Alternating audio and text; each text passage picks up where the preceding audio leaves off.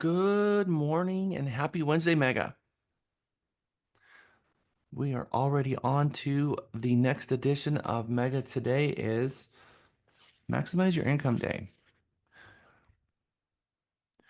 We're going to be doing a lot of breakout sessions today, so be prepared for that. I know we still have people that are coming into class at the moment. We've had 3 people, 4 people, 5. All right, so this is a completely retooled class. So if you have taken Mega in the past, there's going to be things in here that you have never seen before, as we've added a lot of the features that we have in our app. Before we jump into the day, I always like to check in with all of you and see what are some aha moments we've had over the last couple of days since the last time we've met and some of the projects I've sent you on.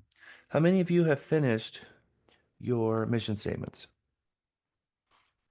Okay, good. I know I spoke to probably 3 of you who said that you were still working on your mission statements. That it is a work in progress and maybe it's going to be changes. Who thinks that maybe your mission statement might change a few more times? Or do you think it's pretty set in stone? No, we're thinking it might change? Okay.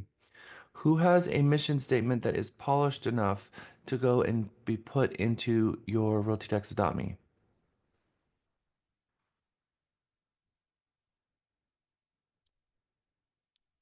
Anybody? 1, 2, 3. All right, remember, we need you to do that because that is going to really help you. Um, That's going to help your SEO so that your website is showing up in the first position on page 1. How about the Ford script? Has anybody used the Ford script recently? Alexa, all right, let's start with you. When did you use the Ford script and how did it work for you? Yes, I I heard your echo.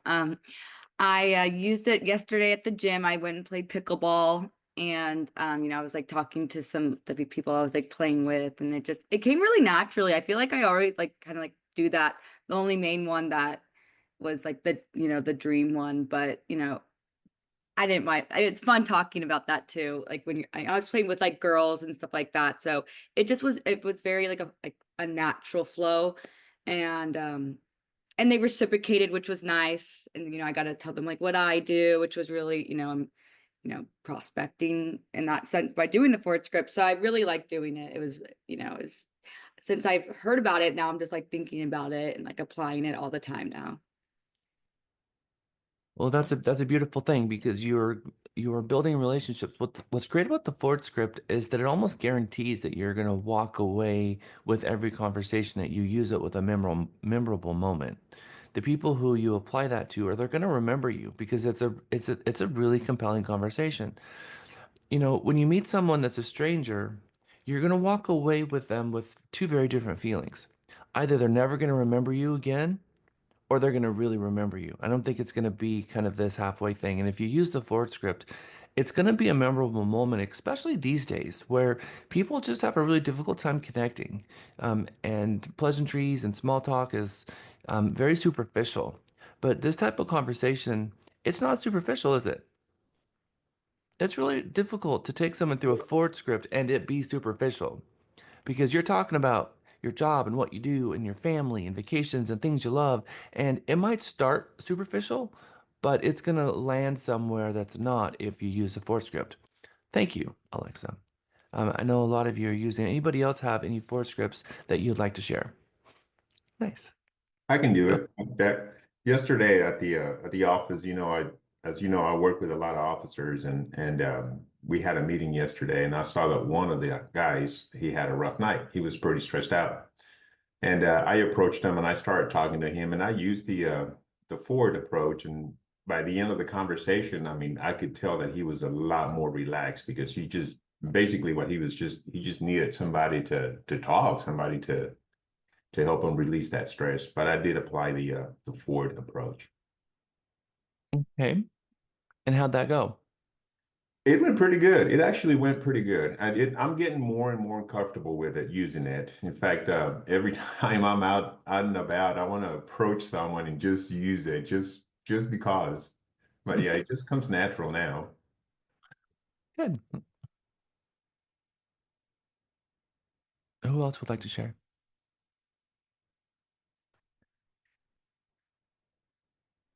So I was at the gym yesterday also, Alexa, and I usually don't talk to anybody at the gym. I just go about and do my thing. But yesterday I decided to approach a girl that was next to me. She had really cute curly hair, and I just started off the conversation with, I love your hair. And it went off to she told me she was a veterinarian. She was moving here from Houston. She had been here 3 months, but she's eventually going to buy. And so I told her was a real estate agent. She took my number and then she texted me later, said she wants to work out together. And so it was like, wow, this is easier than I thought. Nice. How does that feel? It feels really good. Feels really good.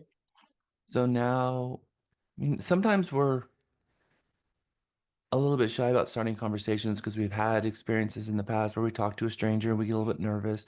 We don't know how to take the conversation to the next place, or we think that it's going to um, land at a place where you don't know where to take the conversation next and there's an awkward pause. So people just kind of push away from it. But when we gear, but Sunshine, you're really outgoing. So, I mean, I can't imagine that ever happening to you. But for a lot of people, it does. And so they shy away from having conversations because they don't know where to take the conversation. But you gear them with the forward script, they become unstoppable because they know how to keep a conversation going. And it's a very powerful thing because now they can go out there in the world and they can have conversations anywhere, whether it's an open house, whether it's standing in line at a grocery store. And if they want to have a conversation with someone, they know how to take that conversation and they can be a master at conversation just doing that one thing. So that, and I'm hearing a lot of you now being very purposeful in your conversations, and you're using this, and you're getting what you need from the conversation, which is a memorable moment, building a relationship, increasing your spheres. How many of you are getting contact information for some of these people are tapping your card? Good. Make sure you're tapping your card and getting them in your sphere because part of this is going to be asking them, hey, who do you know that's in real estate? And two things can come from that conversation. Oh, I have a friend. Really? Who is she? She needs to come over to our firm. Or I don't have anybody. Who do you know that's looking to buy, sell, or lease a home? You're going to infiltrate them on one of those two because you either got a profit partners relationship going on or you have a real estate, a transactional relationship going on. So think about that from both directions because we've made sure that either one of those conversations is going to lead you to a place that's going to help your own practice and your own business. Cool. How about making your calls? Who's made some calls and purposely picked up the phone, made an outbound call to someone who you haven't spoke with in for at least 6 months? Okay, let's start with Kamei and then Belladonna and then Phyllis. Yes, so I did call a couple people from my previous job about over a year ago, and some of them didn't answer at first, but some of them called me back yesterday, last night, and I ended up getting one um person who is looking at buying their second property in Houston. So I did refer them over to Aiden, and yeah, we're working with that. So that was rewarding. And I did get to talk to a couple people that I haven't spoken to in a while and seeing how their life is going. And I got to reconnect and we've scheduled some live interviews to go out to see each other and stuff like that. So That's awesome. Good job. I um Phyllis, I think you were up next and then Lewis. I might have got my order wrong. So, Phyllis, who did you speak with? And I can't hear you, and I know that you're not on mute, so that means that you're going to need to find your power bar and click on the down arrow key on audio and make sure that you have the microphone selected. And that's going to probably take you a second. Who else wanted to share? I'll share, but I sound like bad. um, I called a friend of mine, an old friend of mine, Kalita, and she didn't answer on the app line, but she called me on my other phone, and I talked to her for a while. And her daughter is living here in San Antonio now, and her and her husband might be going through a divorce soon, so they might be looking to move their property and their house. They have a property and they have a house as well. So and I've known her daughter since she was a little tiny baby.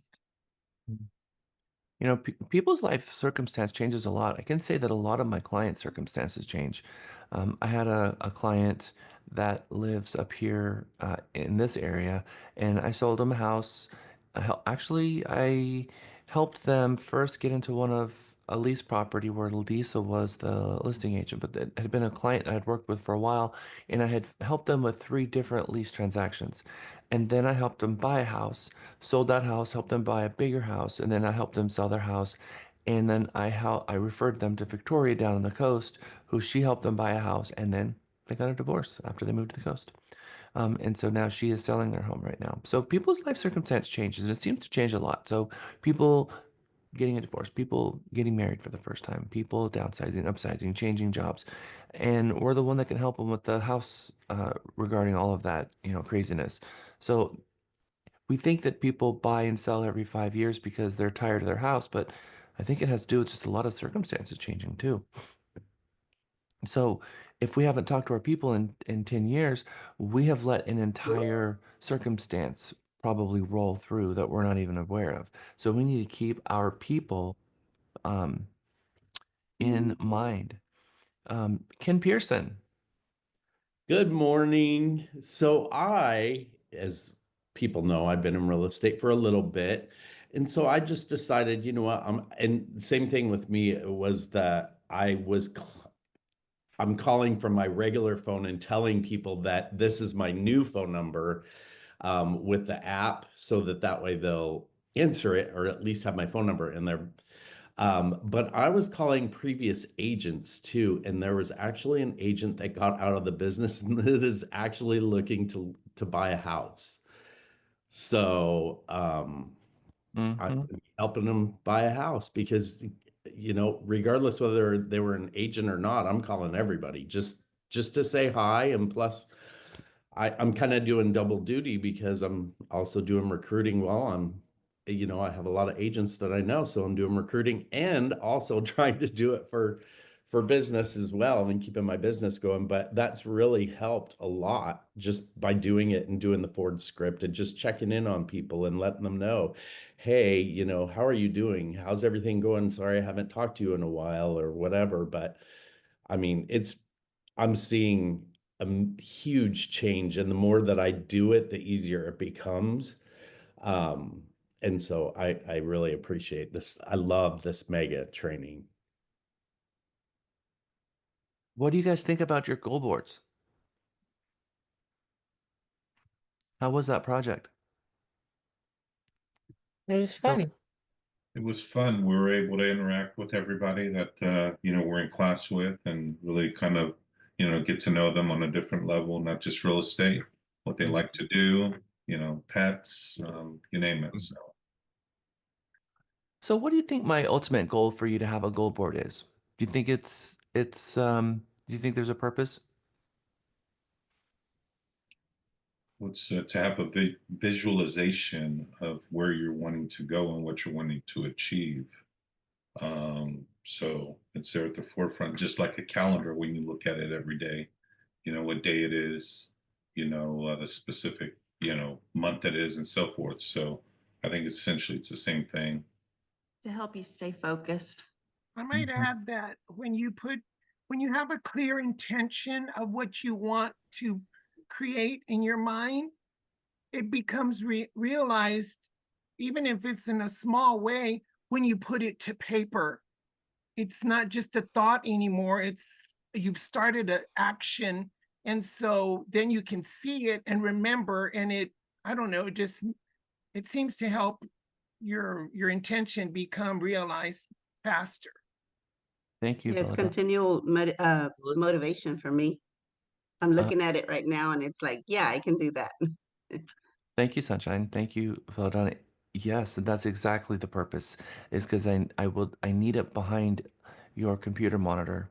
Really, the reason I asked, there was a very specific reason that I added this to Mega. All of those reasons that you mentioned are part of it. It is true. Um, so that you can materialize, you can have a physical manifestation of what it is that you're trying to create. But I know that your power hours are the first things to go. In real estate, I always ask you guys to be calling your people, and it's always the first thing to go because something else is going to pop up that's going to be more fun, more entertaining in that moment, or you think it has a higher level of importance. You get a client that's a $2 million buyer. They want to see properties at 9 o'clock. 9 o'clock's your power hour. You're like, yep, I'm going to obviously prioritize the $2 million over my power hour. And I say, don't do that. I say don't do that at all. I say do the exact opposite and schedule your power hour and let them know what time am I available this morning? I'm available at 11. And if they say I have to do it at 9 o'clock, well, that's a different thing. But if they ask you when you're available, well, I can jostle things around for you if that's the only time that you can do it. I'll give you that. But most people have a little bit of flexibility.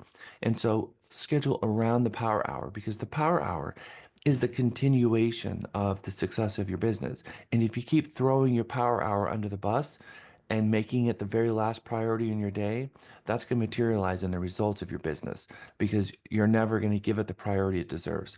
The type of priority that I give my power hour is if I have 10 calls to make and the house is on fire, I'm going to continue making that seventh, eighth, ninth, and 10th call before I go outside because it is the priority of my business. And you know that that's true about me.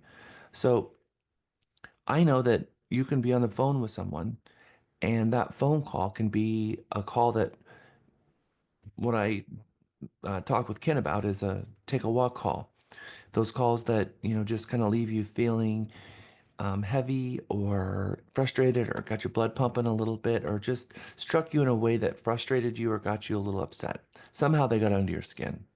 Now you're going to pick up the phone and you're going to call the next person. And all of that we learned from Vanessa Van Edwards, your micro expressions, your ability to smile, the look and the feel of your energy has changed because of that person. Now that's gonna be affected on the next call and the next call after that. And we can't have that. The goal is to make every single person you touch and have a conversation with having their best day. Now, if it's calling people from the past, then obviously you're probably not going to have those types of situations calling your spheres. But if you're calling the opportunity vault or you're calling new leads that just came into the database from a third party source like homes.com or realtor.com or who knows, Facebook, all of them, no such thing as a bad lead. But you can get in touch with someone who just is nasty. This is not my phone. I don't know who you're trying to call. I'm not this person. Someone must have registered my phone number with a fake name, something like that. So that can leave you in a bad place. And if you're spending a couple of hours every day making your power hour calls, my goal is that you look up and you see, why am I doing this? Why am I making these calls? And you look up and you're like, oh, okay, that's what I'm doing. This is the compass that's going to keep pushing my business north. There's a grand plan here, and I continue to remember the grand plan. On Friday, we're going to do a personality assessment color test on Friday morning. And then we're going to take all the way through Friday and we're going to be talking a lot about video. I'm going to give you some tips and tricks on video, and we're going to watch about 10 different videos that real estate agents done. Some helped them and some maybe didn't. And we're going to talk about how video can help your career and how it can hurt your career. But in all of that, um, look at when you're looking at your vision board up there, you can really easily get lost. You can get lost in the sea of today.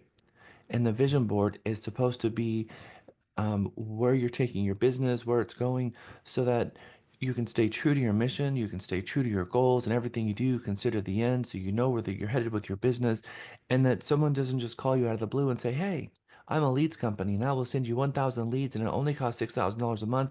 And you swipe your credit card and you think maybe that sounds like a good idea because you're floundering and you don't know what to do. You don't have a plan. Someone calls you and sells you something and you think maybe this is going to work because I don't have a plan. I don't know what to do. And maybe this is going to work. I always tell those people who call me and try to sell me something, I tell them, you know what? I review new vendors in January. Give me a call back in January. If they're still in business or still employed by that company in January, and they're as good as they say they are, and they have the kind of infrastructure that I would require in being a partner with them, then they'll call me in January and then I'll look into it. But I make my decisions for the year in January. I don't make my decisions for the year in August and September and go swiping my card all year long because I have a plan. I have a business plan. My business plan is my goal and my plan for the year. I'm going to exercise and fulfill my business plan, but the goal board is really important. Everything from being inside of a call, and looking at your rearview mirror that you have on your computer monitor so you can see your smile. You look up, you see the vacations you want, you see the income goal you have for the year, your kids, want to take care of family, all of that that's there. So put it above wherever you're making your calls. So as you're making your calls, you can see it. And every so often look up to that goal board, and it actually should reframe you. It should actually make you smile, and it should make you happy in that moment, and it should make your calls better. So that is why I asked you to do it, because the calls portion of this business is the hardest part of the business. And yet it should be the easiest part of the business. And the calls get easier and easier and easier the longer you're in the business, because the more and more of your business is now those people who you've closed before, or those people who know, love, and trust you. And so those calls are more of a, oh my gosh, how are you doing kind of calls, so which are the great calls, right? You help them buy a home and your kids are getting older and they're going to buy investment properties, or their kids have gotten old enough where they're going to start buying homes, or their family's moving in town closer and you're going to help their extended family purchase and sell homes, which is awesome. But fewer and fewer is going to be the opportunity calls, opportunity vault calls, or fewer and fewer will be those calls that are from leads. That is why I'm asking you guys to do your goal board. So this is a very serious project. It is helping you make the calls, but you have to be making the calls. And some of you have not yet been making your calls. And that is the purpose of the entire mega class. And we're halfway through week 2, and it would be my expectation that you have already made over 100 calls. 10 calls in the morning, 10 calls at night. And if we did that all week last week, how many calls would you have made? Monday through Friday. That's 20 a day, right? So that means you would have made 100 last week. And now we are in Wednesday, which means we would have had 60 done this week, which means done right, you would have 160 outbound calls done. But Jack, how am I going to get all those calls in on top of all those other things I'm doing? Well, how many of you have made at least 20 calls? Okay. How many of you have made at least 50 calls? Okay, Jessica, how many calls have you made?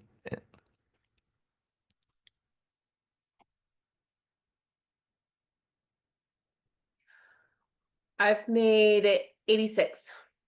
That's awesome. Good job. That's what we are looking for. Let's all be Jessicas. Let's make 86 calls. That is a beautiful thing. So, what are the results of the calls? Some of these people you haven't spoken to a while. Some of them you're reconnecting from the past. Some of them may or may have not known that you're in real estate. So, how did these calls go? They've been great. They've been great. It has been nice to reconnect with some old friends and also dive in deeper with new friends. Using the Ford script, because some of these people I didn't know about their family. I didn't know what their like goals or aspirations were. So it's just been nice to actually form a connection with some of these people. And a lot of these people, I've been reaching out to old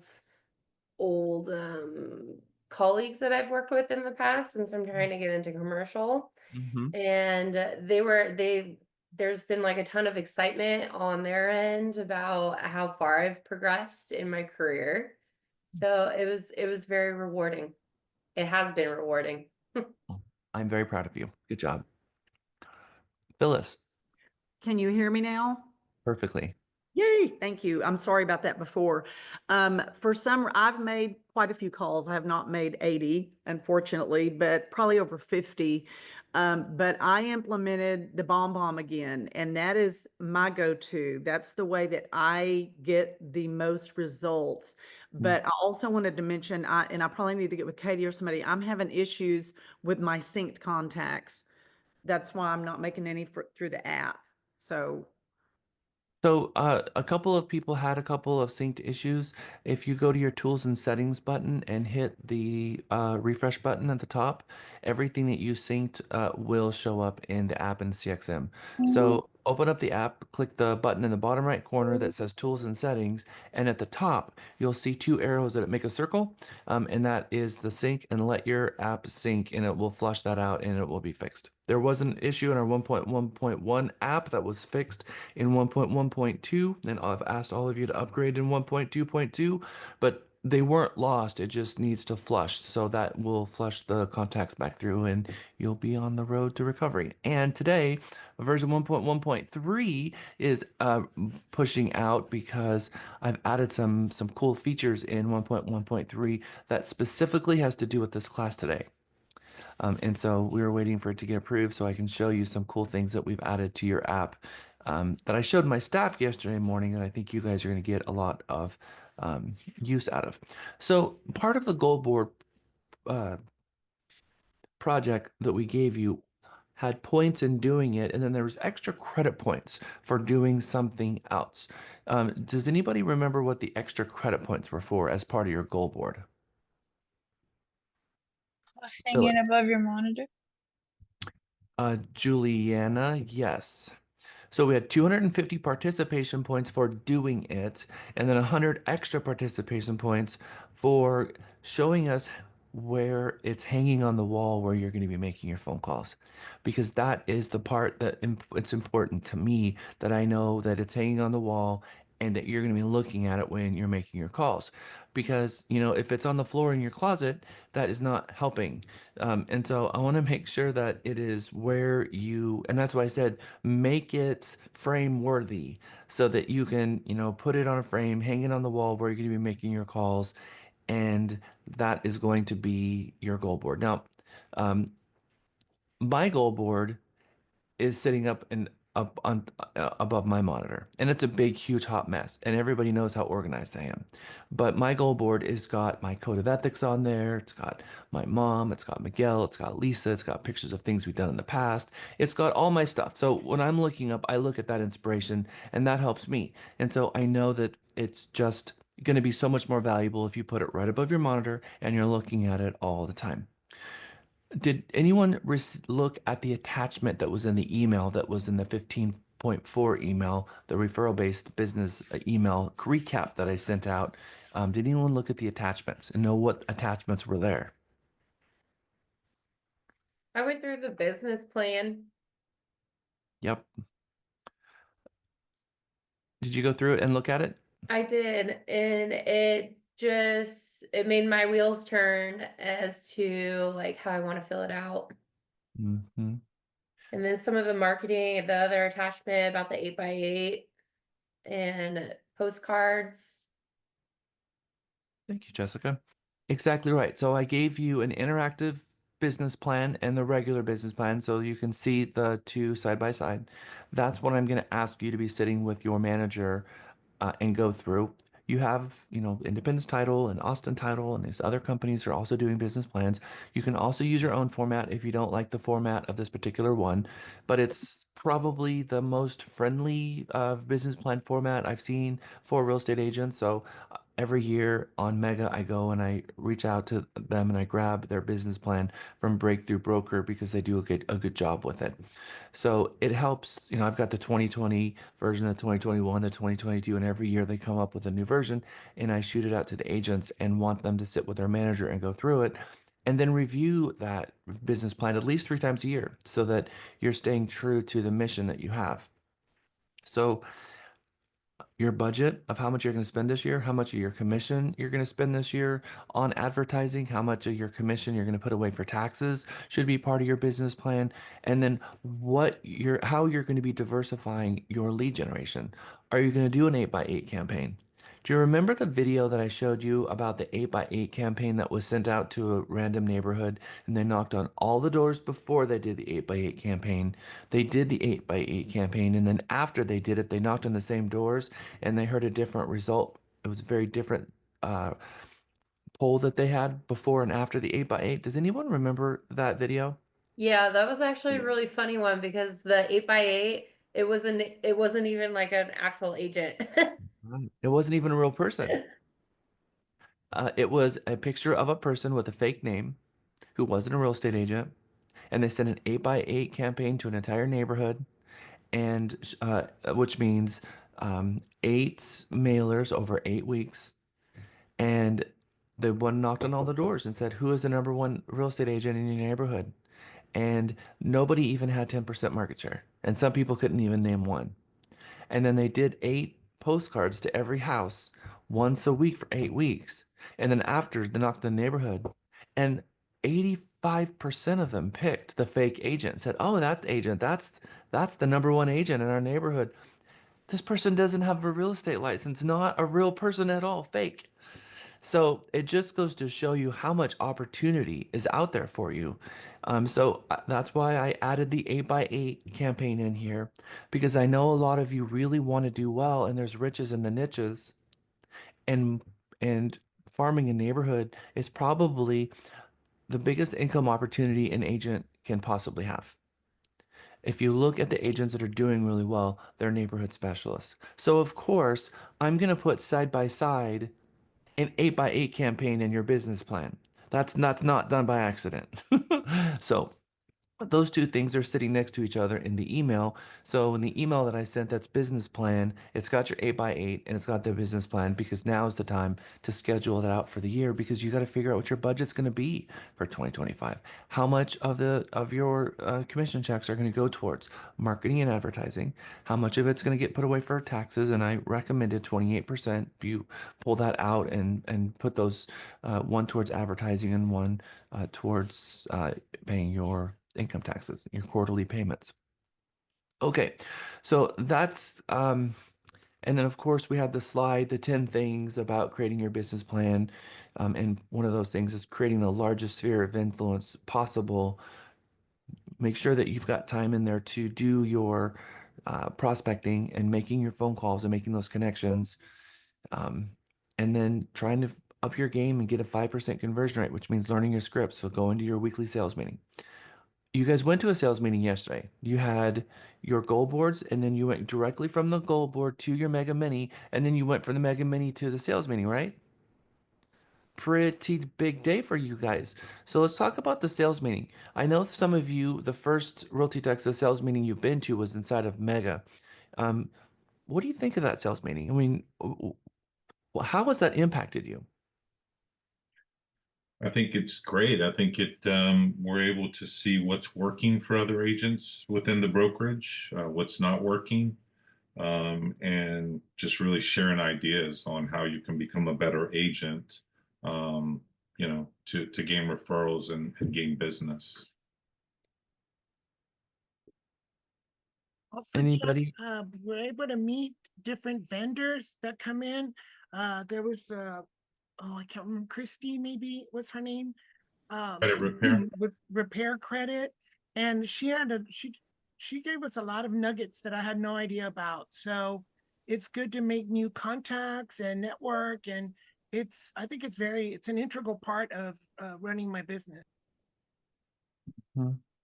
And I'm hoping that the reason that I created the sales meeting for you and put so much emphasis in having my staff run it and do it every single week and finding the videos and putting all that passion, because there's a lot of organization in the back end that makes that meeting happen and be available for you guys.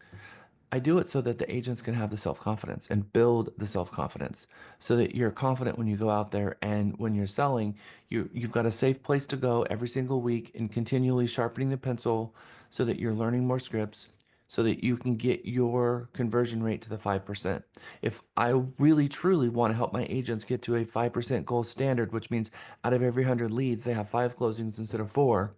So that means that you have a fifth closing every single month. That's extra 12 closings a year just from sharpening your pencil, which means instead of 125 leads a month, I need 100. And so that's 250 leads a year less that you need to do the same amount of transactions. That's going to come from sharpening your skill sets and upping your game with your ability, your commitment, your ethics, and also being part of a community of people that you can rely on. Um, and then see where the bar is too. I mean, I think agents don't have an idea of where the bar is, of where they should be with their calls.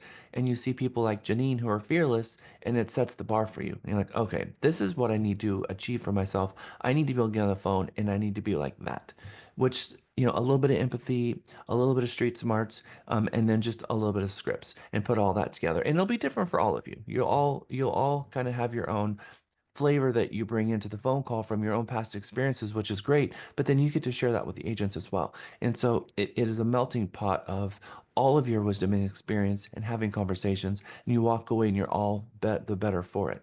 So that is the reason for it. And I'm glad that you guys are going. Your morning huddle to get you in the right spirit of things, get you focused on your income producing tasks. So thank you, Lisa and Andrew, for spearheading that and taking it and running with it. Going into 2025, it was very important to me that we had that going. And then your weekly sales meeting and having that every Tuesday. And then, of course, twice a year mega, and starting your January with a plan and making your calls and reconnecting with your people. There's all a grand plan here, and you just follow it and believe in it.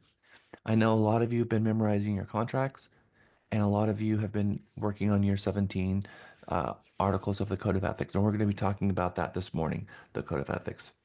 Okay, so we're going to do our quick review, and then Lisa's going to share with us points. Mind, body, health, and sustainability. I think this mega, probably more so than most, have come to mega with some good competency and mindset as it pertains to mental health and taking care of your mental health. Yoga, working out, taking care of your body. I'm seeing a lot of you already doing yoga. I know a couple of you stepped outside your comfort zone and did yoga for the first time in Mega. Thank you. I appreciate that. How many of you, is there anybody here who would like to speak on yoga to the group? Maybe there's a shy person here that hasn't done their yoga experience yet. Andrew Constancio, and has not yet done it. So, who would like to get the rest of the class excited about maybe a yoga experience that maybe it impacted you in a way that you weren't expecting? Anyone want to share? I can share something, Jack, because I kind of find it kind of interesting. I go to the gym on a regular basis. I run probably 20 miles a week, and so I feel like I'm pretty strong. But when I went to my yoga class, I could not keep up with the instructor or any of the other participants because it's completely different exercise, completely different stress. All Uh, core. but Yep. afterwards, I felt so relaxed and I felt good. So yes, it's definitely recommended. It's a whole different thing. Yeah, I get agents and the buff guys who are like, yeah, I'm running and I'm going to the gym and I'm lifting weights. I don't need yoga. I got my own thing going on over here. And I always say that's great. That's amazing because that's going to help you so much with your stamina. But this is a whole different thing. This yoga over here, it's something different. It is mind, body, spirit. It is a reset for your brain. It centers you. You walk out of there. It oxygenates your blood because you've done breathing. And there's a lot of core work going on there because it's using your own resistance. They always say, gravity's a thing, right? So you're using gravity to help build yourself up. Man, you can go boxing and do 1 hour of boxing and do 1 hour of yoga. And how you step out of that is a very different thing. Your mindset when you walk out of there. I always feel 10 pounds lighter. I feel more energetic. I just feel calm. It's like a calming feeling that you walk out of there. It's like, whew, okay. It's like getting a massage for your brain somehow. Um, Anybody else want to share? Thank you, Alfonso. I really appreciate you sharing. I did hot yoga one time, like 2 months ago. A friend took me. She didn't tell me it was hot yoga. I had never done yoga before. And like Alfonso, it was a totally different experience than my gym. I couldn't understand how people were keeping up because it was looked like it was just stretching. And I'm like, I can do this.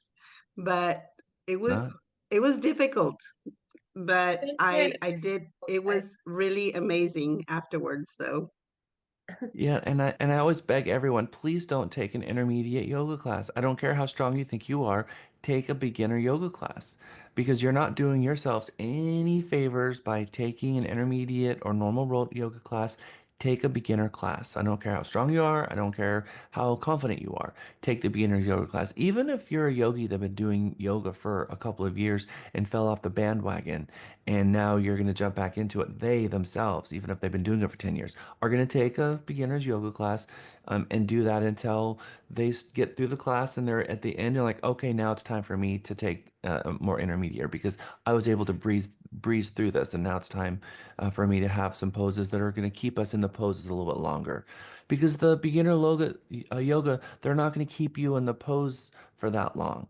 But as you build that core strength and you build your leg muscles and your upper body and your core strength, you can stay in the poses longer. So if you take a yoga class and they stay in the poses for an extended period of time, you're going to burn out and you're going to think this is really hard and you're going to feel like you're failing because you're in the wrong class. Andrew. Okay, challenge accepted. I Oh. will do my yoga tonight. I have Tony Horton, on demand, P90X. I've been doing that, for a while. It keeps me very healthy. It's a lot of different exercise. And I always skip the yoga. I'm like, I'm not doing the yoga part. And so tonight I'll do the yoga part. Probably I have done yoga in years, so I'll attempt to do it. I'll even take a picture to prove that I did it.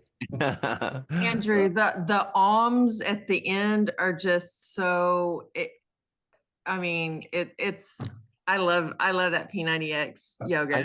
I still have my P90X pull-up bar in my closet and I Yep. use it Oh like no, I yeah, got it. I got yeah, it. same. Ken, good job, Andrew. Just gonna say, Andrew, he sent one a beginner's yoga thing out, and I did that last night, Jack. And she's actually from Austin. I heard her because she's like, "Oh, the allergies are from, the allergies are bad here in Austin." I was like, "Oh, she's from Austin." Yes. But of course, I have my wife, "You're doing it wrong," and just I said, "Go away, just take the picture." We'll tell Angie that she needs to do it with you. Couples yoga is a thing too. Yeah. Um, so good. Thank you for doing the yoga, Ken. Lewis.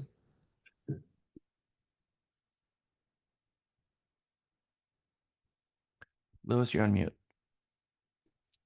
There you go. I went ahead and posted in the group there in the chat an app called Open. So it's got breath work, it's got yoga, it's got meditation, and I also did there it's a 30-day pass that you can do just to try out the app. So if anyone's wanting to do, starting off, this is a great app. So I'd say check it out. Good. I sent a link that I would appreciate all you use. It has the beginner yoga that are from Venasata Yogas. Andrew, I know you want to do P90X.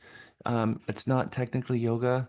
And so um, I really would, if you guys could just once for me do the yoga that is in the email that I sent. I know you guys said that the link didn't work, so I resent that email to you guys, and it has the beginner Vinyasa yoga with the sun salutations. Um, there's different types of yoga, so at least try the yoga portion of it once. Okay, thank you, everyone. Um, the mega is about the mind, the body, the health, and the sustainability both with you, and I can tell you that I'm watching Janine very carefully. Janine is an SAE agent. She's in her first 2 years. She went through Mega. She's gone through our sales department. She went through our ISA 1 training, and now she's in ISA 2. And she's closing multiple properties a month, right? So she's in her second year. She's building up her production, and she's probably going to hit I would imagine the 5 million mark on her second year. I she's going to at least make her $5 million production goal this year. She's feeling it. She's feeling it in the stress because she's had transactions that were messy and falling apart, and parties not behaving, and parties stressed out. And so she's starting to feel what that's like to have 3 or 4 transactions going on at one time, and all 3 of them, dealing with, I just can't believe that people are behaving this way. And it's like, okay, first of all, just realize our job is to deal with they're bringing their crazy. It's like being a wedding planner. You know that you're setting yourself up for living in chaos. Being a real estate agent is dealing with people at one of the 3 most stressful times of their life. Moving, getting divorced, and death are the 3 most stressful things that people deal with. We are on one of those arms, so that we know that throughout our career, we're going to be dealing with people maybe not at their best, and we are the psychiatrist, counselor, friend, person that they're paying to help them through that. So they are going to lose their mind multiple times through a transaction, even if everything is going right, because no one likes moving and selling. It's just all kinds of chaos, and even no fault to ourselves. Sometimes things from in a transaction, maybe they're selling a home and the buyer's delayed, and now they got to move the movers, and all the things, right? All the things.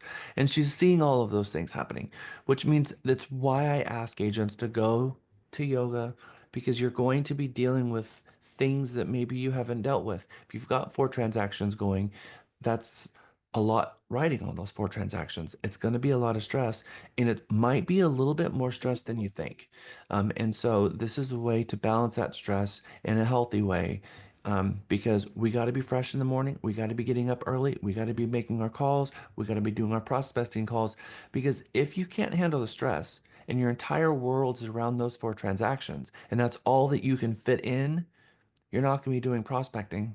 You're not going to be doing your calls, and you're going to close those 4 transactions, and you're going to start right back where you began, which is nothing. You've got nothing. That's what is so powerful about what Janine has been doing, and she's been following the plan perfectly. She comes in every single day and makes her calls. There's not a day that she doesn't come in and make her calls. So that way, she continues tacking on another transaction. She had a received contract yesterday and a closing yesterday. So she replaced it. And that's what you guys have to do, is continue to have the space in here to be able to add more. And when you have 4 very stressful days with 4 very stressful clients, you still got to make the calls. So I'm hoping that you guys are getting it, that the prospecting is the job. The other stuff is what the red book says, which is the shift book. It says the one thing is making your calls every day, waking up, making the calls. That's the one thing. Showing, presenting, writing offers, all those other things can be farmed out. You can successfully run a business and farm all of that out, but we have a tendency to push the calls over here and then pull all of that other stuff here and make our day filled with all of this stuff, which is the stuff that you really could hire an assistant to do. And that's okay if you're going to do it yourself, but you have to make room for pulling your calls into there, because if you don't, you're going to have the cyclical cycle of prospect, prospect, prospect, got a business, stop prospecting, they close, and the fear and the stress of, I don't have anything in my pipelines. And that's very stressful. How many of you have been in a situation where you closed your last transaction that you have open, and you have no one you're talking to at all, and you're just sitting there and you've got nothing in your pipelines? And ask yourself, does that feel good? It doesn't feel good at all. In fact, it might even be a little scary. So then agents like, oh, okay, out of desperation, they pound the phones hard. And had they just continued making the calls every day and forced themselves even to make 10 phone calls a day, it would have changed that stress level, which means they would have had less stress on their shoulders. And if you can mitigate the stress, this whole gig starts becoming a lot more fun. So I always do the hard thing first. If you've got things that you don't want to do that day, get them done first and out of the way. And it's usually the calls. So if you can sit down on your desk, look at your goal board, pick up the phone, make those calls, do your yoga, and keep doing your calls, I promise you, you're going to have a much better go with this profession. For me, if a day goes by and I don't make my calls, that's when I get stressed because I realize I'm on the wrong track and I'm failing. And I'm starting to get a fluttery feeling like, oh, I'm failing. So make sure that you do the calls first.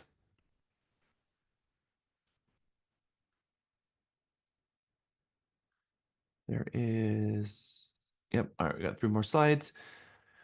Ability, commitment, ethics. I was hoping to see these words on your goal boards, that you're going to figure out how you're going to fit in your, at least in your business plans, fitting in on an annual basis, what designation I'm going to take to help me with adding more tools to my toolbox, and commitment and remembering how important it is to call your clients every week that's under contract and try to outpace them and let them know what they need to know before they need to know it so that you're always a step ahead of them. Because if your clients are a step ahead of you, they're going to feel like you're not doing your job. How come I keep having to call you and ask you these questions? Aren't you supposed to tell me? So don't let your client lead you through the transaction. You have to outpace them a little bit. So let them know about the next step right before they need to know it. And if they're outpacing you, so say, look, you're outpacing me. My style is I usually hold my clients through a transaction. It sounds like you would really benefit from having a buyer orientation. Why don't we sit down and go through the entire thing so that you know exactly what to expect? Because I want to make sure I stay ahead of you and you're getting ahead of me. And that means that you're going to feel like I'm not doing my job. And I am doing my job because I don't like to overwhelm people by telling them the entire thing because it's too much information all at one time. And so let's do an orientation because it sounds like you're a driver, and that's good. The red green personality, they're going to want, or the red blue personality, they're going to want to know the whole thing. And so those types of personalities, they want someone to lead them. And if they feel like the person who's supposed to be leading them is not leading them, they're going to step on you. So understand that making your calls and being strategic about outpacing your client is a thing. And then the ethics, obviously, always doing the right thing, always being honest. And if we don't have the right answer, don't make stuff up because it sounded good. Say, give me a moment to check on that because there's a couple of things I want to look into before I answer that question. That is the professional 2025 way of saying, I don't know. And you're going to go to classes from people in the 1970s that says, it's okay to say, I don't know. That is a lie. There is no reason to tell your client you don't know. No one expects you to know everything. I'm not saying that you should say, I have the answer. There's a better way to say it. Let me look into that. There's a couple things I want to verify. This is just 2 of our regulatory requirements here in Texas. You're not going to know it all. No one's going to expect you to know it all. So if you don't have the answer, tell them. There's a couple things I want to look into. Let me look into that. And then they're going to be happy. So that is your doubling down on your ability, your ethics, and your commitment. One of the ethics for me is once a quarter reading everything that's in your regulatory section. So as I was building Mega and I was building this company, one of the things that really helped me become the best agent that I could be is knowing where I could find the answer.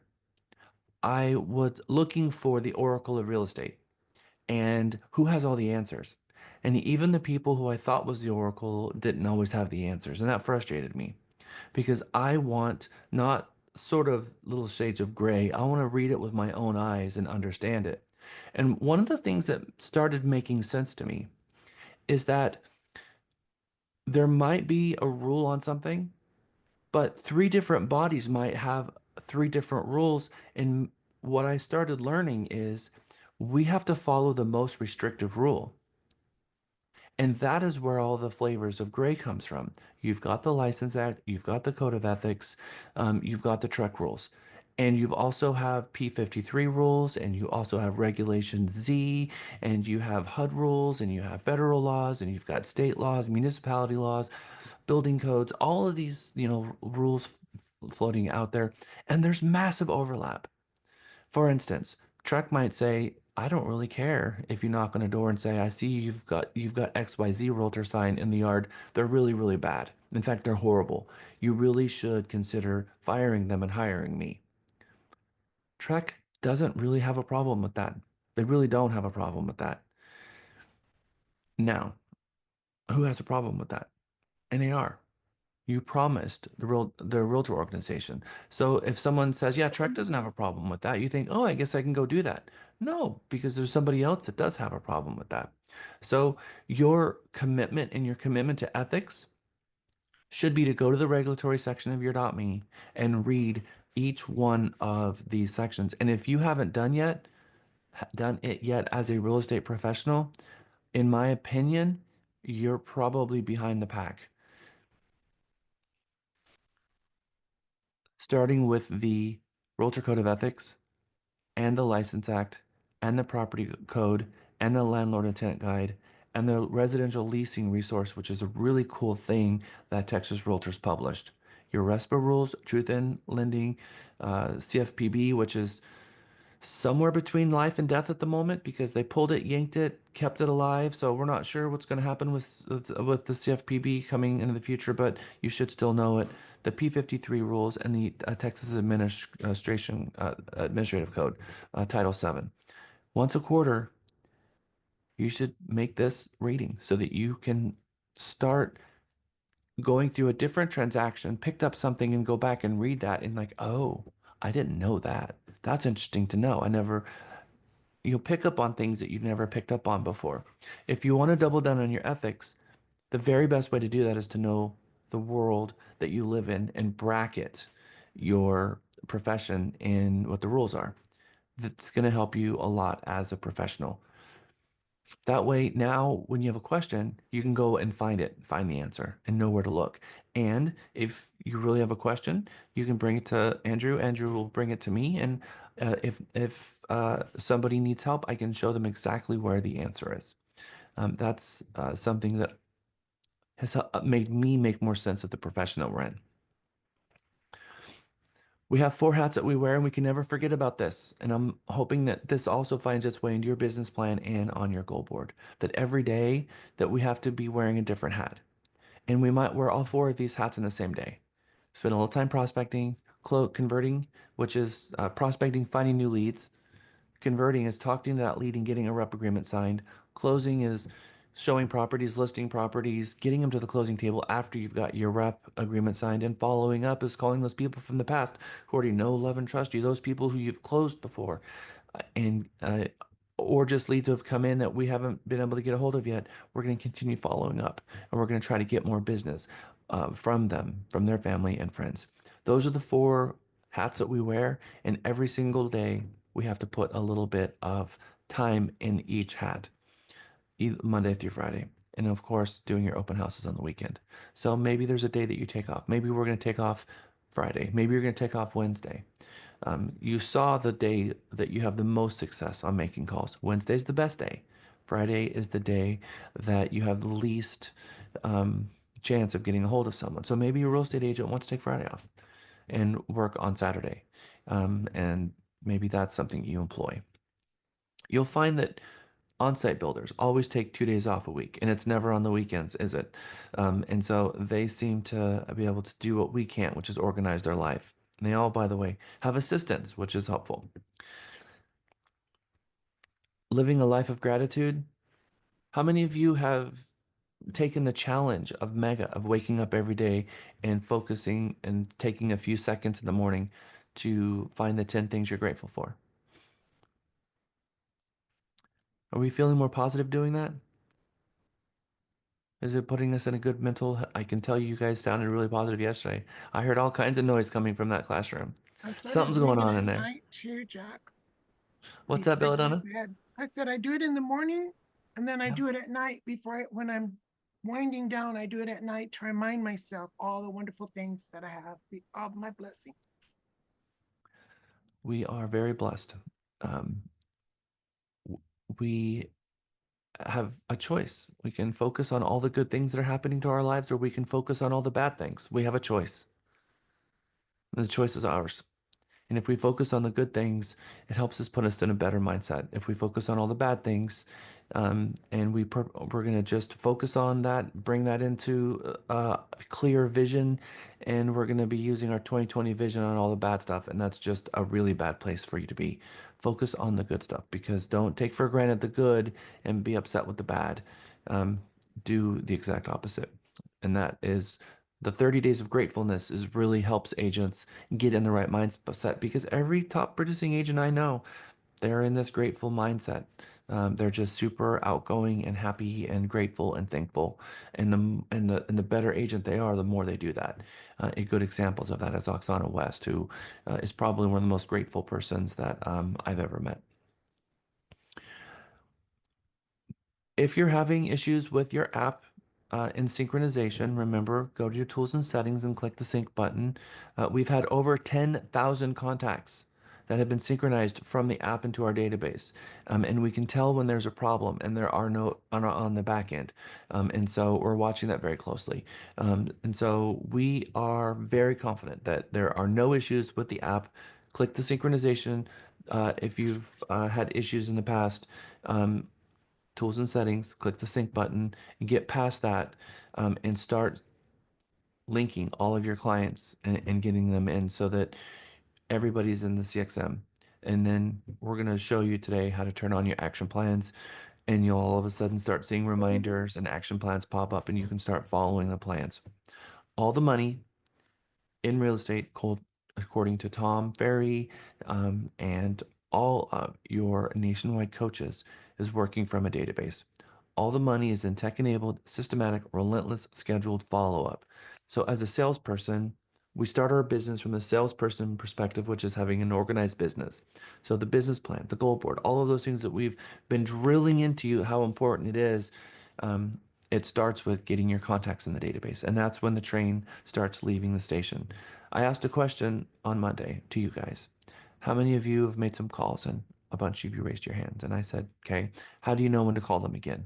And I saw a bunch of smiles popping up on your face, because you realized, oh, that's right, I have to call them again. And how do I know when to call them again? Because you didn't call them from an action plan. And so I don't want you guys to try to remember of who to call when, because that's not gonna be sustainable.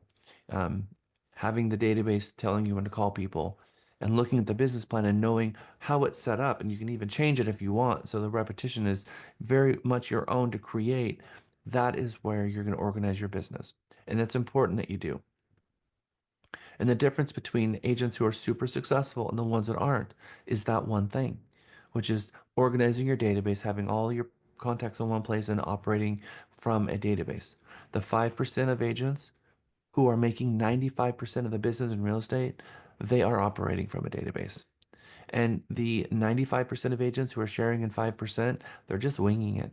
They're just kind of going through their day with their eyes shut, trying to figure it out. And whatever hits them and smacks them in the face that day, that's what they're going to focus their attention on. Maybe it's a phone call, maybe it's a lead that came through.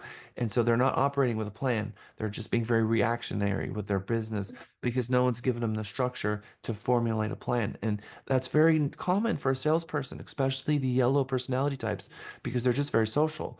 And so if you can take the beautiful sunshine yellow personality type that's really good with communicating with people, and you can organize them and having them working from an organized platform, that's the one thing that they need.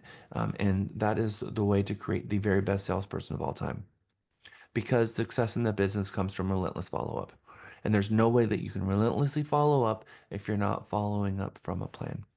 Okay, Lisa Ormsby, I know you have been very busy, because there's been a flood of points. I know we have some extra credit points, and I'm not sure if they followed that by putting the extra credit points in our teams, but I know you've been working hard with the points. How caught up with you on the points are you right now?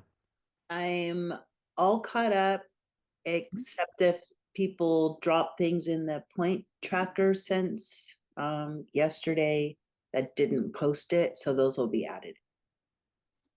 But with Okay. that being said, yes, they are doing, some of them are doing the extra credit and some of them are going the extra mile, like actually posting their goal board next to their workstation, their computer, and along with, there's one perfect picture. It had the mirror and it had the goal board. So that was a really good office setup for them.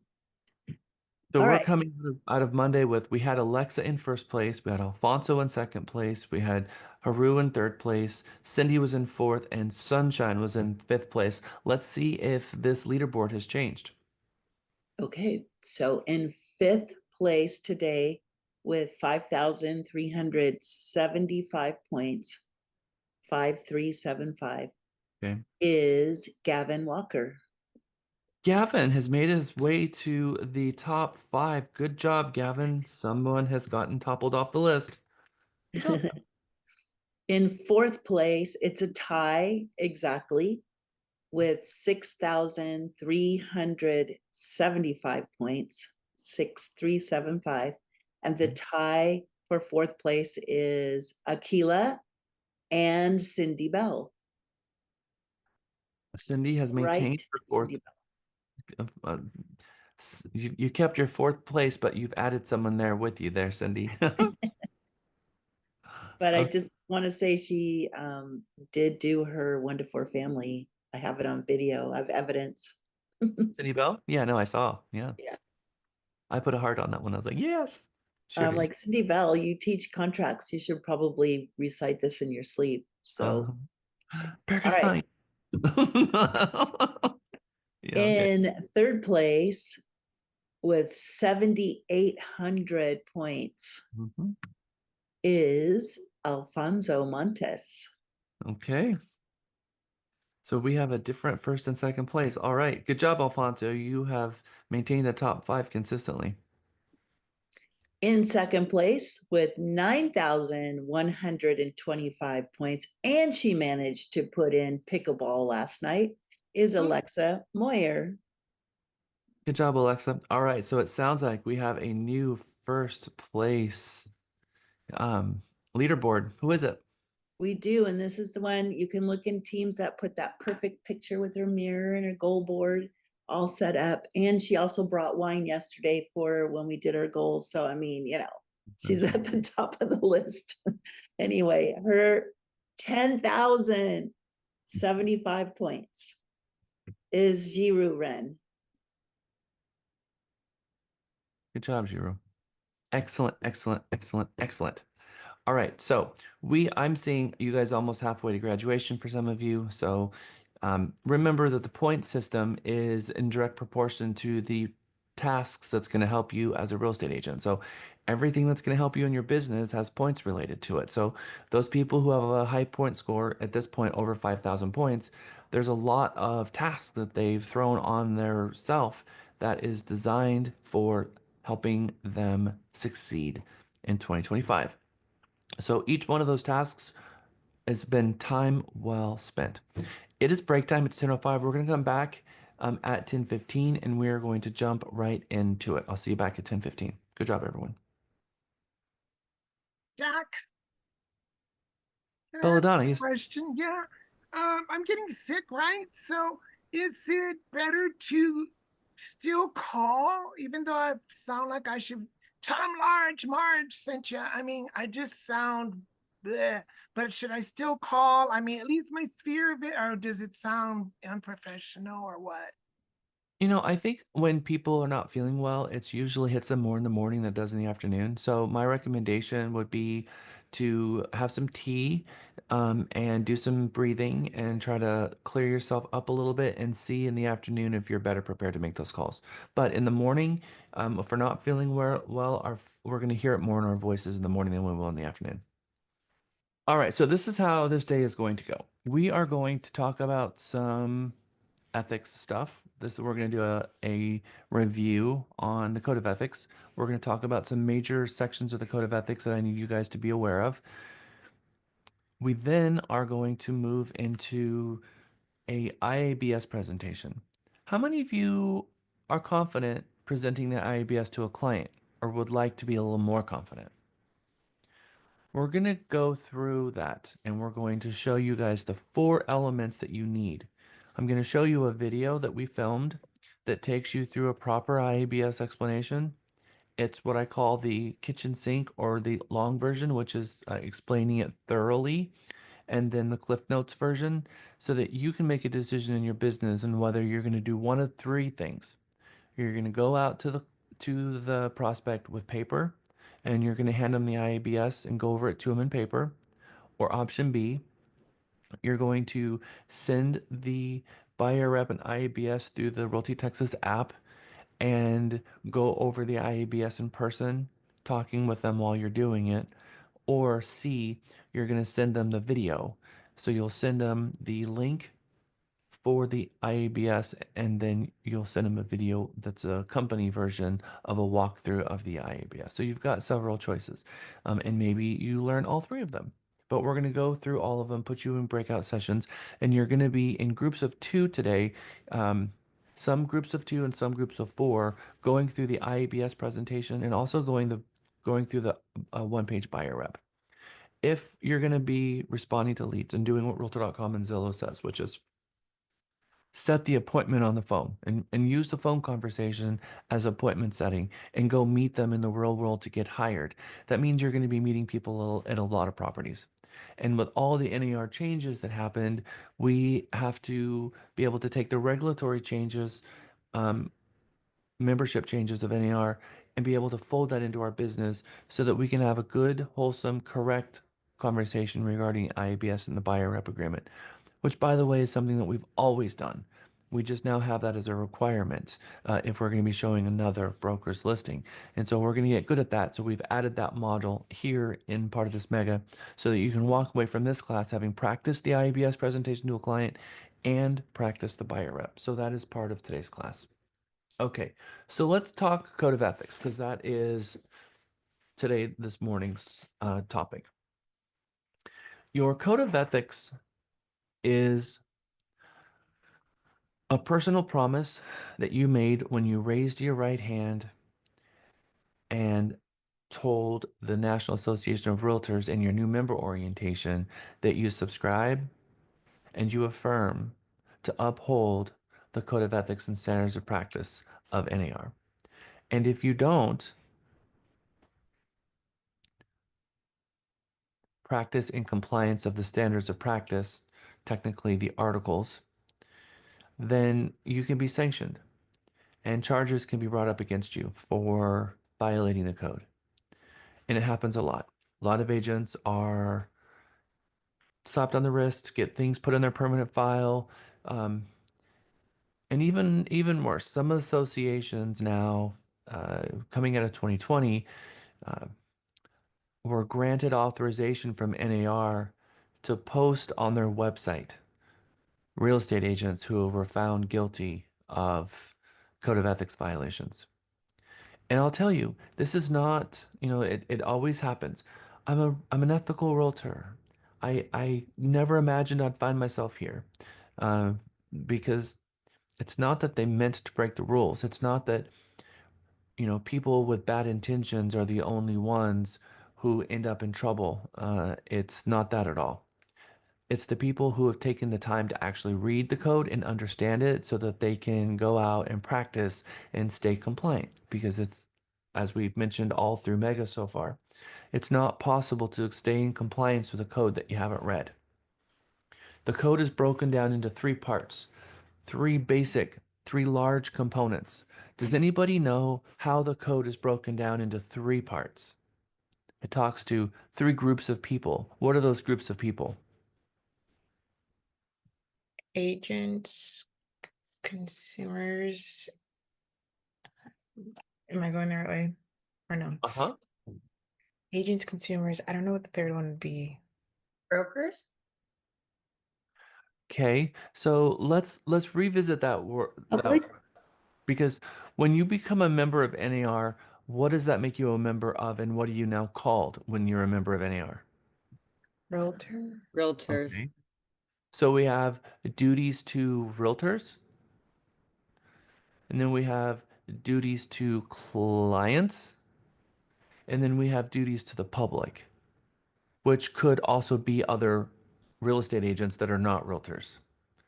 Okay, so it's broken down into those three classes: clients and customers, the public, and realtors.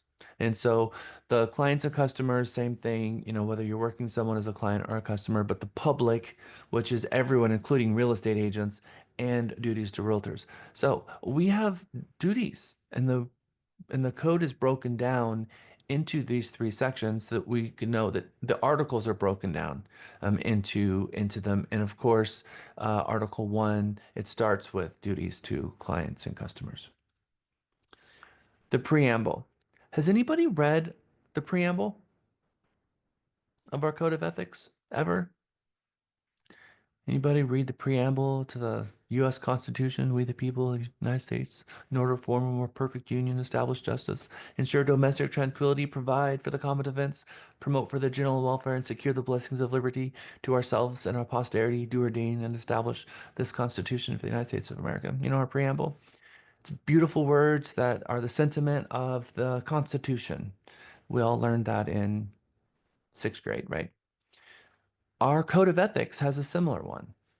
It's those same beautiful words, the sentiment of what our code is. It says, and it begins with, under all is the land. Upon its wise utilization and widely allocated ownership depend on the survival and growth of free institutions and of our civilization.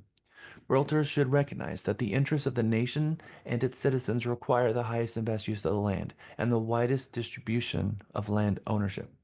Such interests impose obligations beyond those of ordinary commerce. They impose grave social responsibility and a patriotic duty to which realtors should dedicate themselves and for which they should be diligent in preparing themselves. Realtors, therefore, are zealous to maintain and improve the standards of their calling and share with their fellow realtors a common responsibility for its integrity and honor. In recognition and appreciation of their obligations to clients, customers, and the public, and each other, realtors continuously strive to become and remain informed on issues affecting real estate, and as knowledgeable professionals, they willingly share the fruit of their experience and study with others.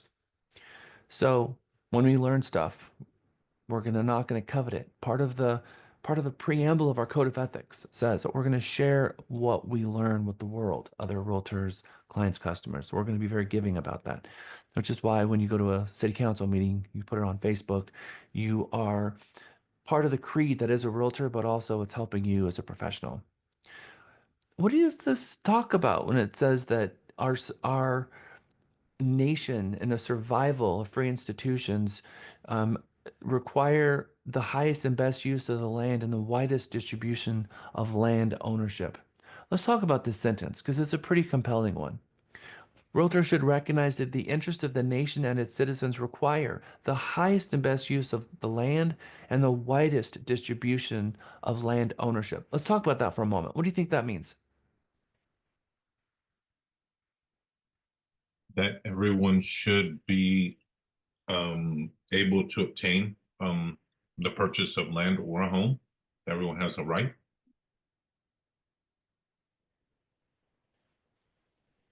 As long as you can afford it, right? So we don't get to choose who is deserving of a home and who's not deserving of a home. And in fact, quite the opposite, that the best society that we can build will have more stakeholders, more people that owns a slice of this country because they have more skin in the game as well. So the widest distribution of land ownership, if one person owns 99% of the land, is that good for the nation? No. So if we have the widest distribution of land ownership, meaning lots of different people owning property in this country, that's good for the nation. That's good for the citizens. So part of our job as a real estate agent is to recognize that we help people get a roof over their head and get a slice of this country. And generations are continually cycling, so new people are going to continually be taking the flag and the torch of homeownership where those others left behind. That we're also going to be zealous to maintain and improve the standards of our calling. What does that mean? We're going to be zealous to maintain and improve the standards of our calling. we're going to be knowledgeable and continue to with continued education so that we continue to build on our knowledge. We're going to continue to take as many designations and learn this craft to become the very best practitioner that we possibly can be. 1,000,000% yes. So the preamble to the Code of Ethics says that we are going to help all people. We are going to have a patriotic duty to which that those such interests of the widest distribution of land ownership goes on to say that those interests impose obligations beyond that of ordinary commerce. They impose a grave social responsibility and a patriotic duty to which we have to dedicate ourselves, and that we need to be zealous and diligent in preparing ourselves, which means we need to be in the right mindset. We need to work hard. We need to learn this profession, and we need to share everything we learn with everyone. So this is the kind of the doorway that leads us into Article 1 with the right mindset. Apron of service, helping make our world a better place by learning our craft as best as we possibly can, and then using that knowledge for good. We're not going to use that knowledge and get into this business and say, you know what, I am going to become a real estate agent and then become a realtor so that I can use my knowledge as an investor to screw everybody else. That's not what this is all about, is it? That's not why we're in this business, and that's not what we're supposed to do. In fact, you're supposed to do exactly the opposite, which is something that Cindy Bell mentioned the other day, is that you get your real estate license so that you now can help other people. It is about serving people, not serving ourselves. What is the importance of the Realtor Code of Ethics, do you think, especially now that we've seen all these changes? Do you think that the Realtor meltdown that we've seen in 2023 and 2024, do you think that that has added to the significance of the Code of Ethics, or do you think that that's taken away from the significance of the Code of Ethics? What do you think? I think it's added more to it. I think people are now seeing that, you have to be held accountable for what you do and ensure that you follow policies and procedures when working with clients and other agents.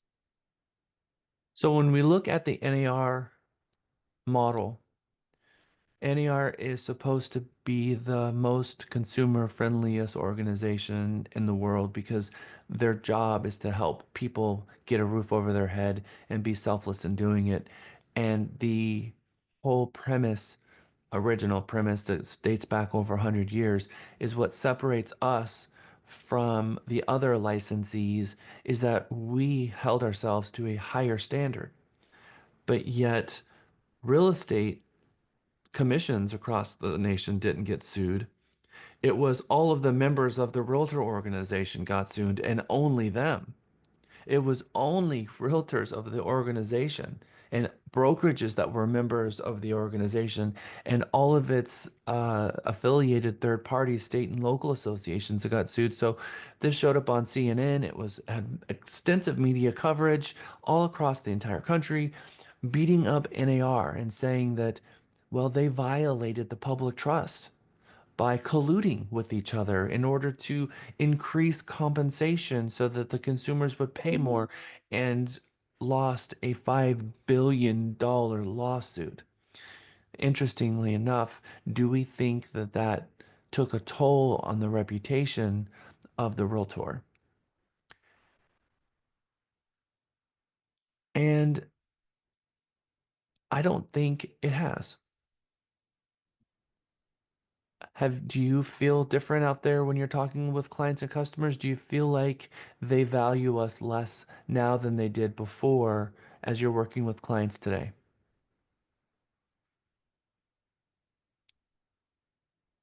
Anybody have any opinions or thoughts on this? Cindy or anyone else?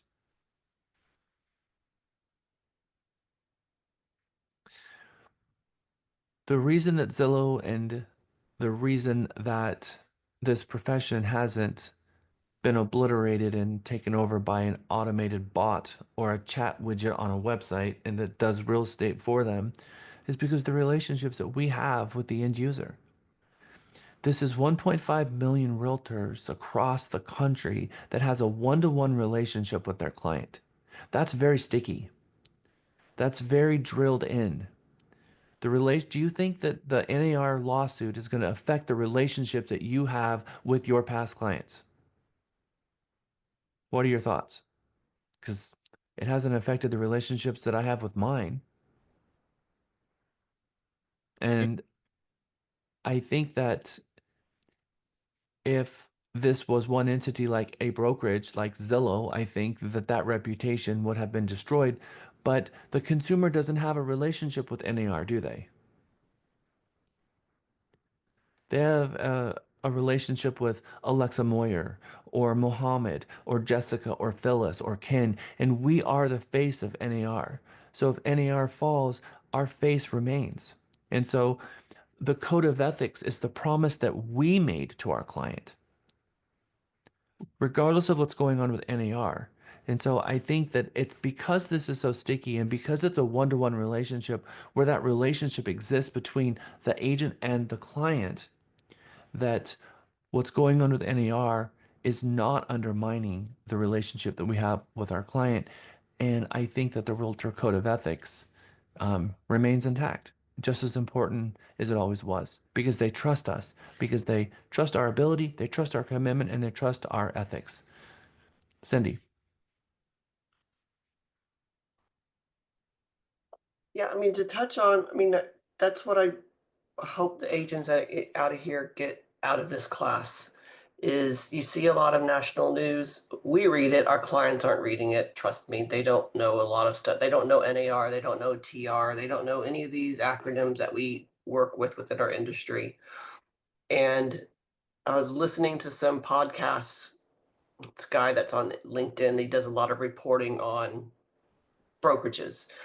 And I'm listening to these CEOs, I'm listening to these, top hedge, like these top people of the industry, quote unquote, of these tech, like Open Door and Zillow and all of these like supposed to be movers and shakers. And I realize they don't know what it's like to be a real estate agent. Zero. And they're trying to build technology. They're trying to build a better mousetrap that will mechanize AI, like try to figure out how to handle it from stem to stern, from lead to follow up. But they look at every single one of these as a transactional situation. I have the perfect analogy. It's just like sausage in, sausage out. And if you've never sat with somebody on, on the day before closing and realized that they don't have a place to go, it's not closing on time, there's no amount of AI, there's no amount of customer service, somewhere in the world that's going to be able to counsel a consumer. And I think that's what so many of these tech gurus, whatever you want to call them, CEOs that have, they've had a home buying experience that, maybe wasn't, as seamless as they thought it was going to be in their experience. And then they just label the whole industry as, well, I can do it better without actually having to step in our shoes and to do the work. It's like, well, whereas my husband was watching the podcast, he's like, when World War II was won with seven 5-star generals, and now we have like 40,000. So you have a lot of people doing work that's never been in the field. And I find that interesting of whether it's management or corporate, in the corporate America, there's a lot of people that's never done the work. There's a lot of chiefs and not enough workers. And I consider us workers. I'll add to that, Cindy. I think for sell by owners fall under that category. Everybody, listen, home builders are for sale by owners. They're corporate for sale by owners. Right? So I mean, I don't besmedge, home, for sale by owners. They think they can do it themselves, and sometimes they can.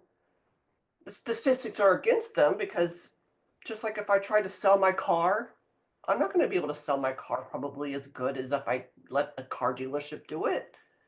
That's their specialty. So that's my 2 cents. Thank you, Cindy. Thank you, Lois.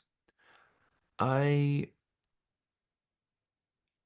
think that everything that we do better with empathy, which means that we have the wisdom that we've done it before and we understand. Imagine for a moment you had a counselor, and that counselor had a bullhorn that was a very big bullhorn, and they're teaching everyone how to be a better parent. They've never been a parent. How many of you learned a lot about being a parent after you became one? And you know that being a parent, you can't tell people how to be a parent if you haven't been in those shoes. And so the wisdom of it uh, comes along for the ride, and what seemed to have made sense beforehand is very different because all of the emotion that comes with it. Seems like being a parent is very easy, but there's an emotional element that comes with it that is impossible to articulate or wrap your head around until you've been there.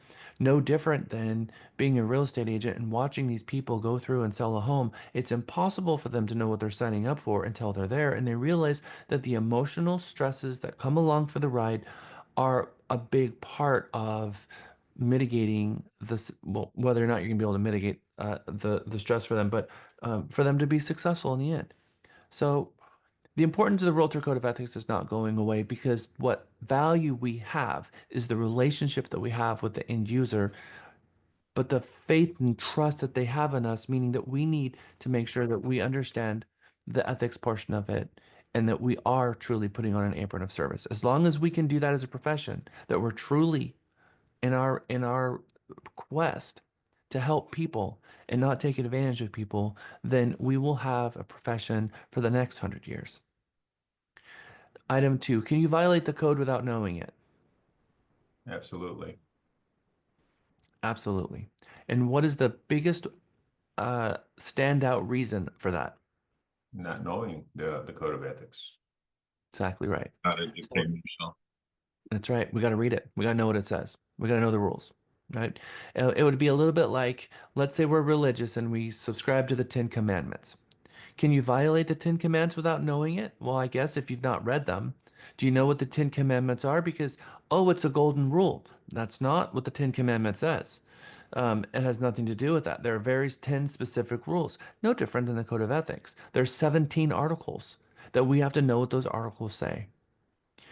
If yes, how do you fix the wrong? Well, if we do violate the code, I will tell you that there are a gigantic bucket full of ways to fix it before it ends up at the association. And every one of those has an overarching theme. Take responsibility and own up for what you did and apologize. Because the reason that someone files a complaint against someone is because they brought this to them and said they did something wrong, and the person refused to take responsibility. So the person says, you know what? Fine. We're going to need a group of people to sit your butt down in a chair and tell you that you were wrong. And if that's what it takes, that's what I'm going to have to do because you're causing bad for our profession. They're not going to do that if like, oh my gosh, I had no idea. Thank you for bringing that to me. Thank you so much. And have a conversation where you're like, okay, I don't think this person's going to do that again. Because there's not on the whole, real estate agents going around trying to nail people against the wall, destroying their relationships. Nobody wants to work with them. I mean, I've been involved with professional standards long enough where people don't have that kind of time or energy. And so really it just comes down to that one thing. People have broken the rules, it upset someone else, and that person called them out on it, and they refused to accept responsibility, so someone had to take it to the next level. What should you do if you witness a violation? Report it to the board. So Phyllis, if someone witnessed you violating the code, do you want them to their first act to report it to the board, or what would you like? Well, I guess the broker report, I'm sorry, my thing. I would, well, my first guess is the broker. I would think I would, I mean, that's what I actually did that once in the past. Dude, would you rather someone, if they saw you do something, would you like them to come to you first or go right to your broker? Probably to me. There you Okay. go. But it So depends on the person.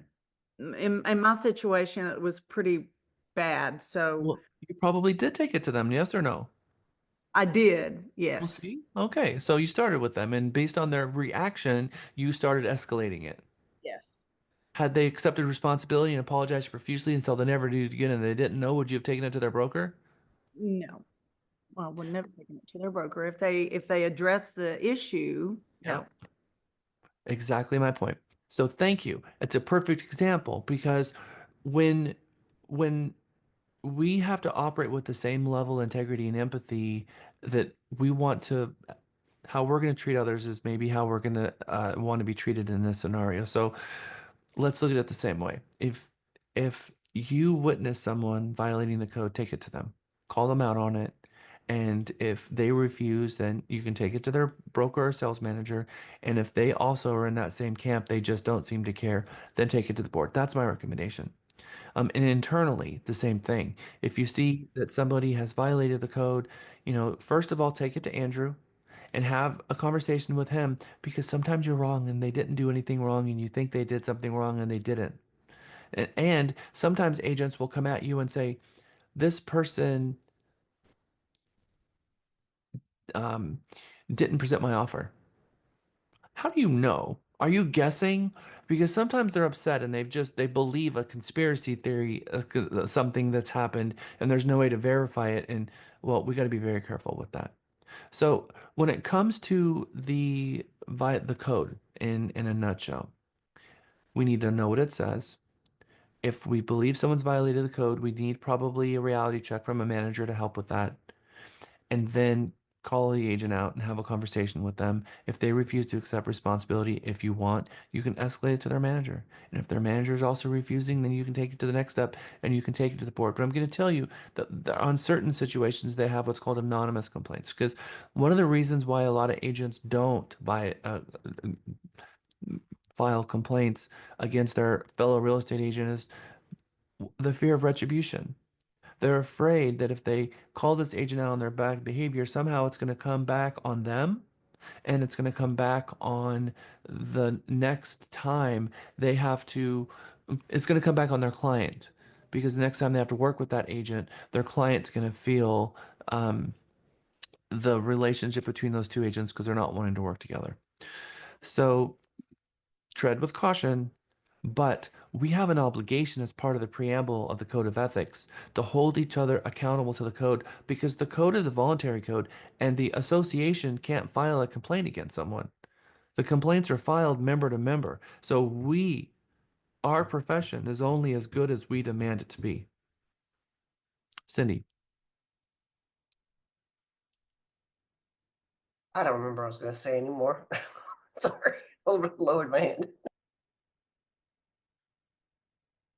So what would you want someone to do if they saw you?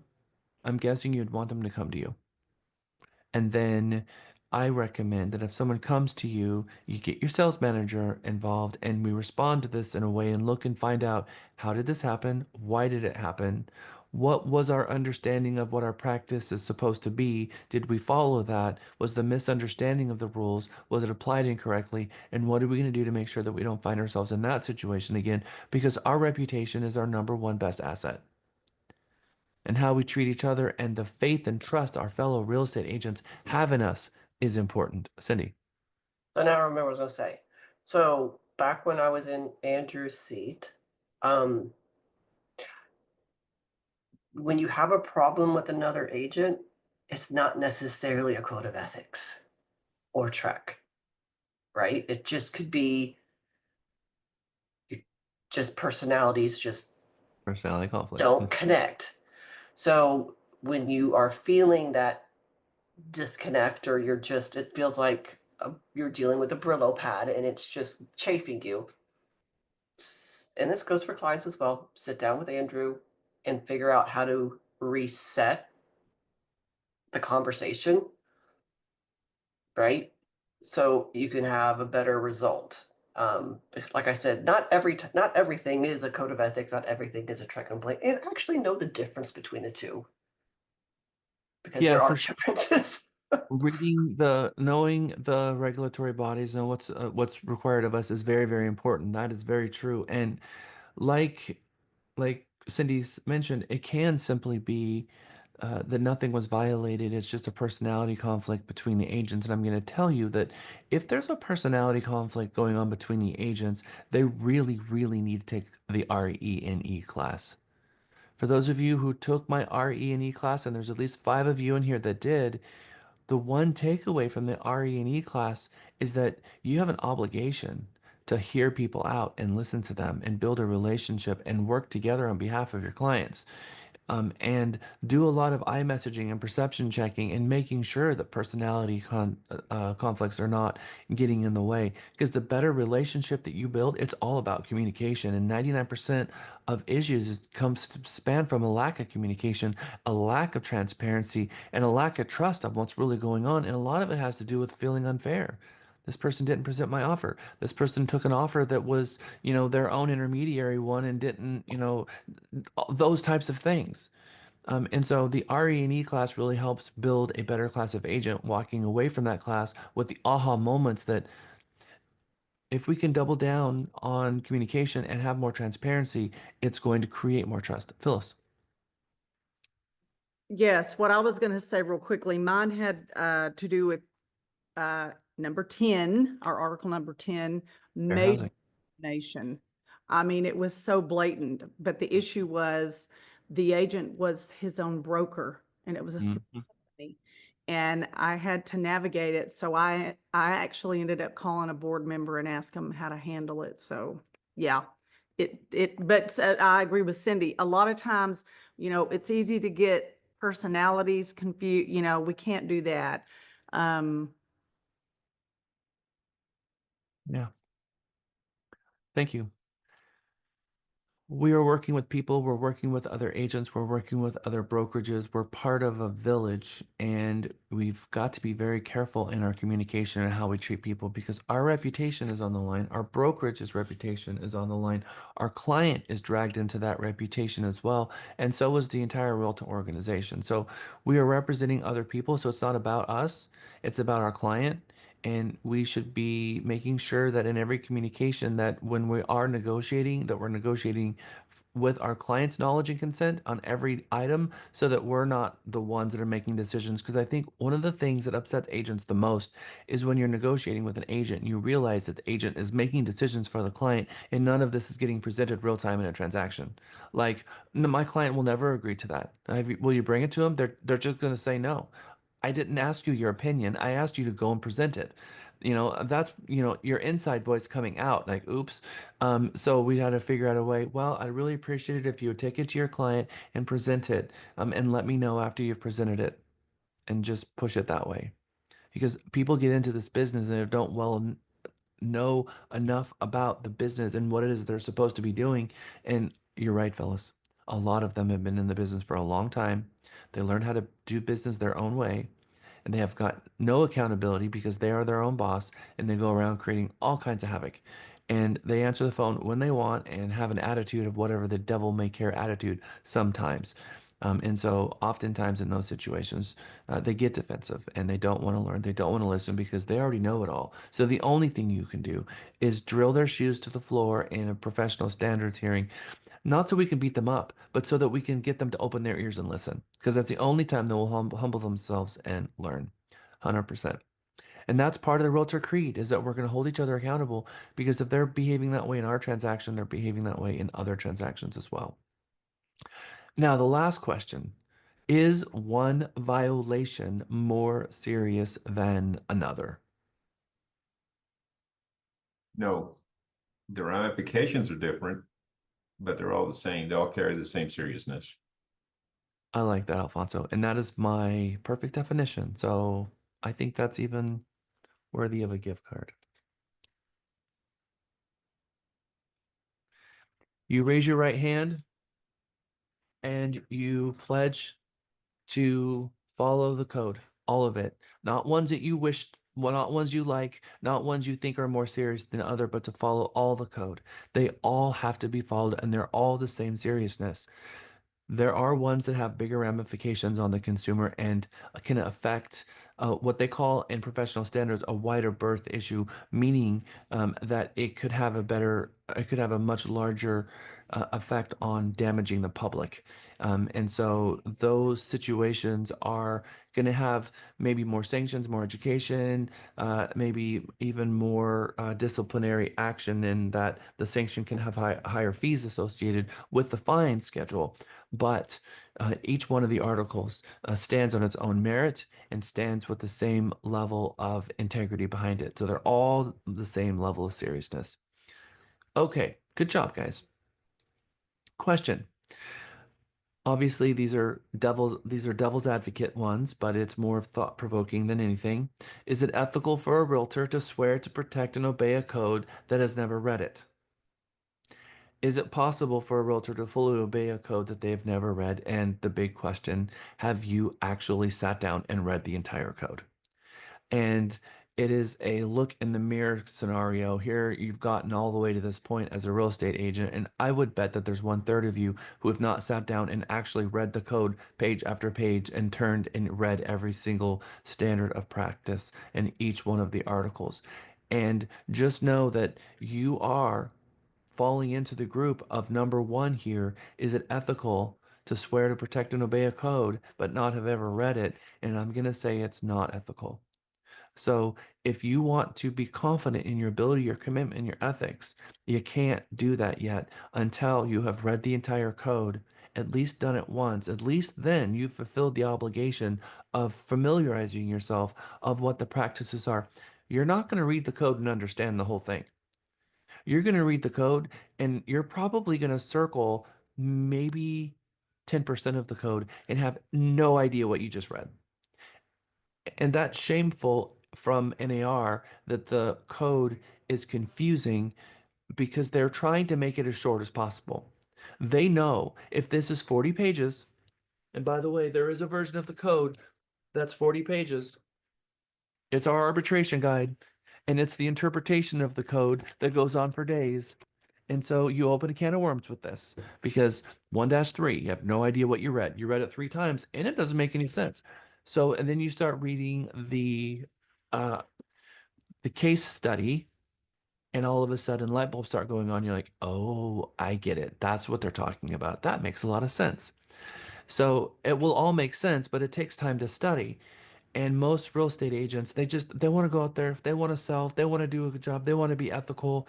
And this whole can of worms that you open up with the code of ethics is a big can of worms, and it's just a little bit overwhelming.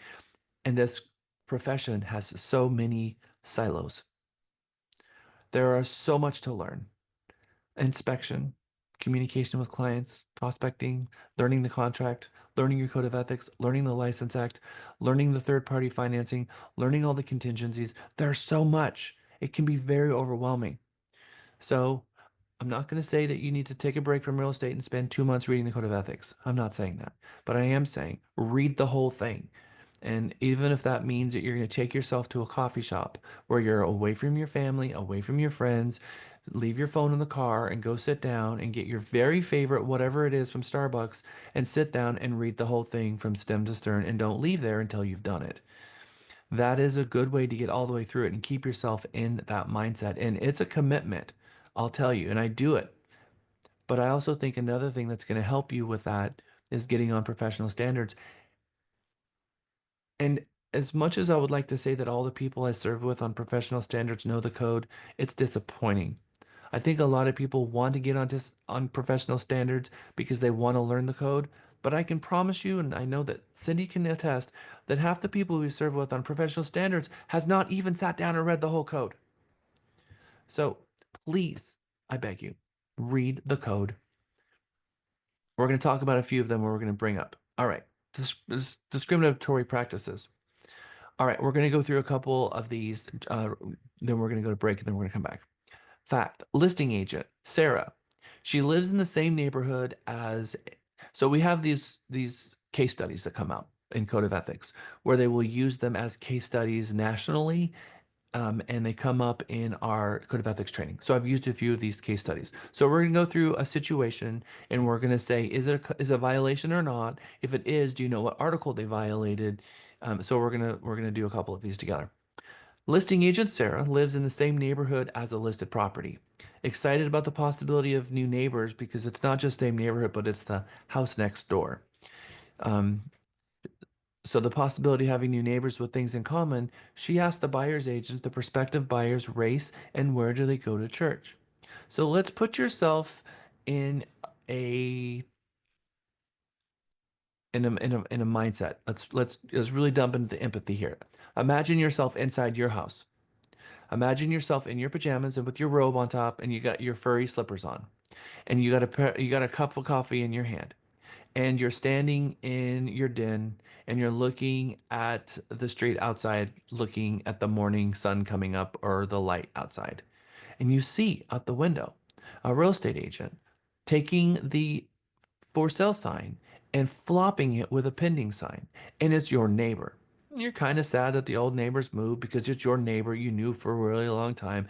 And you know in that moment, and by the way, you're a real estate agent, and you know that that agent probably knows some stuff about the buyers. And you really want to know who your new neighbor is.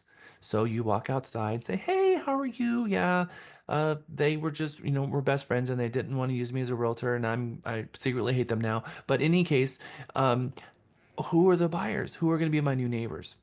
And they ask the question, "Where do they go to church? And what is their race?" Now, do we ever get to be a person and ask those questions? Where does being a real estate agent begin and where does being a real estate agent end? Where does being a realtor begin and where does being a realtor end?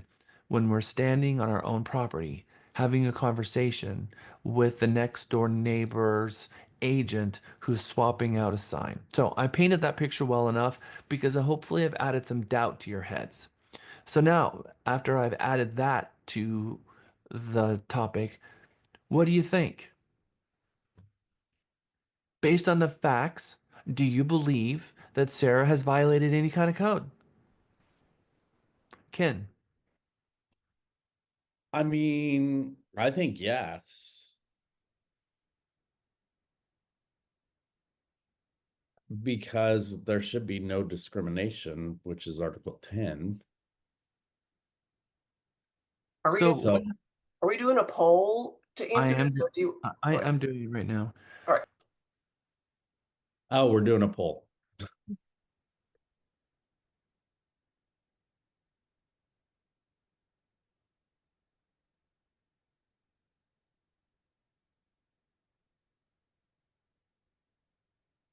Okay. Ta-da! Save the meeting as a poll and launch the poll. Launch. Okay. You should all have a poll. Did she violate?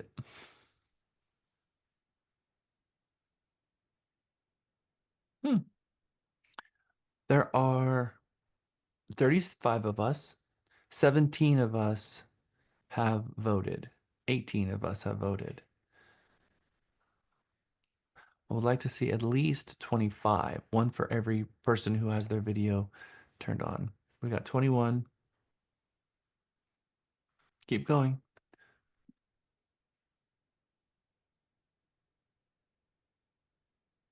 Okay.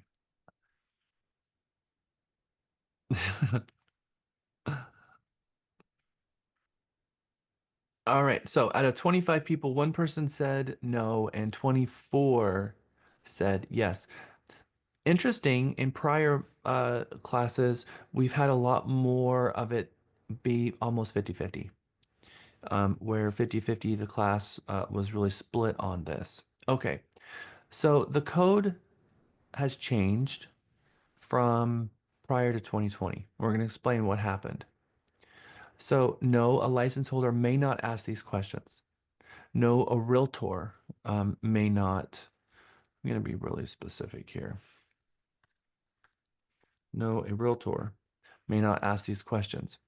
I want to use that because we're talking about code of ethics, but a license holder has the canons of professional conduct, which also is a violation, but it's also a violation of our code because the code in Article 10 specifically addresses this. They may not act in a manner that could affect or be interpreted to indicate a preference. So the License Act, when you're always considered a licensee.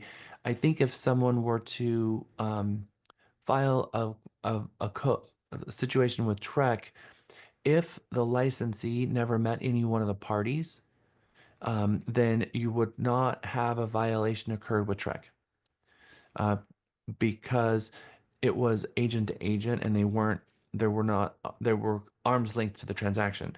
Very clearly, though, there would be a violation with the National Association of Realtors Code of Ethics. So Sarah was found in violation, and in this case, someone did file a Trek violation with them, and she was found in violation of Trek Rule 531-19, Canons of Professional Ethics and Conduct, due to her inquiry about the prospective buyer's race and religion, because there was a conversation that happened during the open house with the agent as well. But in any event, not only was she in violation of the Code of Ethics, but the federal fair housing laws as well. There was in 2019, have any of you heard about the Newsday bombshell report called Long Island Divided? Is this new to you? Any of you have heard of this? This was really big. This was an expose that was published in the Times. It was in the Wall Street Journal. It was published as a front page article, and it was all over the news for almost a year. It was a secret shopper happened in the background. There was a lot of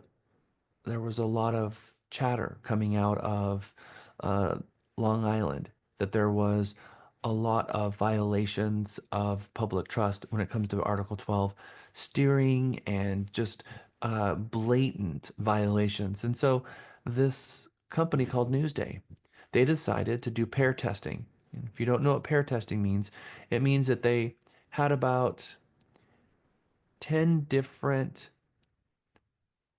people pretending to be a couple that were buying a home. And the couples had different races, but all the same qualifications. And so they show up at the brokerage with the same kind of backstory to see if they're going to get different service. Are they going to get different service? Are they going to be told different things? Are they going to be shown different houses? They have the same price range in mind. They're looking for the same kind of homes. They're kind of bringing up the same areas. And do the agents have different dialogue for these? And guess what? They have secret cameras. They're recording the agents. And then they filmed an entire behind the scenes Newsday report. And then they published the video. And we're going to watch part of that video. Now, imagine for a moment someone came into this brokerage and they're looking for $400,000 to $500,000 property somewhere in the marketplace. They're looking for a single story home, and they tell you, I'm really looking for 78701, whatever they're looking for. And then, are you going to be showing them homes based on where you think they should live? Are you going to give them the same level of service? More importantly, are you going to show them the same homes? If you have a Hispanic couple, or a black couple, or a white couple, or a gay couple, or whatever different protected class happened to walk in that day. So we're going to watch the video. After we get back from our break, we're going to watch 10 minutes of it, because I think it's really important to understand what's happened just in the last 5 years of our code of ethics. And I think it's going to be very opening. 36 of the 30 visits failed the fair housing laws. And it actually made its way to the NAR president, who had to film a video and address an apology to the entire nation. And it went all the way to Long Island Supreme Court, and they made changes to their own fair housing in the state and changed fair housing laws in the state. And that rippled across the entire nation, and then across the entire nation in all 50 states, the states have all recognized that that same behavior exists everywhere, maybe not at the same level, but now that's why there's been a renewed commitment to fair housing across the country, and that's why the federal government in the last 5 years have been putting more and more money onto training for their real estate salespeople on fair housing. It's why I ask every real estate agent who comes to Realty Texas to take the Fair Haven simulation, because I understand that if this company gets secret shopped and you have someone recording you, I want you to make sure that you know what the rules are so that you don't get confused and that you don't lose sight of that, because I don't want that to ever happen to you or us. And I know that you don't want that either. So when we get back from our break, we're going to watch this video. It's 40 minutes. We're obviously not going to see the whole thing, but I do want you to see the beginning of it. And then for homework, we're going to watch the whole thing. It's 11:06. Let's come back at 11:16. I'm going to stick around this time and answer questions for those of you who have questions for me.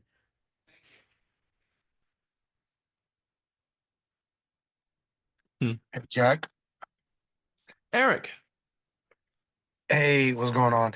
Um, Today I've got like appointments here at Fort Cavazos and stuff, so I'm gonna be bouncing in and out. Um, but well, mainly out and in. I'm actually gonna head to one in a little bit. But I have a question, Okay. and I know you guys are probably gonna cover the IABS and presenting it, and buyer's rep. And I'm hopefully, God willing, I'll be doing that here shortly this afternoon or tomorrow, with the potential client. And so my question is briefly, if you don't mind, what would be the best way for me to present? This will be the first time I kind of present that, and kind of I've heard what you say and kind of some of the scripts or the verbiage that you utilize, but being my first time, what would you recommend, and how would I go about that process? Presenting the information about brokerage service means that not only do you have to give them the form, but you have to go over it with them.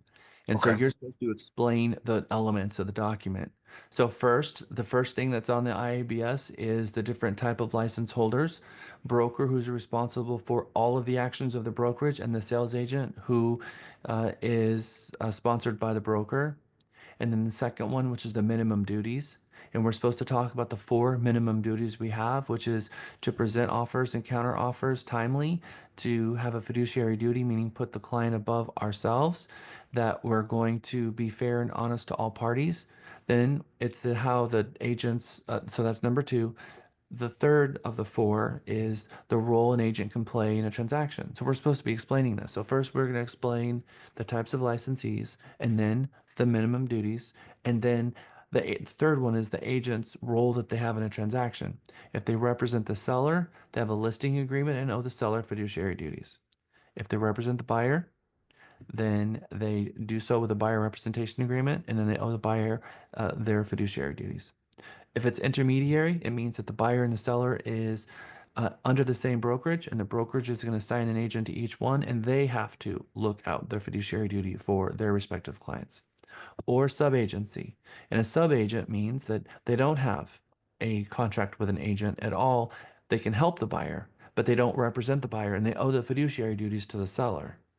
And then the last section, which is the contact information for the agent, their supervisor, the broker of record, and the firm. So that is the presentation of the information about brokerage services. That's how it's supposed to be done, just like that. Okay. So just a quick sit down, going over that right there, one on one, get them to initial, give That's them right. their copy and keep mine. Okay. I've Now, got that. I've got that so person down pretty well.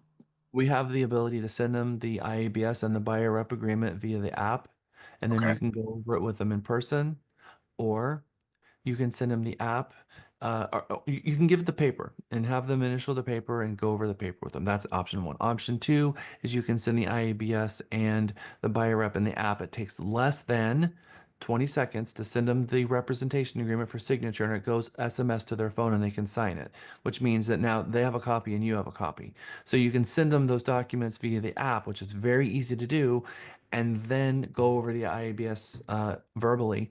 Or you can do the B option, which is you send them the Realty Texas video that's the firm presenting the IABS and the buyer rep to them, and you send them the app signature envelope.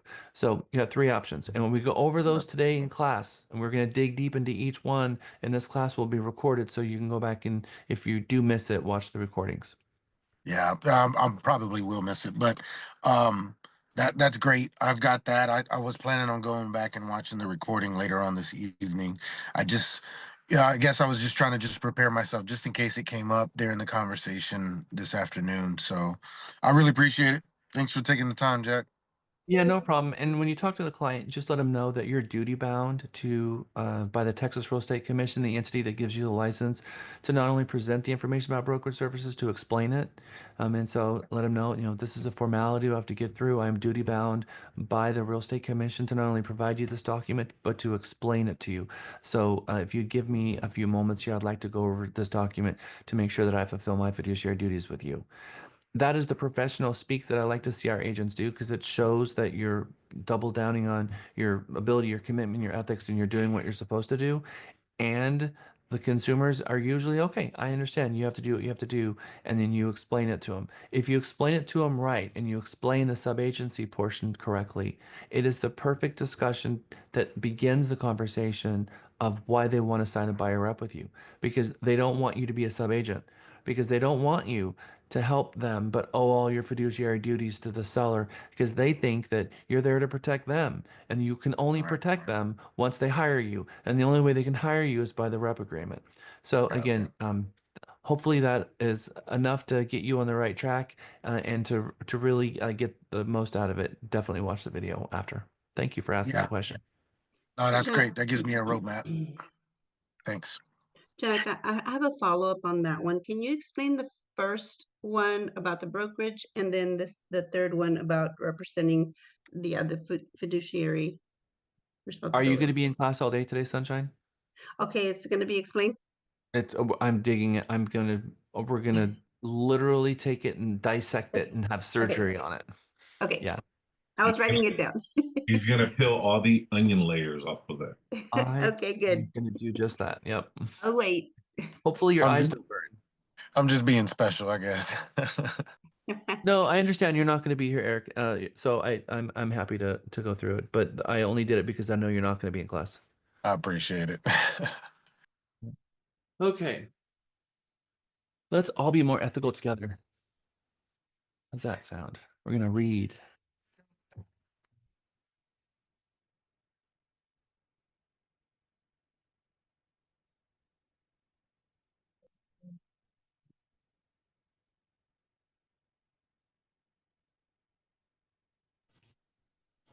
Jack, I think you're muted.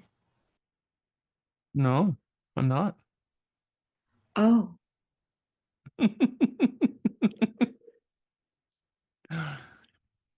Can everyone else hear me?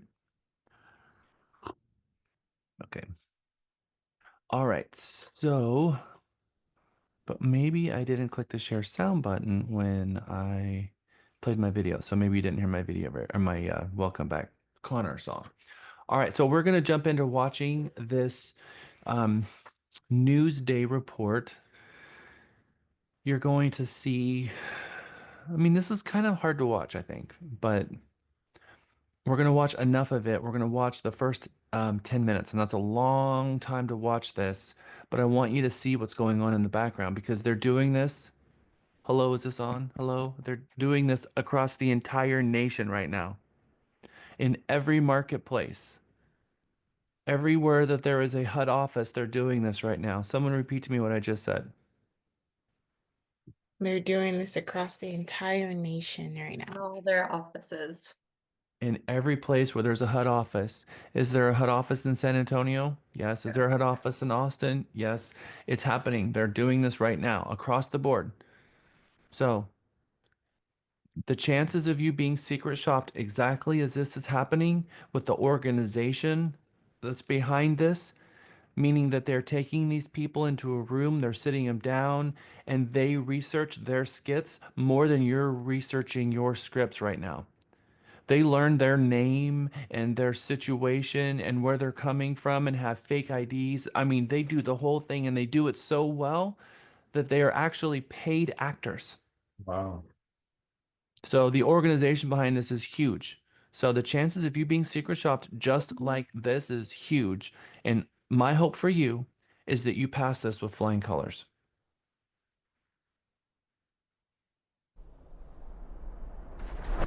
Yeah. So 1, 2, 3. My name is Jesus Rivera. Of course. Of course. I don't know why it does that.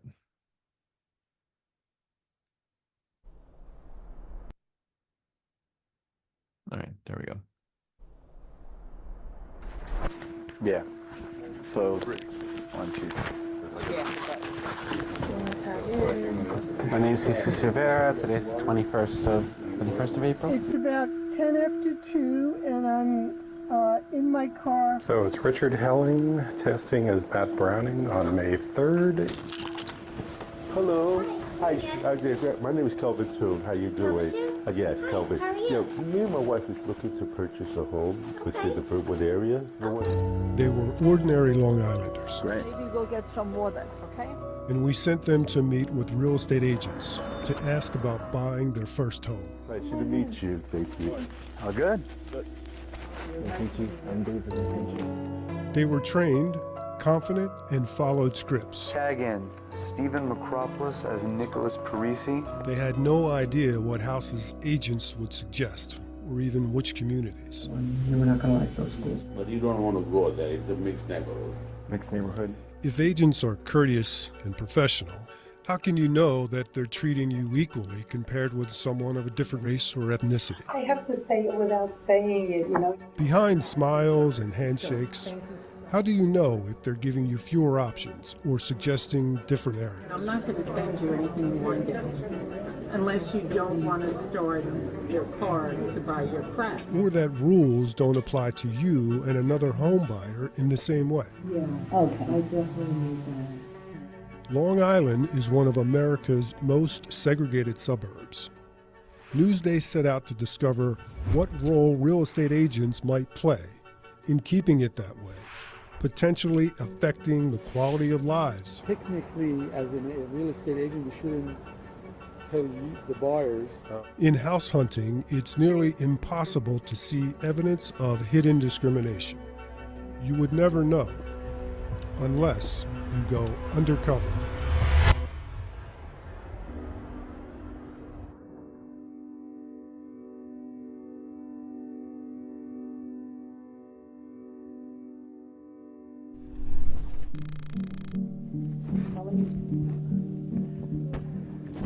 In one test, Johnny Mae Alston was the black tester and Cindy Parry was the white tester. And they met with Anne-Marie Quealy-Bichon at Signature Premier Properties office in Cold Spring Harbor. They asked for the same thing. As often happens, the agent discussed getting pre-qualified or pre-approved for a mortgage by a bank, showing how much a buyer can spend on a house. You pre-qualified, I asked. My husband's working with somebody in a bank. We've done some preliminary talks, you know, about getting pre-approval. Neither had been pre-approved or pre-qualified. Here's what the agent told the black tester. So I really need that. I won't take out any money unless you have a pre-qualification letter. So I need to know that means I can't pre-qualify for a mortgage. Oh, so that means I can't go out to see anything. I won't do it. You can try another person, but I don't have the time. And without pre-approval, here's what the agent told the white tester. What is your availability? When can you start looking at houses? I would say not this coming week. Cindy received 79 listings from this agent. Johnny Mae couldn't get any listings. And Cindy, the white tester, received 2 home tours. They had the same finances, the same budget, and they made the same request in the same area. But one was white, the other was black. The agent treated them differently. Quealy-Bichon did not respond to a letter, calls, and emails. Her agency's Signature Premier Properties co-owner and 2 branch managers viewed the recordings and declined to comment. A 3-year undercover Newsday investigation revealed evidence of widespread hidden discrimination by real estate agents brokering home sales across Long Island. For Hispanic home seekers, evidence of unfair treatment emerged 39% of the time. For Asians, the rate was 19%. Black house hunters in the investigation risked unequal, lesser access to homes and communities just about half the time when compared to white buyers.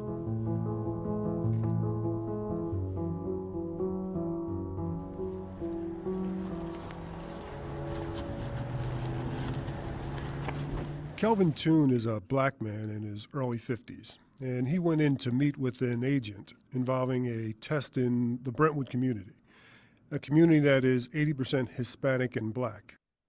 The agent communicated to Kelvin, our black tester, that she enjoyed meeting with clients from the Brentwood area. Every time I get a new listing in Brentwood or a new client, I get so excited because they're the nicest people. When we sent Kelvin's counterpart in to meet with the same agent, the white tester was actually warned about Brentwood not being a nice place. The nursing home we need to be near is in Brentwood. Okay. And so we found a couple that are in Brentwood. Pretty close to each other. Okay. And it just seemed like those would be handy also for going to visit. Do you want to give me them and I'll look into them for you? Or? Yeah, I can do that. That warning came later to the white testers saying there was concern about gang activity going on in Brentwood.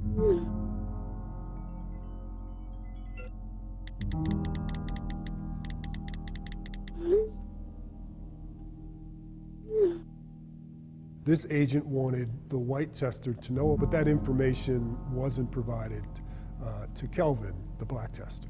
The listings centered black tester Kelvin in Brentwood with 27 house listings, while the white tester got 0 listings in Brentwood and was directed towards much whiter neighborhoods.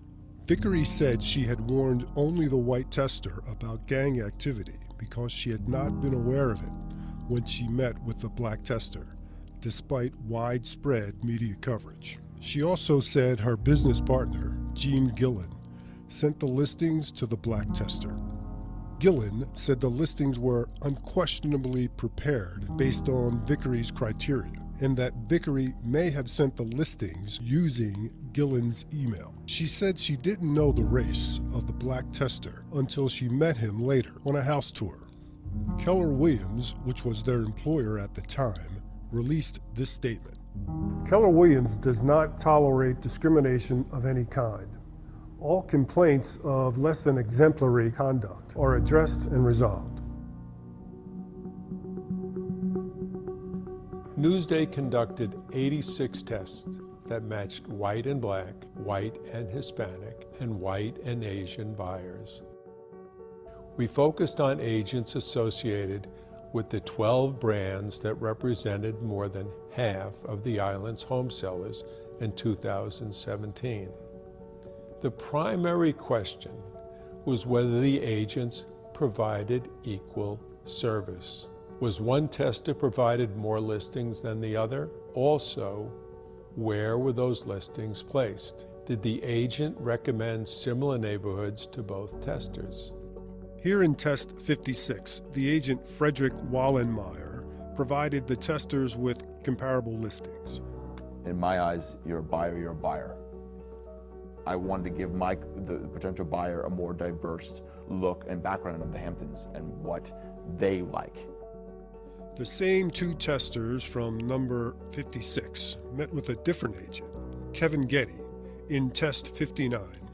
And despite asking for the same parameters, they received disparate listings.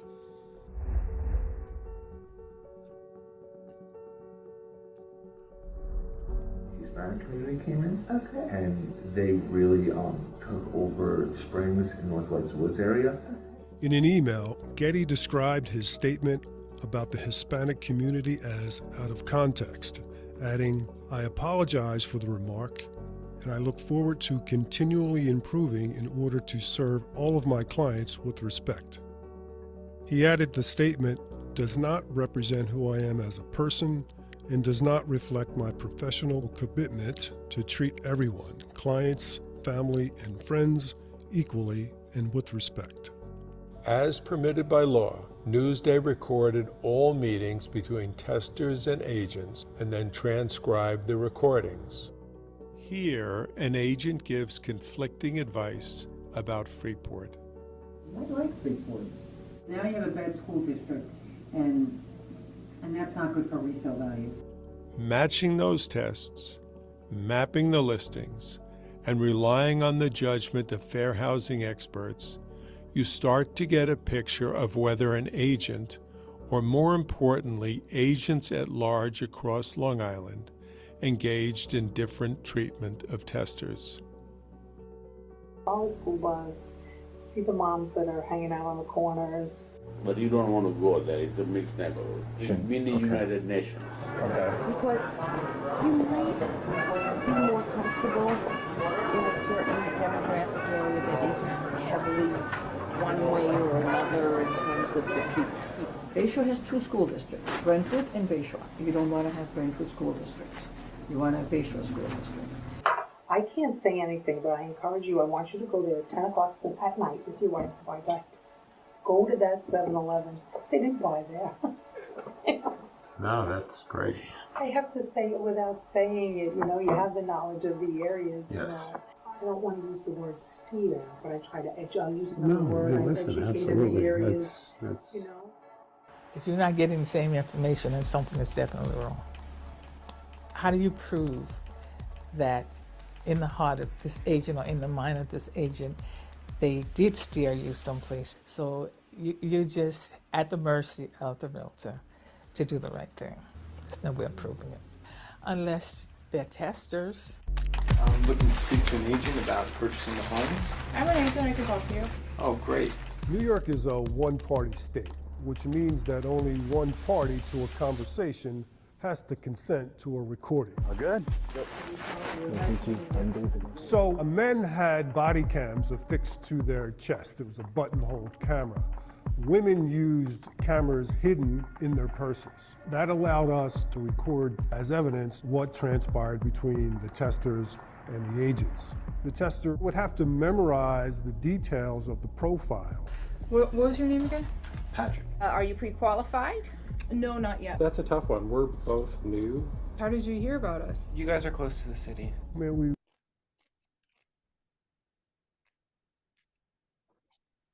Okay, I'm gonna send this back to you as homework because I really want you guys to watch this whole thing. And there's gonna be a couple of test questions, so you've got 20 more minutes of it to watch. So, what do you think about this? Were you aware of this? It's not a surprise to me. Sure, I think I saw this in one of the, maybe it was not Fairhaven, but one of the associations posted something like this, I think. There's a I link think I've to seen this. In Champions, they do talk about track agents, sometimes like doing that to real estate agents, to realtors. Are we a one-party state here in Texas? Yes, sir. Yes, we are. I think So- they mentioned this video in RENE, and I went and watched it after that. Thank you. So this is an example of we know what we're supposed to do. We heard it so many times in these conversations where one of the agents said, I have to say it without saying it, which means that she recognized that the conversation that she was having was prohibited. So she was trying to find another way to say it, and there's no such thing. If we're trying to help someone buy a home and we're choosing where they're going to buy a home, maybe they shouldn't be in this profession. Everyone deserves homeownership. It's part of what our code of ethics say. The buyers get to decide where they want to live. Let them pick the area. Let them pick the home search. Send them listings And it's not about us. It's not about what we think. Um, One of the good things about the markets that we live in is we have very diverse communities here. We don't have a lot of segregated markets in the Austin market, which is one of the reasons why I choose to live here. Look, guys, when you wake up in the morning, part of the creed of what we are as a real estate agent is to help people. And we need to have empathy for people and have a love for diversity, that we're stronger together, that we are, as a community of people, better because we're diverse, both on the color of our personality chart and the color of our exterior.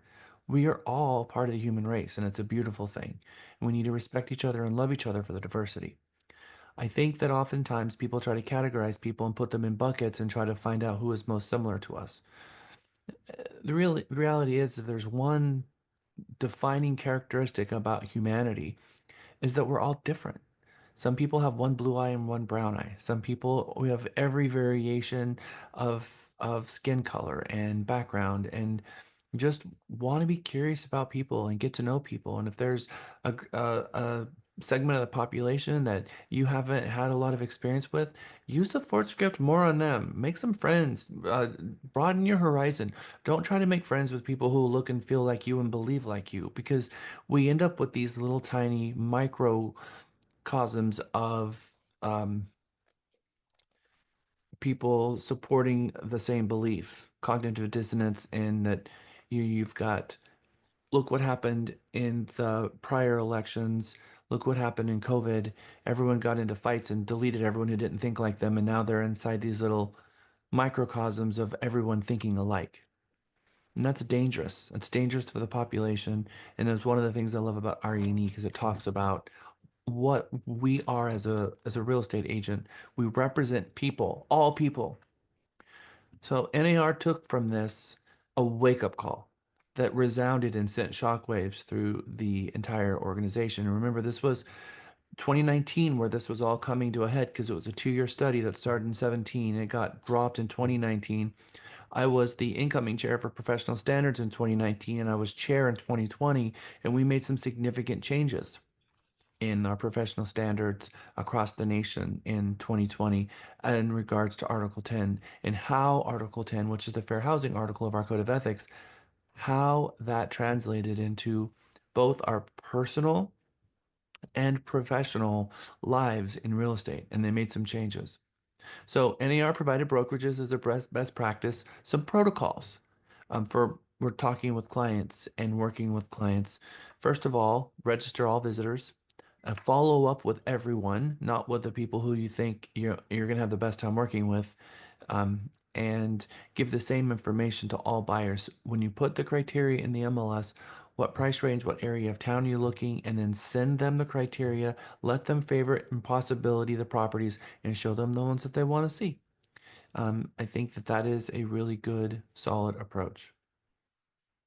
The New York Senate, uh, and we're talking about both New Jersey and Long Island and New York, all came together, and they had a few recommendations. They created a statewide fair housing strategy on the state level, proactive enforcement of fair housing laws instead of passive, which is the way they've been for so many years. Increased licensing and renewal education in fair housing laws, increased penalties and broader accountability for people who have violated, greater governmental involvement to further fair housing laws, which comes with dollars and cents. They had to put a budget to it so that they could start training, and broker industry reforms.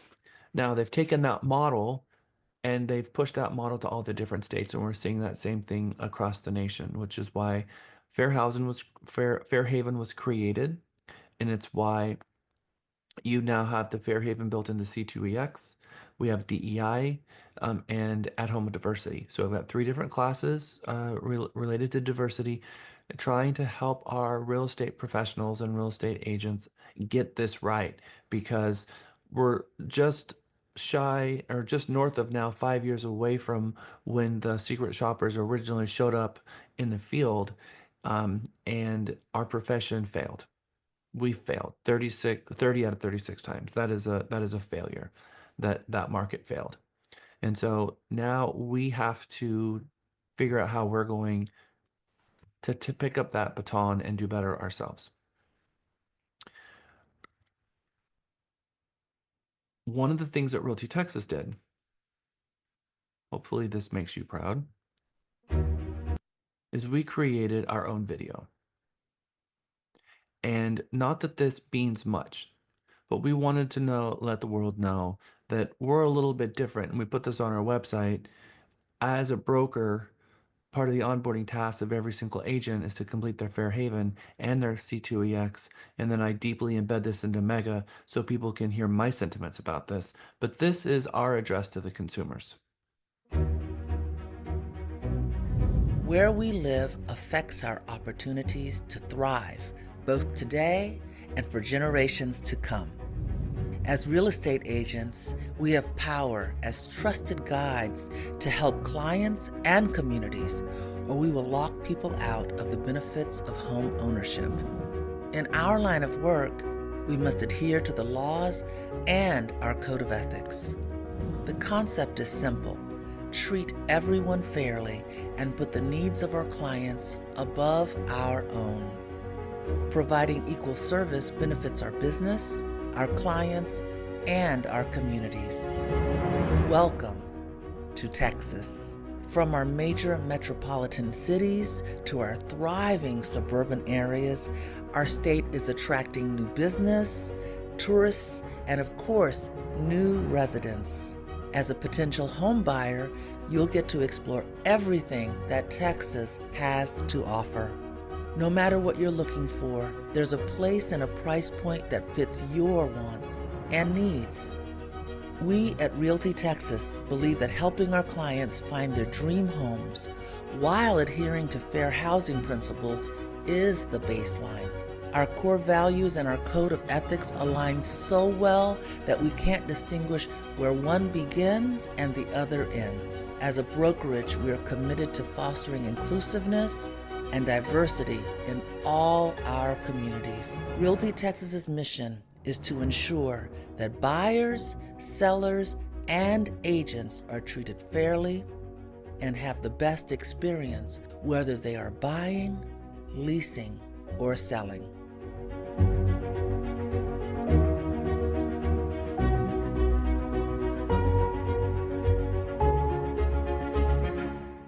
And thank you to the Realty Texas actors who played in that video, Kim Dale and Dee Dee and Zach Barton. Okay, so I ask everyone to take the Fair Haven and take that simulation. I gave you points for it in Mega, and it's on your onboarding tasks as a new agent. And of course, I've asked you to take the C2EX, which is training on how that you can ensure as an agent that you're exposed to the information necessary to make sure that you're not steering and that you're providing equal service, what the nation calls, or what federal fair housing law says, is not providing disseparate service, meaning providing equal service across the board. Cindy Bell.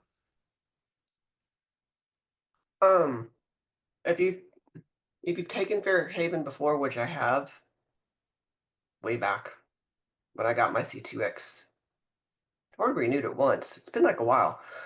There's a new Fair Haven, so I started that last night. So if you weren't able to get to it previously because it says, hey, we're doing a new one, it was actually live now. Nice. I'm going to take it as well. Lisa had mentioned that the Fair Haven simulation that we were asking people to go a week ago said that the new one was building. And so there is a new one. I didn't know that it came out yesterday. So thank you for that tidbit. We all have a little project ahead of ourselves. And so I will be taking mine tonight. All right. A poll. Basic principles of the articles of the Code of Ethics. So would someone read this while I'm creating my poll? I can. You want me to read all four, right? Yep. Okay, number one, how many articles are in the Code of Ethics? Number two, which article in the Code of Ethics is not about ethics? Number three, how often is the Code of Ethics updated? And number four, what year was the Code of Ethics adopted? Okay. We're gonna do the poll on the next one. We're not gonna do the actual poll. So thank you. So number one, how many articles in the Code of Ethics? Anybody know? 17. 17. Yep, 17 articles. Good job. Which article in the Code of Ethics is not about ethics? Interesting. The first 17. That's right. What is 17 about? Agree to arbitrate, not litigate. Exactly right. Thank you. And number three, how often is the Code of Ethics updated? Annually? Annually. What year was the Code of Ethics adopted?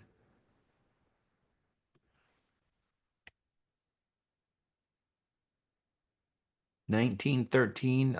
Back in 2013, we had the 100 years of the Code of Ethics. A lot of us still have that 100-year pin. And it's when you look at this, when you look at this, who was involved in 1919, let's see if they still have this up and live. They don't. This no longer works. I'm gonna have to find it.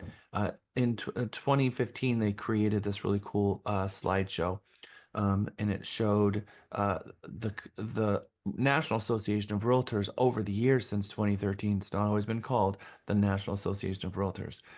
It used to be called the National Association of Real Estate Men. Um, so just know that it's come a long way since when it started. But you know, we get better and better. Okay. The history of the Code of Ethics. Which items below are authorized discipline sanctions for being found in violation of the Code of Ethics? MLS suspension for up to a year. So if you're found in violating any of the code, what are some of the legal possible sanctions that they can provide? A suspension of the MLS for a year, board membership suspension up to 3 years, a fine up to $15,000, or loss of license. Which one is not a sanction? The license? Loss of license. Uh-huh. Why? Because they're not a regulatory agency like Trek. They're a trade association. They didn't issue the license for me. Trek did. So, as Cindy Bell said, there's a difference between the association and Trek. Trek has jurisdiction over your license. The board has jurisdiction over your MLS membership and your membership. So they can only do things like fine you, kick you out of the club, which is the Realtor Club, or kick you out of the MLS. That's as far as their jurisdiction is.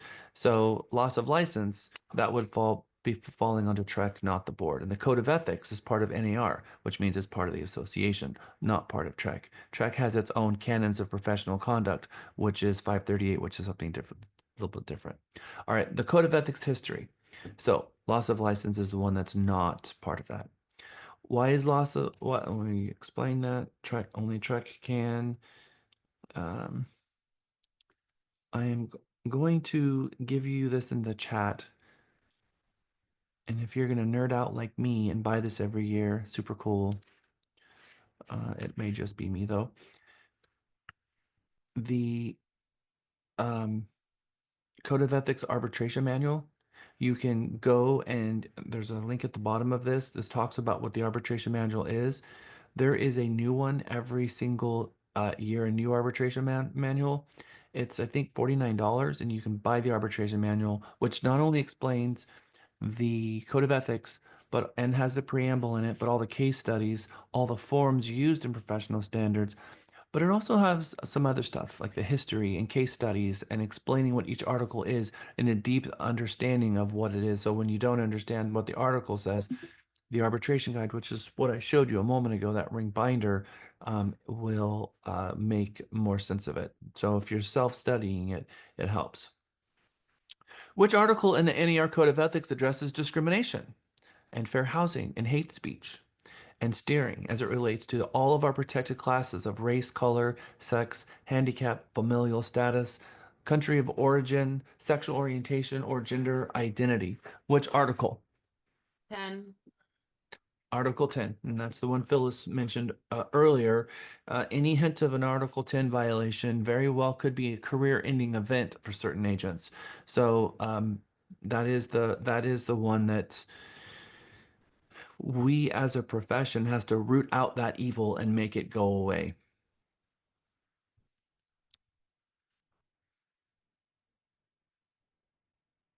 When serving a buyer, a seller, a landlord, or tenant, or other party in a non-agency capacity, realtors remain obligated to treat all parties what? Honestly. Okay, so we have a fiduciary duty to be honest. It says that in the Code of Ethics. Does anybody know what the minimum duties are for a real estate agent in our IABS, or what it says in the IABS for our minimum duties? I'm going to bring it up and show you extra credit points if you can tell me what it says about that specific topic. Treat everyone honestly and fairly. Ooh, Aiden hit it. Hit the nail on the head. Okay, a broker's minimum duties required by law. This means that you have discount brokers. You have agents who have minimum services. But Trek says your minimum services have to include these four things. Number one is the fiduciary duty of putting the consumer ahead of yourself. So we're going to segue again. The NAR says you have to be honest. You have to be honest to everyone. But Trek says you got to be fair and honest. Number one is your fiduciary duty. Number two, you got to tell the client everything you know about the transaction and about the property that you've learned. Three, you have to answer the client's questions, answer all of the questions that they have, but also have to present offers and counter offers. You have to, minimum duties required. And number four, treat all parties to a transaction honestly and fairly. Those are the minimum duties required by law as a real estate licensee. So, as part of explaining the information about brokerage services, which we're going to do together after lunch today, those are the minimum duties. So, in here though, Article 1 of the Code of Ethics says honestly. In attempting to secure a listing, a realtor shall not deliberately mislead the owner as to what? Market value. That's exactly right. So this one, you might want to have a conversation with your sellers at the listing appointment and have this highlighted as part of the Code of Ethics. Mr. and Mrs. Seller, I have an obligation as to not mislead you as to market value. Now, I understand you would like to sell this home for $500. Trust me, I would love to be able to sell this property for $500.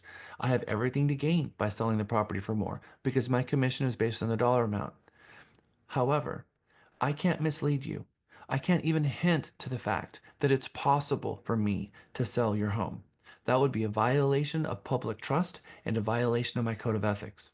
I have to be honest with you because I know three things.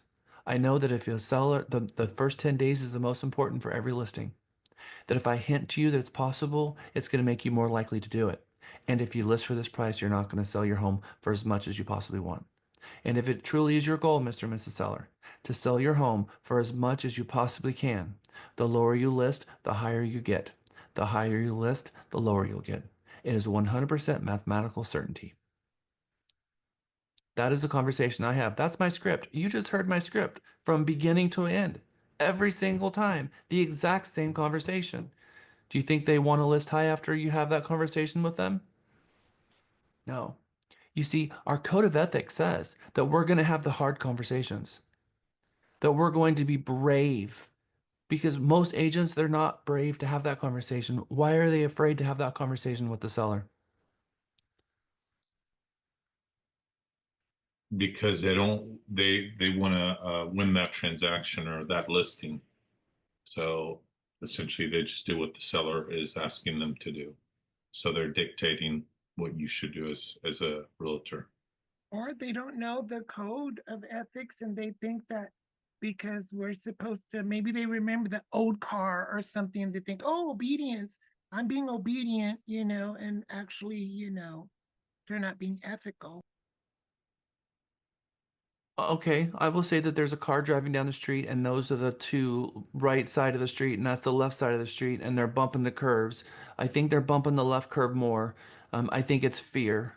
I think that it's most of the time they're going to remain silent. They don't want to say anything that's going to put this listing in jeopardy. And in the back of their mind, they just have the feeling that says they're just going to have to reduce, and we'll just go down that road, and we'll just keep reducing until we sell. That way I get paid. The thing is that they're not going to reduce. And that your listing, they're going to be mad at you. They're going to be frustrated with you. The sign in the yard is going to start, going over sideways because after the first 5 weeks, you're going to get tired of going out there and filling up your flyer box.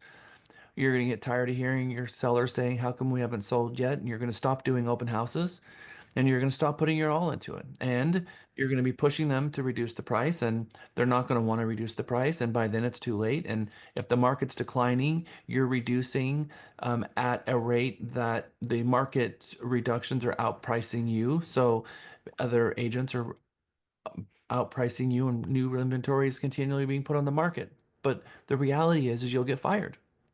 Your listing agreement will run up, and then somebody else will list this property like me, who will list it properly and list it for the right price. I will be the hero, and forever you will be the villain. And you keep saying, I did nothing wrong. I couldn't sell it at that price. And that statement that you just made was exactly the point, because you knew it when you went into it, and you should have told him, Mr. and Mrs. Seller, I can't be successful at this price. And seller says, I'm not listing it for under 500,000. Well, that's really disappointing, because I really want to work with you. I really think I can sell your home. I know that I can hit a home run for you, but it's not going to sell at this price. And for me, even hinting that that's possible means that I would be committing a violation of the code of ethics. And so if you want to sell your home, this is my recommendation.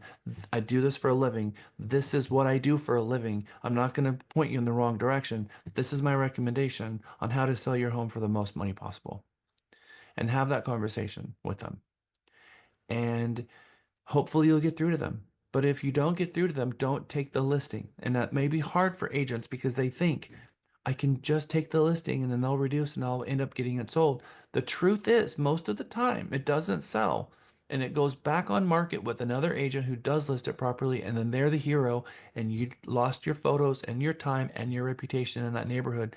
So it's just a dangerous, wrong step and a misstep to do. I saw a bunch of hands. I think Sunshine was first and Cindy was second. Cindy, go ahead. I like analogies.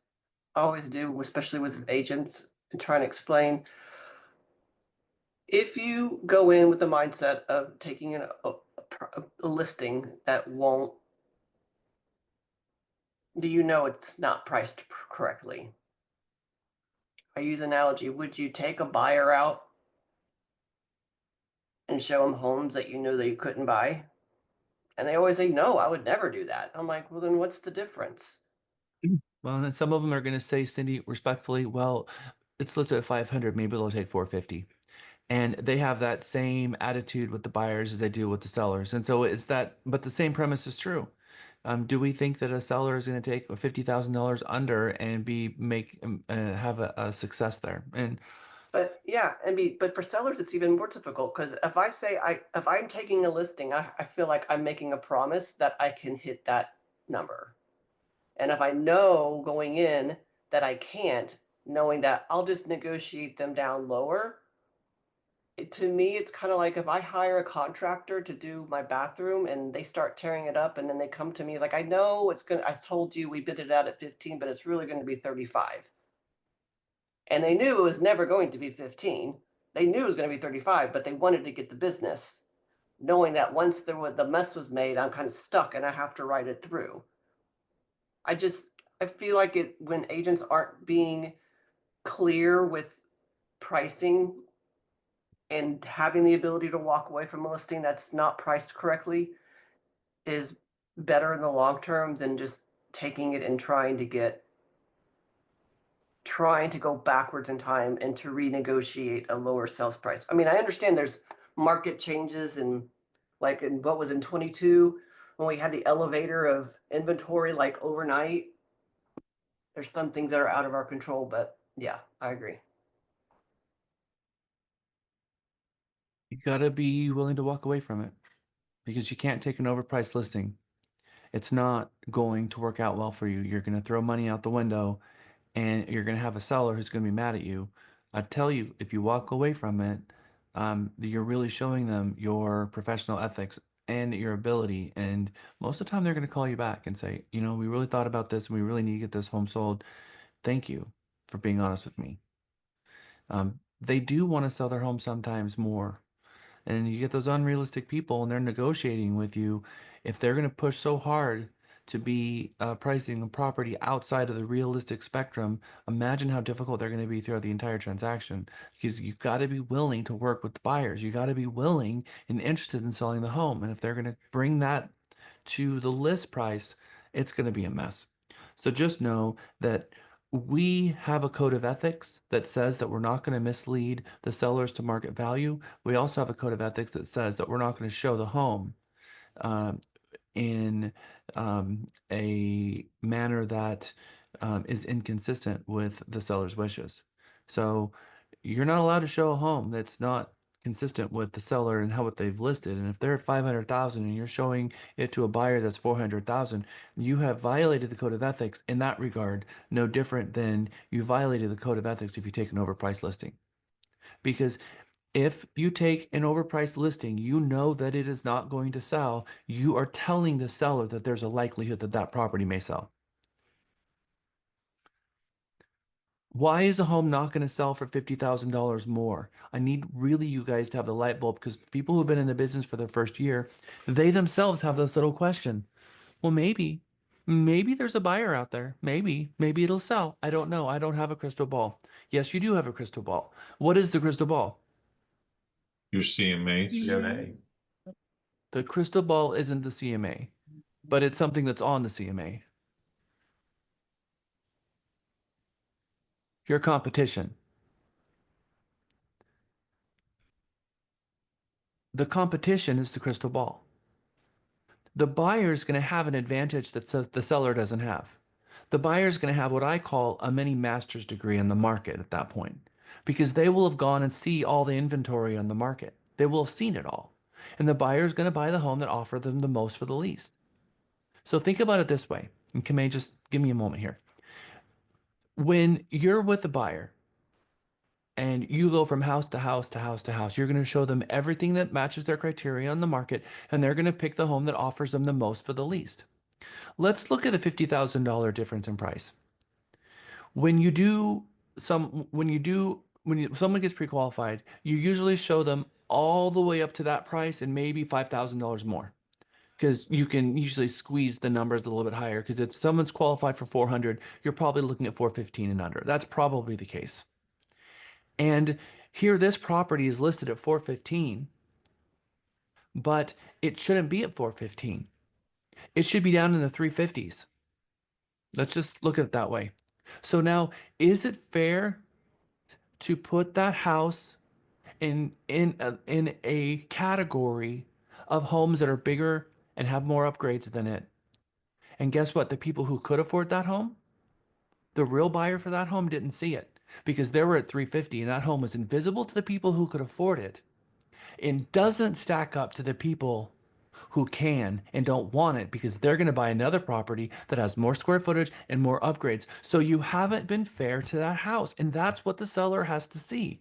Mr. and Mrs. Seller, you're hiding this home from the people who can afford it, and you're stacking it up to another class of home that it's not fair to put the house in that category. There's nothing wrong with your home. It's a beautiful home. But you're putting it into a category of homes that have 300 more square footage and more upgrades. It's not fair to the home to do that. It's not going to sell. Now, Mr. and Mrs. Seller, this is what I recommend. Let's simulate a buyer, and let's go get in the car and let's go and look at all the competition that's in your marketplace right now. And now all of a sudden, I always recommend to my client, let me put you in the car and let's go look at the competition so you can see it.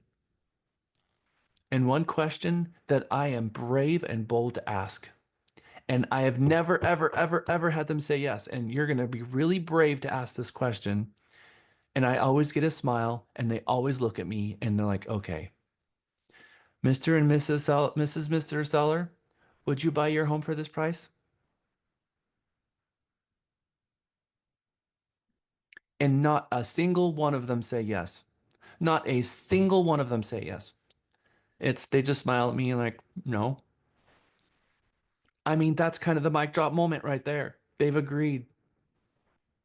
So this is important. Most agents fail as a listing agent because they haven't priced the properties correctly. Pricing it right is everything, everything, everything. Come in, go ahead.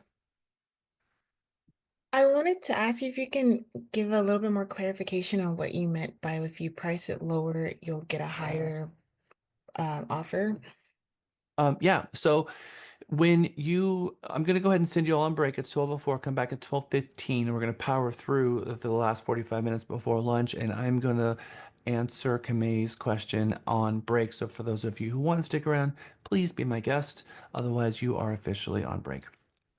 Kamei, if a property is worth 400,000 and I am looking at people who have listed it for 415, other properties that are in the same square footage for 405, 415, and maybe I price mine at 399, I am very likely to get multiple offers. And at the point where you're in a multiple offer situation, list price is off the table, and now we have buyers negotiating against each other. When you have one buyer and one seller, which is statistically the probability in the number of inventory homes that we have with the number of buyers, there is one buyer for one seller. That is statistically what's going on out there. So when you list a property for its market value, you have now a buyer and a seller negotiating against each other. And at that point, concessions are going to be a thing. Closing costs, repairs, all that kind of stuff.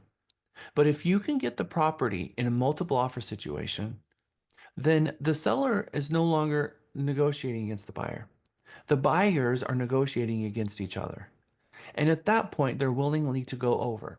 A property that is worth 415 in a multiple offer situation will sell from 420 to 430. But a property that's worth 415 between one buyer and one seller is likely to sell for 407. Take a 415 property and list it for 399, you're likely to get 420. List it for 417, you're likely to get 407. So multiple offers are pretty much the goal when you're the listing agent. That's 100% of the goal. And when you hear my listing presentation, it's going to blow your mind, and you will never do a listing presentation any other way again, because it's Mr. and Mrs. Seller is my goal to get your home in a multiple offer situation so the buyers are bidding against each other. And that is possible. It just has to be done right. And I need enough time to be able to saturate the market with advertising regarding your home. And that's how you end up getting 20 people coming to the open house, because you dot your I's, you cross your T's, you list in the right MLSs at the right time with the right photos, with the right video, you properly prepared the home for market, and you build a recipe for success. And it works in every market. Whether you're in a seller market or a buyer market, you come on market strong and you hit your open house weekend and you get the 70% of buyers who don't yet have an agent and the 30% to do, and 100% of the buyers for that home to send them on the property at the same time. We're going to hear that listing presentation next week. Sounds good. Yeah, I've seen that proof with the last open house, Ken's open house. I hear it now. Thank you.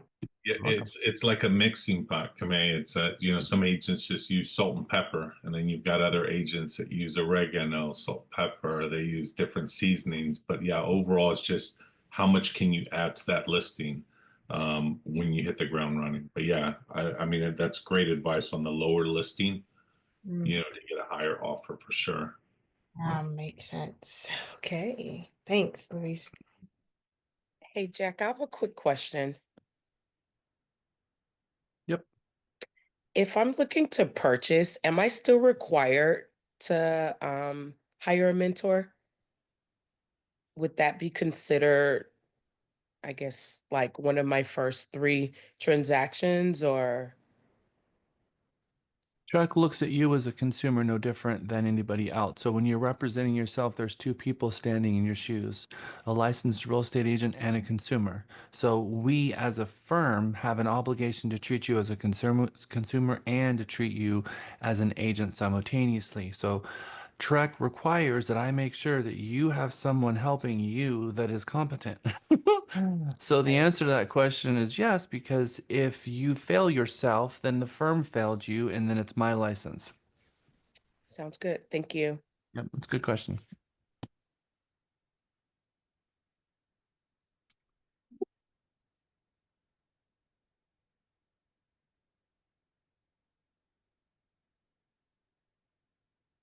Okay, we're going to come back. Welcome back.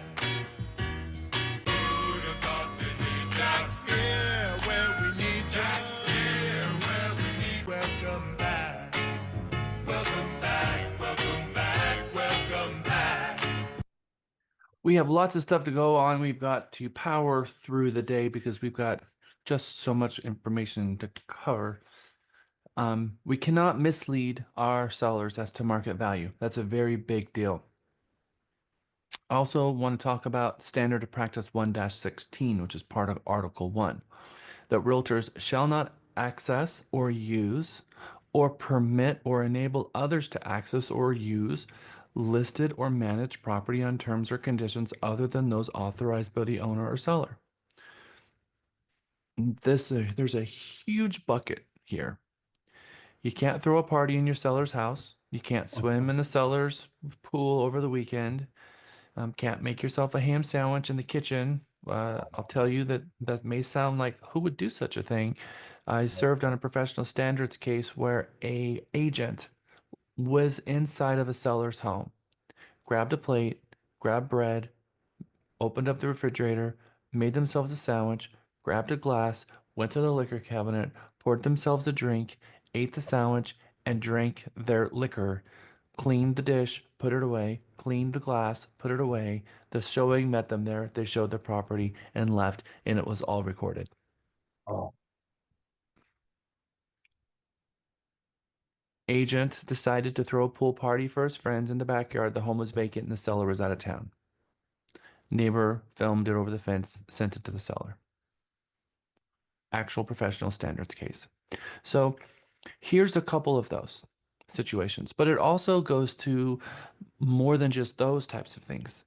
It also falls into the bucket that the property is vacant. The agent just went ahead and showed it, but they didn't read the MLS notes that says that it's appointment by owner and they needed to have an appointment first. That is the same Article 1-16. The property is listed for $400,000. The buyer has a $350,000 pre-qualification letter, and you showed it to the buyer. Falls under the same thing. And so, just remember, Mr. and Mrs. Seller, Mr. and Mrs. Buyer, I'm not authorized to bring you into that property. So, I would have to call and I would have to get authorization from the listing broker to to show the property under those circumstances, especially listed property. Have any of you have ever sold a home that you were living in?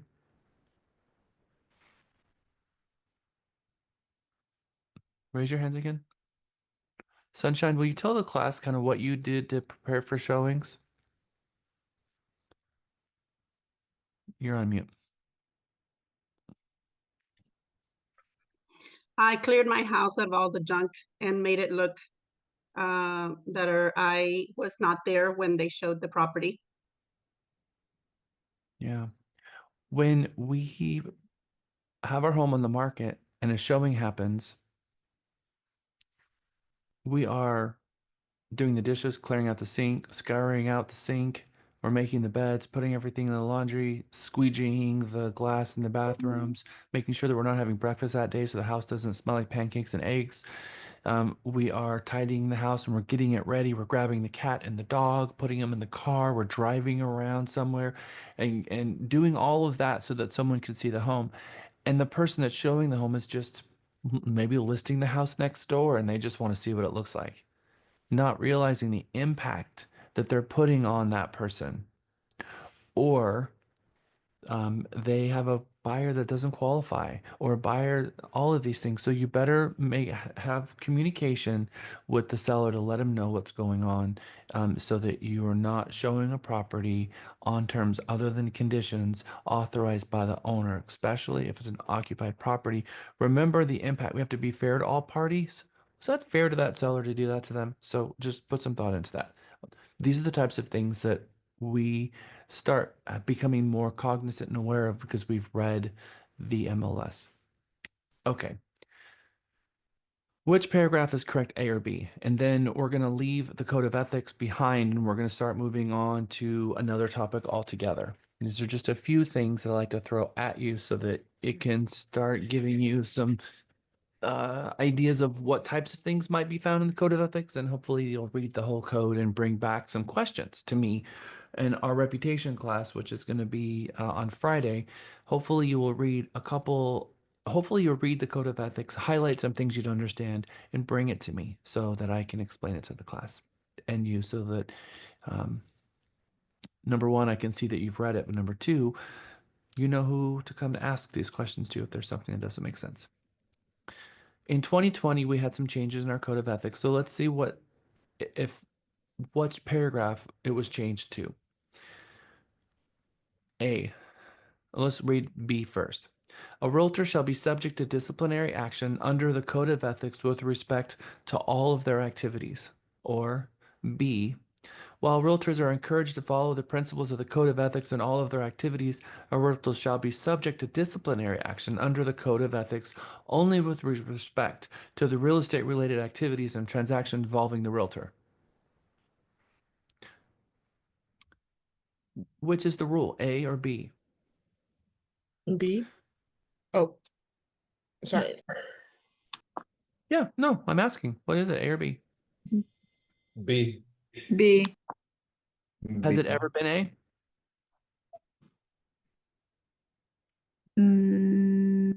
For 90 years. 90 years it was A. It has been A forever. It's always the code applied to people in respect to their real estate related activities. So if someone was at 2 o'clock in the morning and had 3 drinks and they were, spewing all kinds of hate or whatever it is all over their Facebook wall, could the association take action? Could someone file a complaint against them? I will tell you that Marge Phillips, when she was the association executive and I was president, she would probably get 5 or 6 complaints over the course of the year. And it was the board president that would call and urge that person to take that content down, but there wasn't anything we could do about it. Post 2020, the rule changed, so now it's B. So if they're spewing that kind of stuff, epithets, slurs, remarks against protected classes, it is now actionable. So now the board can say, take it down immediately, and they can do a takedown notice, whereas before they could not. So now it's B, and that changed in 2020. The 2020 rules said, and it's part of the 2020 announcement that went out with the National Association of Realtors that said, due to what happened in Long Island, due to what's going on in the world, that they are going to change the code of ethics and make it subject, each of us is going to be subject to all of our activities. So if you're, at a bar, or you're with your high school friends, or you're with your college friends, and you are in a group of people and they're having a conversation, and that conversation might be overheard by someone, and you're involved in that conversation and complicit in that conversation, and someone is recording you, you could be putting your realtor membership on the line. So you are now held to a standard, a good standard, one that we are going to, we are a salesperson and we are a leader for our profession, and leaders lead. Leaders don't follow and let some other person take them down a bad road. We're going to say, hey, I'm a real estate agent, and this kind of conversation could cost me my license and my reputation. So let's not be talking about this. That's what leaders do. They hold each other accountable for our best behavior. How many of you are capable of doing that and have no problem doing that? Okay. That is what's necessary in this profession in today's world, is to be a leader. Now, let's just think about the kids that might be hearing those kind of conversations. Kids learn their ethics and their values from the people they look up to. And if you're in a room full of people who are talking about things and making jokes about people, and, oh, but it's all supposed to be funny, and you're making those kind of comments, kids hear that.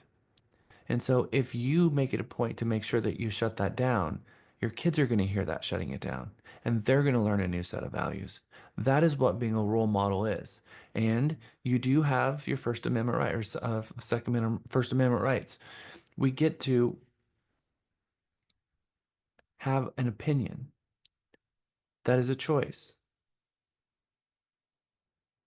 But you also have a choice to be in the profession. That was also a choice. It's all based on choices. And so what the association wants is to breed role models. And always ask yourself this question, and I asked it only once so far, Mega, which is, who are you a role model to? And then remember that that is an important question because we need more role models in this world, don't we?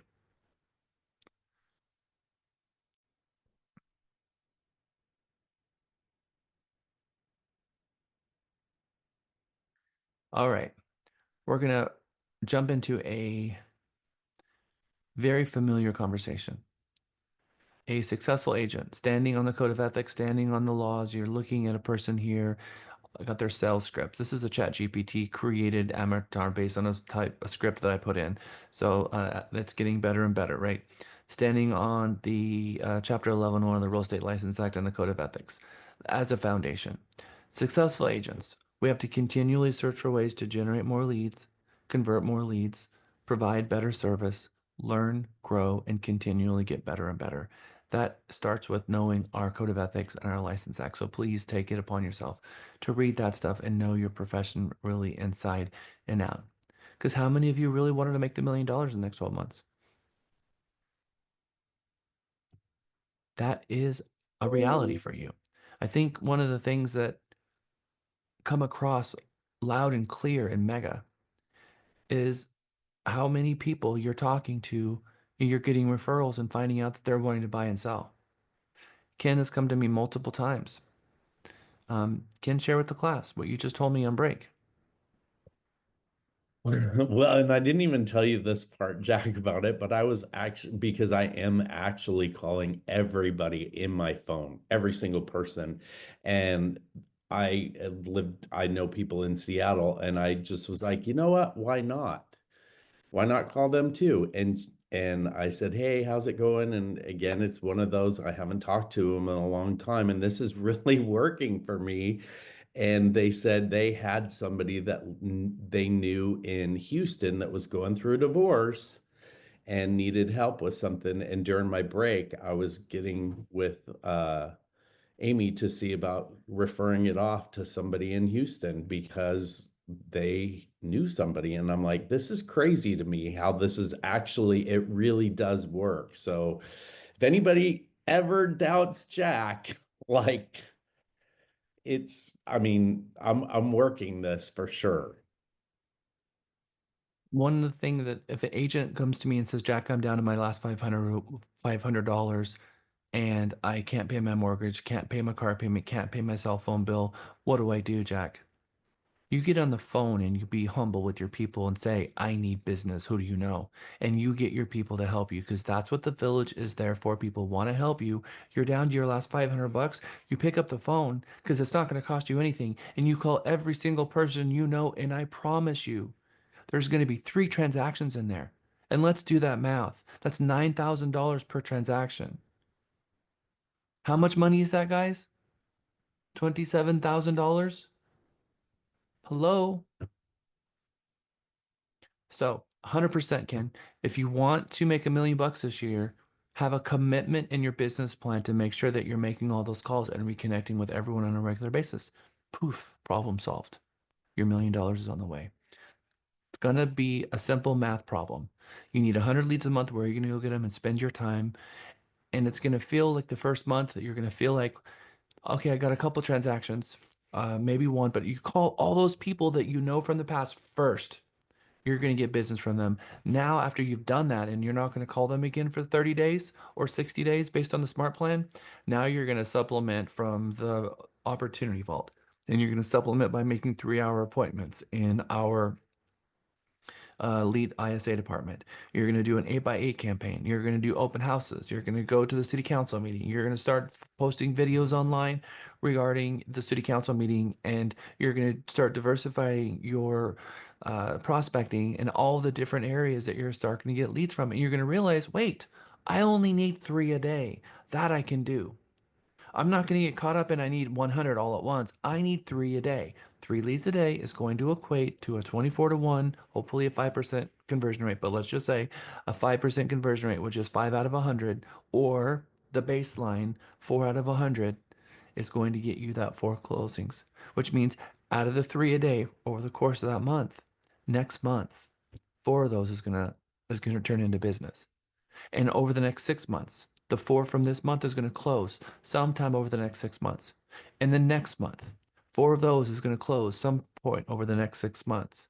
And you start seeing the splattering of, you got this person in new construction, they're 90 days out. This person is not ready to, the lease ends in April, and so they're going to be looking for May. You start filling your pipelines and you start having all of these seeds going on. And although you know that they're going to be buying with you in May, you're not going to just let them walk into an open house and get poached or go to a builder and get under contract without you. So you're going to be in contact with all of them because you're not going to let anybody poach your people or let them fall through the cracks. Because, like we said, the George Foreman grill, we're not going to set it and forget it and think, okay, you're April, great, I'll call you in March. A month before, you're going to stay in contact with them and get them through your buyer orientation, get your representation agreement signed, get them with your lender, sending them in the gateway, showing them properties, doing the whole bit. We know that whether you want to call the Dunbar's number, which is one, we're going to talk this, there's 2 things I like to teach about, which is the 6 degrees and the Dunbar's number. We've talked a lot about the 6 degrees, which you're connected with everybody on the planet with the 6 people that you know. 6 people standing in front of you, between who they know and who they know, and it just spans up. We are connected to the entire world, which is a very interesting 6 degrees of separation proven result is how connected we really are and how connected you are with your 100 people. Dunbar's number says that you have 150 people that you have a relationship with. And you can have a meaningful, stable social relationships with no more than 150 people.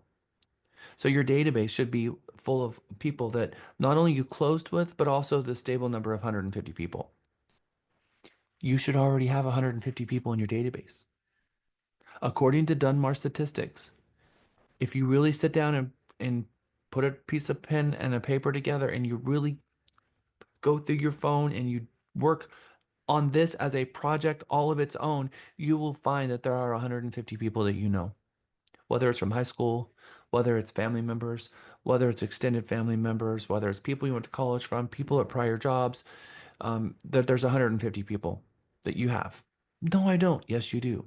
But I only live in Austin. I don't care. They could be in another country. You know what it means to be a real estate agent. You know how to find a good real estate agent. So you asking everyone for referrals. If you've just moved to Texas and you're creating a new sphere here, Lisa and I moved here 20 years ago. And in our first year, we were doing top producer stuff as a real estate agent. There are no excuses. You can put excuses and limitations in front of you, but you have to make yourself the exception. In this case, I want to see 150 people in every single one of your CXMs, and the first place to go looking for them is your cell phone. But your cell phone only knows about them if you click the save button. I can promise you, I can go through every single one of your cell phones, and guess what the very first place I'm going to look on your cell phones for hidden leads? Text messages where you never bothered to save the person in your phone. There's thousands of them in there. I can promise you, I can click your text message thread, and 85% of them were never saved to your phone at all, which means they're never going to make it into CXM. I'll bet you there's 100 people right there. How many of you know that there's at least 50 people in your cell phone that is in your text message thread that you never click the save button? So that's another project for you. Because the moment you click save, and next time your CXM, it's going to pop up and it's going to say, oh, you have a new contact in your phone. So our data is such an important part of this profession because our data is the organization of the relationships that we have. Our data isn't the relationship, it's the database and the organization of what we have that we can sell later on in our profession. But if we know 100 people and have 50 of them are unsaved contact conversations on Facebook, because you have Facebook conversations going on with them in Messenger, and the other 50 are sitting in a conversation thread that's in your cell phone, in your iMessages that were never saved, and then some of them are in your contacts. This means we need to go back and we need to find out. Let's go back to our Yahoo account and let's look at our contacts there. Let's go to our Gmail account. Let's look at our contacts there. Let's start collecting all of these people and get them in one place finally once and for all. If you don't spend at least 30 minutes on managing your database every single week, then your database is never going to be the database that has any value. And so I'll bet you there's people in your text message thread that might even be a better referral source to someone that's saved, and it's not that you care about that person less, you just never click the save button. So if we can get all of these people, well, I know they exist. I know they're in your all over the place. They're just all over the place. Some of them are in your message thread. Some of them are on Facebook. Some of them are saved as a contact. Some of them might just be an email. Some of them might just, you're going to go through your Facebook friends and be like, oh my goodness, I don't even have that person saved at all. So we're going to save them all as contacts, and then we're going to get them all in our CXM, and then we're going to be looking for that magic number of 150, because we know statistically most people have 150 people that they have that you should be calling. So remember, the number was 200. Without selling anything, you come into the profession with 150 people, that's your village. That's enough to get you over 500,000 mark your first year. If you really understood the salesperson side of this and really say, you know what, I realize now that the value of my business is the people I know. And leveraging those people and getting my village to help me is the most important part. So call every single one of them and use the Ford script, because we've geared you with a script that's going to help really have a good first conversation, and use that Ford script to call all 150 of them. We're only going to call 10 people a day. So you can get through your entire database in the matter of a month. Imagine if you did have all 150 people in one place and you use the Ford script on every single one of them. You know that all of a sudden next month you have 4 closings, and that's going to continue on. And by the way, 20% of those people you're actually going to transact with, all of them should be giving you referrals. It's just a huge number. So if you already know you've done this, 10% of going to refer you the first year. 10% of them will refer 3 people a year. That's 150 people at 10%. That's 45 closings that you're going to have, referrals. 7% will refer 2 people a year. 150 times 7% is 21. 5% will refer 1 person a year. 150, that's 5%, that's 7. We take the 45 plus the 21 plus the 7, that's 73. That's $1 million. The numbers are there, and this number is just a numbers game. And this is not made up stuff. This is all real if the agents will do it. So how many of you really are going to add a commitment to getting your people in the CXM and applying the action plans and actually go out of your way to have the calls? I promise you, you do this and you start doing this in January, your 2025 is going to be the best year you've ever had in income. I'm repurposing this slide and using it for this conversation again. How many database entries do we need? Between 100 and 300. The magic number is 200. What is the agent's intent for each person in their database? Remember, it's the primary intent is referrals. The secondary intent is to get them to transact. What is the dollar value for each person in your database? 10,500. How do we get to that number? Well, 20% is going to transact with you in your database. So that's going to be 40 people. That's $15,000 transaction. That's 600,000 just from the people who are going to transact. So if you don't ask anybody for referrals, and you really hit that database hard, and you really have conversations that are meaningful ones between now and December, you're going to make 600,000. You ask for referrals, more money in referrals than the actual transactions. That's 1.5 million. You got $2 million here. You divide it by your 200 database entries, it's 10,500 per database entry. Your database has actual value. But you're the salesperson that has to be calling and taking everybody through that Ford script. It'll change your mind. Part of the job of every single salesperson should be to be connected with every single person and know that you're in real estate, because it's likely that there are actual people in your database that don't even know that you're a real estate agent. Or if you tell them you're a real estate agent, be like, oh, that's right, you are in real estate. I wish I'd known that. I just bought a house. You're going to hear that as well. So This should be an easy conversation to have with everybody in your spheres, especially after you've gone through Mega and you've thought about your value proposition and get all excited and passionate about what it is that you do. And this is your sphere. I mean, this is your tight-knit group. This is the people who know, love, and trust you already. So these should be really easy for you to get vulnerable and be real with these people.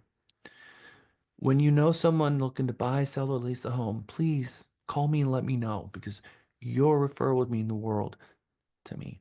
And then keep pounding that message home to everyone, because you have to ask. If you can't bring yourself to ask, you haven't earned the business yet. So if you've got 150 people and you haven't asked them, you have a huge task ahead of you, which is get the buy-in from your 150 people and make that commitment before some other agent does, because they're going to have overlap with other people. You're not the only person they know that has a real estate license, but you want to be the only person they know that has a real estate license that called them on the phone or looked them in the eye and said, if you're buying and selling, I want to be your agent. I want to be the person that gets to help you. I want to be the professional. People need three professionals in life: a good CPA, a good real estate agent, and a good attorney. I want to be that real estate agent for you. I want to be that person when I say, "Hey, do you know who an agent is?" They say, "Yeah, me." And you refer me out. That's what I'm asking for you in my village.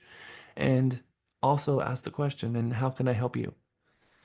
That is a very vulnerable, real conversation to have that agents are afraid to have until they get through Mega, and then they're no longer afraid. And I'm going to tell you that the next thing you know, half of you are sitting in PT 50 because you closed 30 million in transactions and you're getting awards for being a top producer because you broke into what the 5% are doing that have 90% of the business, is that they are staking their claim on their database. So go to PT 50, they're not buying Zillow leads. PT Platinum Top 50 agents, those, top 200 in the marketplace, they're not buying Realtor.com leads. They're not following that. They're getting leads from their sphere, and it's usually a small number of people that are consistently sending them that business over and over again.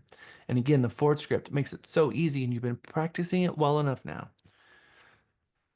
And if you start doing what we're going to teach you on Friday's class and what we're going to teach you in today's class of how to work out in the field and how to stop getting fired and start setting appointments and going out and doing appointment setting and getting hired in person instead of trying to get hired on the phone, you're going to convert more people on the phone as well, because you're going to learn, oh, I'm not converting people. I'm not converting leads that call me. I'm not going to pre-qualify them. I'm not going to ask someone to marry me on a date. I'm going to take them on a date first.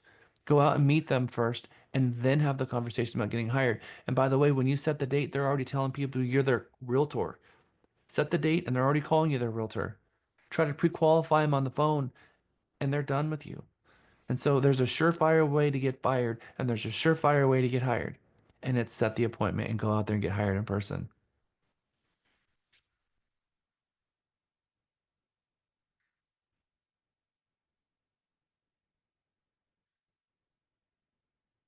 Zillow, Realtor.com, and Homes.com teach that attempting to convert leads over the phone result in less than a 1% conversion rate.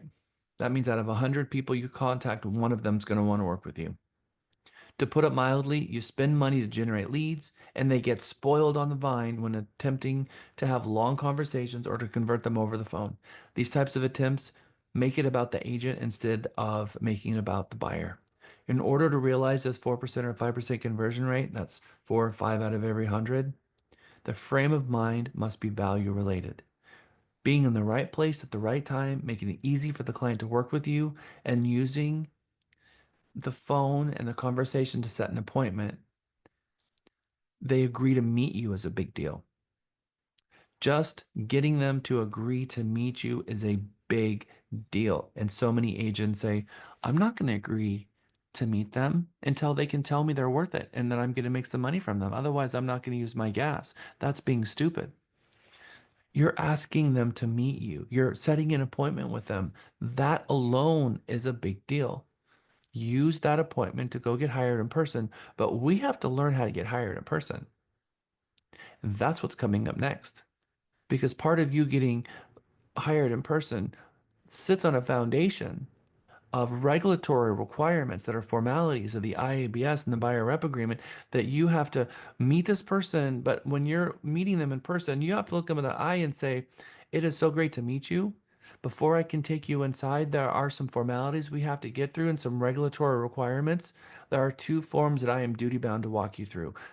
Will you bear with me as I do this? And they're going to be like, okay, I get it. And then you do your job and you do it well. You're going to have a conversation, the right conversation about why they should be hiring you, and it's done. And it's really easy. And after you've done it 2 or 3 times, you're going to be thinking back, okay, Jack, you're right. This was a lot easier than I thought it was. Just like how terrified we were to make those phone calls. And then we use a forward script and it worked really well. And you're like, okay, well, I'm not afraid to call my people anymore. I'm getting leads from it. This works. You're going to have the same fear about meeting your people in the driveway and having a conversation about the IABS and the buyer rep, which is, by the way, why our profession got sued for $5 billion. Because agents got out there in the field and they were afraid to have a conversation with the buyer rep agreement. So they were afraid to enter into an agency relationship where the agent would create a fiduciary duty to that client. They were afraid to do that because they were afraid the buyer was going to just bail on them.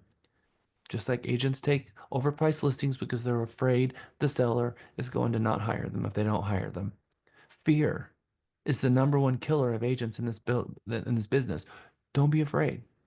Because what you learn is when you tell people the truth, and when you have the scripts down, you get a better result and the same and actually more conversions than you did before. So I want to make sure that out of four out of those 100 leads are converting for you. That's being at the right place at the right time, the right value, and making it easier for the client and using the phone call touch to set the appointment. They're agreeing to meet you, which is a big deal. That is the date. And then go and become excellent at the field work, explaining the IABS and the buyer rep and doing so in an upbeat and a positive tone. Remember now, we have to have all of the elements. Because remember John? Do you remember John in the video talking about why he should be hired?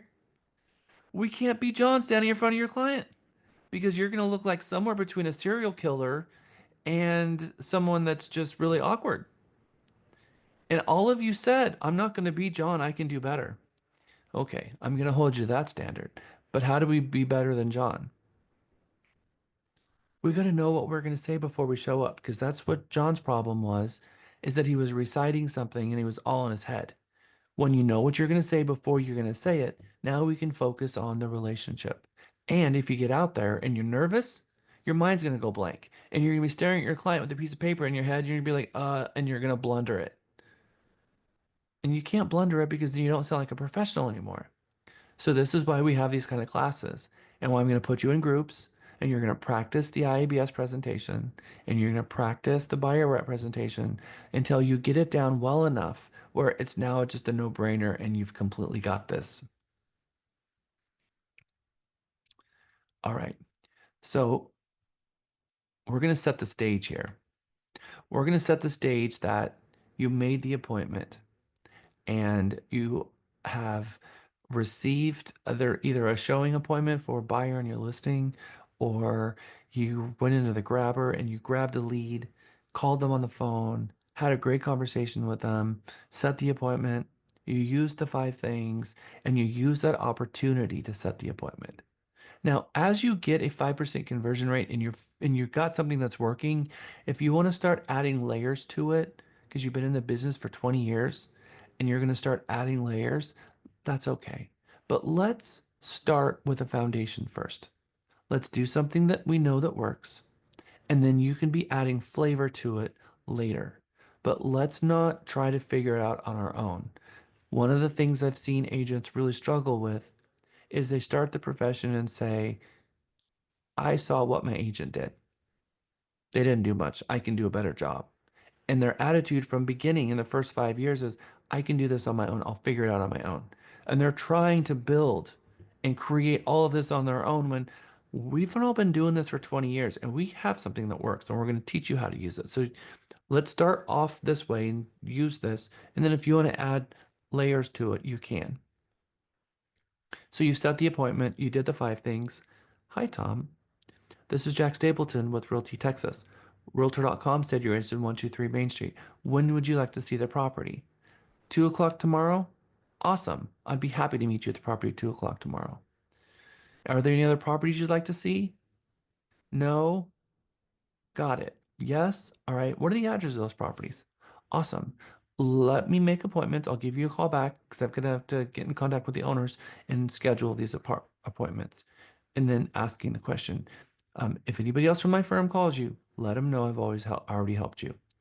Now we've set the appointment. Now we're gonna call the listing agents.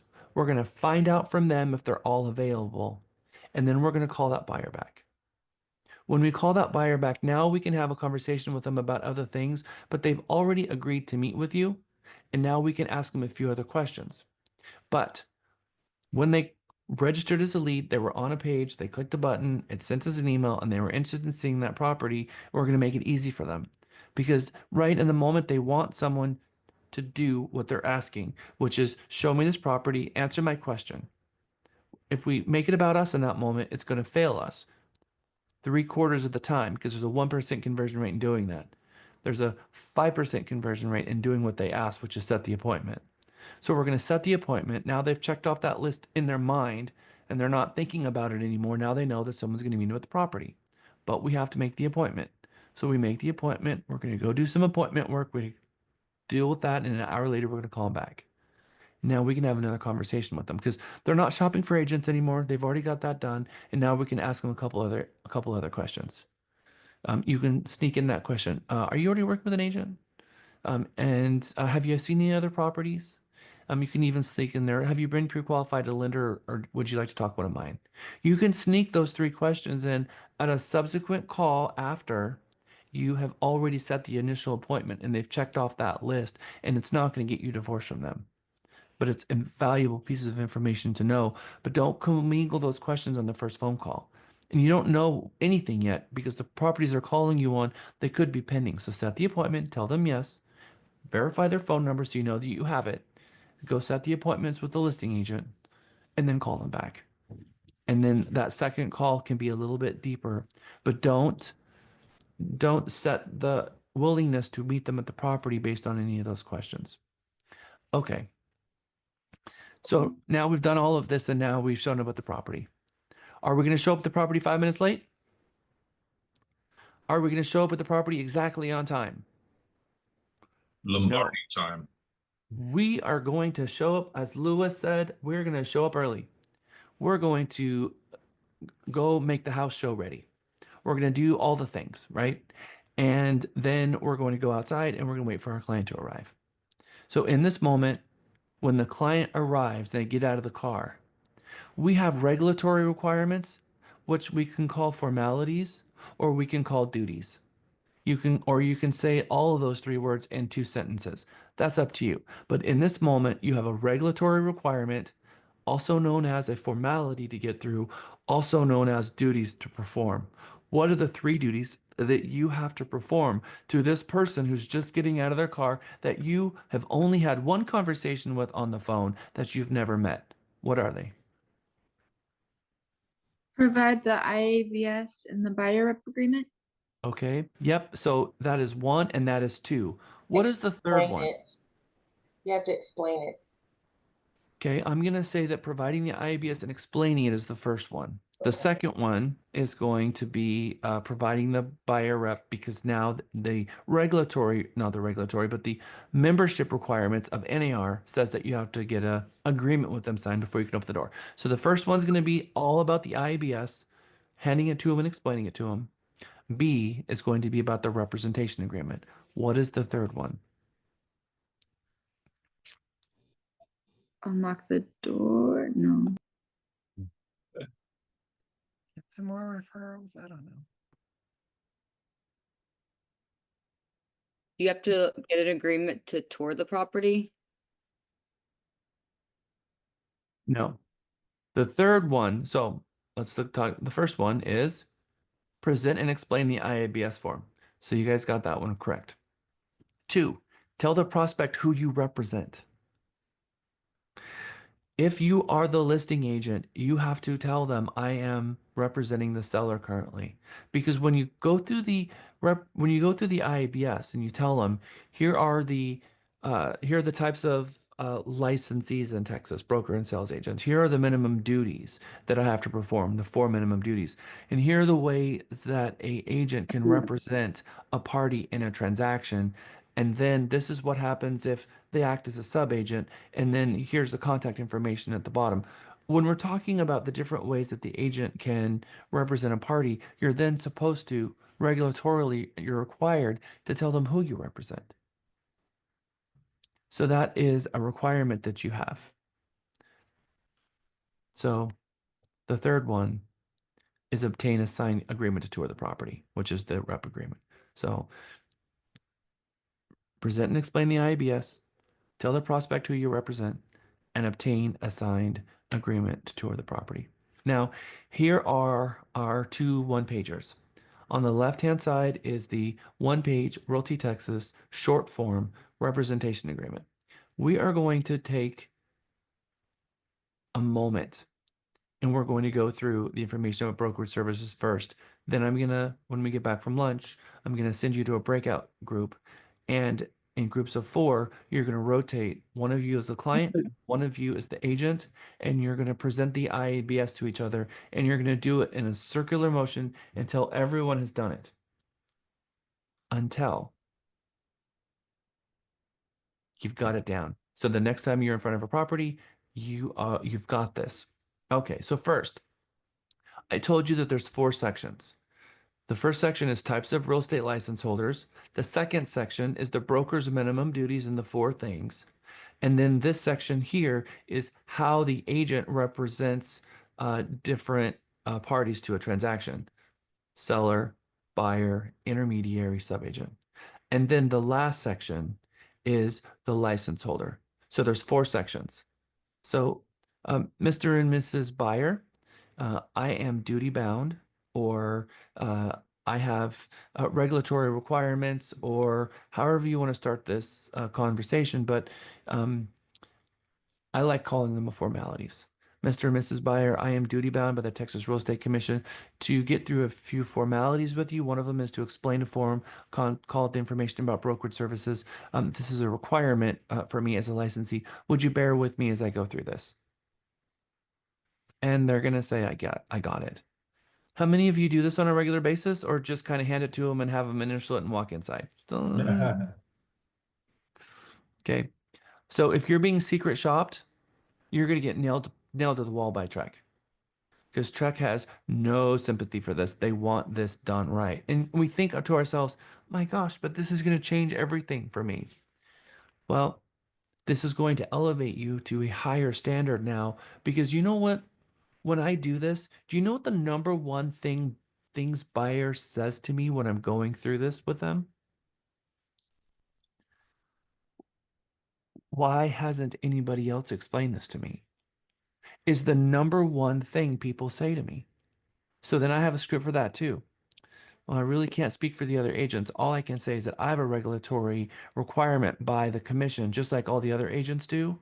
And I am very ethical in my approach to real estate, and I want to make sure that I dot my I's and cross my T's, because some of this information is really valuable and really important for a buyer to know. It's to their benefit that they know this information. Why would Trek go out of their way to make it a requirement for you to explain this to them? There's got to be a reason. There's got to be a reason that Trek would make it a law that you have to explain this. Now, is it a law or is it a rule? If you break the rule, have you broken the law? What do you think? It's a lot. Okay, so what happens if you don't explain the IABS and you don't fulfill your duties under the law? What do you think the penalties are? What do you think? Anything? More education, a $200 fine, possible jail time? I mean, really, what is this? I would say a fine. Check complaint. Revoking of license. Okay, before we go to lunch, we're going to take a little field trip here, and I'm going to bring up for you 1101-756.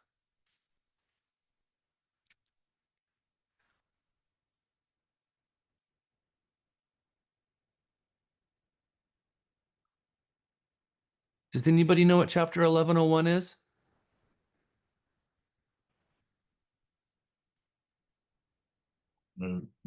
General criminal penalty. Chapter 1101. Chapter 1101 is cited as the Real Estate License Act. That is the license act that you are governed. That's how you are licensed. And Trek has their rules. We also have the Real Estate License Act. So when I open this book and I open it to chapter 1101, it says 1101-001 short title. Well, subchapter A, general provisions, 1101-001 short title. This chapter may be cited as the Real Estate License Act, and it's this portion of the book is the Real Estate License Act that governs our actions. So 1101 is the beginning of the chapter. 1101-001 is the Real Estate License Act. 1101-756, 756 paragraphs later, is the general penalty for you not obeying 1101-001 to 756. You see, between 001 and 756, if you ignored one of these things, there is a general criminal penalty. Let's read the paragraph. Section 1101-756, general criminal penalty. A person commits an offense if the person willfully violates or fails to comply with this chapter or commission order. This chapter has a chapter on the information about brokerage services and you having to provide that to your client. Failing to do so is a criminal offense. What type of an offense? It is a Class A misdemeanor in Texas, and it's a serious offense that can result in up to 1 year in jail and up to $4,000 fine. That's a Class A misdemeanor. How many of you want to go to county jail? I'm too pretty for that. No, no, thank you. I'm too pretty for that. I'm too. Okay. So yes, these are real things. These are real requirements. So now we understand that when we don't provide the information about brokerage services, and Trek says you will explain it when you meet someone and have substantive dialogue on a property for the first time. You will hand it to them and you will explain it to them. Then you will tell them who you represent. That is what the promises you make when you get your license, because Trek's job is to protect the consumer. And when you get a real estate license, you also are getting a license to protect the consumer from yourself, from the profession, to help aid them through a transaction and follow all these rules. So when we get back from our lunch, which is at 2 o'clock, so we're going to class dismiss. We're going to walk through the IABS and you're going to get put in groups and you're going to learn how to just to present the IABS in person really, really, really well. All right, it's 101. Let's see you back at 2 o'clock. I'm going to stick around for the first 5 minutes and then I have oodles to do. So I've got a bit of things to catch up on myself, but I'm going to stick around for the first 5 minutes. Jack, real quick, do you think you could, I can't seem to get mine to print. Do you think you could do the 1-page buyer rep in the chat just so I can print it, please? You have an entire form system in the .me where you can just type that's in. right. I'm sorry. Yeah, it's right there for you. Well, hello, Mary Beth Ray. How are you, Jack? I'm Sorry, good. I was out doing property tours this morning. I do have a question about you were just saying, what about that disclosure form that we also have signed sometimes when, do we do that when we're like, I'm gonna go show, Christina called me, that's why I had to walk away. She wants me to go show my listing to her client because she's out of the country. So obviously I will tell them I represent the seller and she's already got her buyer rep with them and all that. Do I need to do that seller's disclosure form? I'm drawing a blank as to which TXR number it is. Well, remember that buyer rep and listing agreements are in the name of the brokerage, not a person. Right. So the IABS requirement is if they've already been presented with an IABS from the firm, then they don't have to be re-presented with the IABS. Okay. I just want to be sure because I heard you saying that and I thought, oh, do I need to hand them one? Because I was pretty sure because I represent the seller and they know that. I'm just unlocking the door for them to see it. Yep, Realty Texas represents the seller. So it's never in an intermediary scenario. So we have an intermediary scenario where you're the listing agent. And she will be, if they make an offer, yes, it would be intermediary. So she'll have to do that. So do you want me to explain to them about intermediary, or do you want me to count on that she's already done that? I think that it would be wise for you to explain to them what intermediary is. There's not going to be any documents that you're going to need to get signed, but you Right. should go through and just let them know that this is intermediary, that you are the point person for the seller, and that she is the point person for the buyer agent. And in this scenario, that we have the both of you representing each party. So if she has any questions, she really needs to take that to her buyer agent, because you're the point person for the seller and represent the seller in this transaction, Correct. and that you don't represent her. I think that she does need to hear that. Okay, I will make sure that's done. So, okay, I'm gonna go do that, and I will be back later, Go sell hopefully. your listing. I'm gonna try. Thank you, dear. Bye. Welcome back from our 1 hour super quick lunch. It always goes by so fast. Can you believe that our Wednesday is already halfway over? Okay, where did we leave off on before lunch?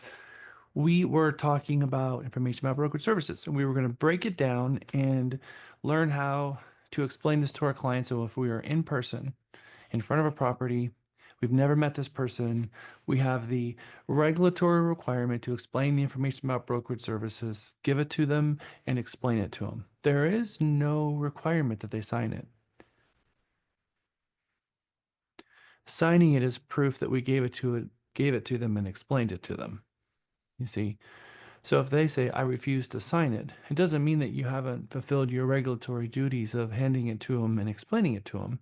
It just says, you know what, absolutely no problem, and take a picture of it in their hand and say, that's all I need. See, I can prove I gave it to you. It's there in your hand. Because that's what it's about. And sometimes people are argumentative and they say, I'm not going to sign anything at all. And it's like, I understand. I totally get that. You don't have to sign it. There's no law saying that you have to sign it.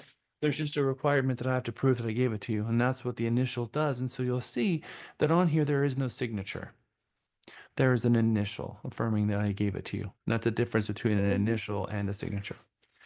Okay. We talked about the 4 types, or how the information about brokerage services was broken down into 4 sections. What was the first section?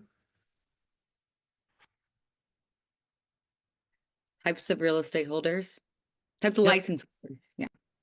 Yeah, exactly right. License holders, and the 2 types are? Broker and sales agent. Okay. And what is the second section? Minimum duties by the law. Okay, minimum duties. And what are the 4 minimum duties? Put the interest of the client above others. Inform the client of any material information about the property or transaction. Answer the client's questions present at any offer to or counteroffer from the client. And treat all parties in the transaction honestly and fairly. Okay, thank you. So the 4 is fiduciary. We have to put your duty ahead of ours. That we have to tell you everything we know about the transaction or the property. That we have to present offers and counteroffers, and answer all your questions. And we have to be honest and fair to all parties in a transaction. So when we break it down, those are the 4 things. So we need to find our Cliff Notes version so we can explain it, because we're probably not going to explain it the way we would read it, right? So we're doing great so far. We've got section 1 and section 2. What is the third section? Because that's a little bit longer, isn't it?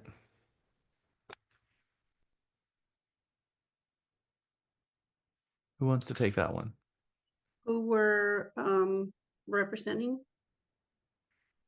So that comes later. Who we represent, we're going to go over the 4 things. Who we represent is a little bit different, because when we are presenting the information about brokerage services, it's likely we're not representing anyone yet, but we would like to, and that's the person standing in front of us. But if we are representing the seller and standing in front of one of our listings, we are duty bound to tell them, but that comes later. That's not part of this section here. So this section is designed about who we could potentially represent in a transaction.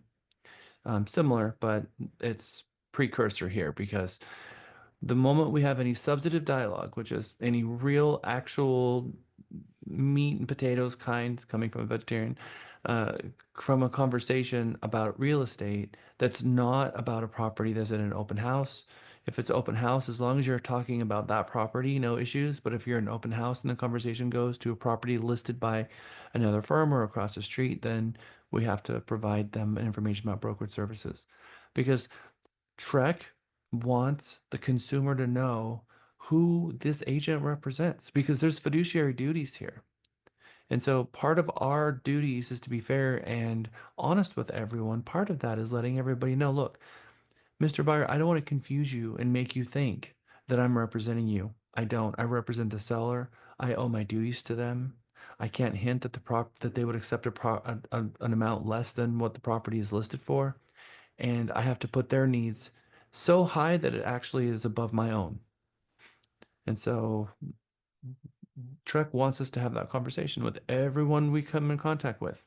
If we know they're represented by another party and a representation is signed and there's representation there, we don't have a duty to provide it to them.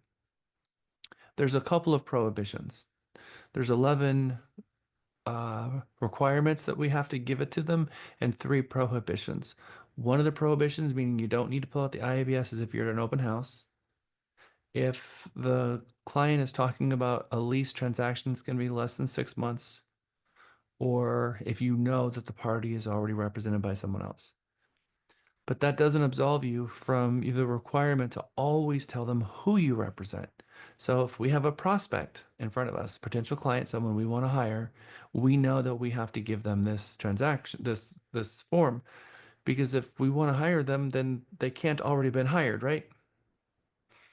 All right, so someone break down for me how we can explain to them the different ways a agent can represent a party in a transaction.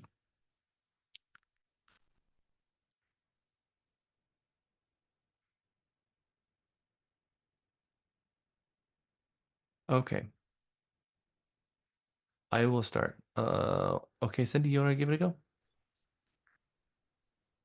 Sure. So I will put this like I'm meeting a buyer at the Yes, property. we staged that, right? We're meeting a All right, buyer cool. in front of a house. All right. All right. Hello, Mr. Buyer. So I wanted to go over quickly the information about broker services, which is required by law, which is required by Trek, who has my license. We've already gone over, I'm not going to go over the license holders or the minimum duties because we're just going to be focusing right now on the real estate transaction. So as an agent, as myself, I can represent the landlord seller with a written agreement. I can represent the agent or buyer with a signed agreement, or you can be represented as intermediary, which means that we have one broker on both sides of the transaction, or as sub-agent. Right now, without a signed written agreement with you hiring me, I'm working as a sub-agent, meaning I'm working for the seller. It doesn't matter if that's not my sign, a different brokerage. I'm working as a sub-agent, and everything that you tell me, I have to relay back to the listing agent because my duties are to the seller because we don't have a written agreement right now for you to hire me. Recent changes with NAR, and changes to the landscape. In order for me to even cross the threshold, we have to have a signed buyer's representation agreement. So going forward, getting into the house, we'll have a signed buyer's rep, tenant rep, whatever you want to call it at the point in time. And I will be your buyer's agent for the duration of the showing. Okay, so Kind of butchered that one, but yeah. you get extra credit because you went much further than what I had asked. Oh, sorry. That's okay. we're taking this one step at a time. So we talked about the license holders, talked about the minimum duties. I really want to just take the next section, which is how are we going to explain just that next section? So Cindy, just explain the ways a party can represent the agent can represent a party in a transaction. Just that section. Section number 3. So I can represent you as a seller or tenant or landlord, or I can represent you as an agent or buyer or tenant. And that requires a written agreement for me to represent you. Okay. All right. So we're going to take them down the line. So the first section is a seller, and then we have the buyer, and then we have intermediary, and then we have sub-agent, and we're going to want to touch on each one. So my recommendation, guys, how you're going to take them down this line is, and Trek wants to make sure that I explain to you the different ways an agent can represent a party in a transaction. If the agent represents the seller, that's through a listing agreement, and then that agent then owes the fiduciary duties to the seller. The agent can represent the buyer, that's through a buyer representation agreement, a written buyer representation agreement, and then the agent owes that buyer their fiduciary duties. The same brokerage can represent the buyer in the same transaction. They'll have the listing agent will have a listing agreement. The buyer agent will have a buyer rep agreement. They both have agreements, and that firm, those two agents, will be the point person for those two parties and hold fiduciary duties for those two parties. And then we have sub-agent.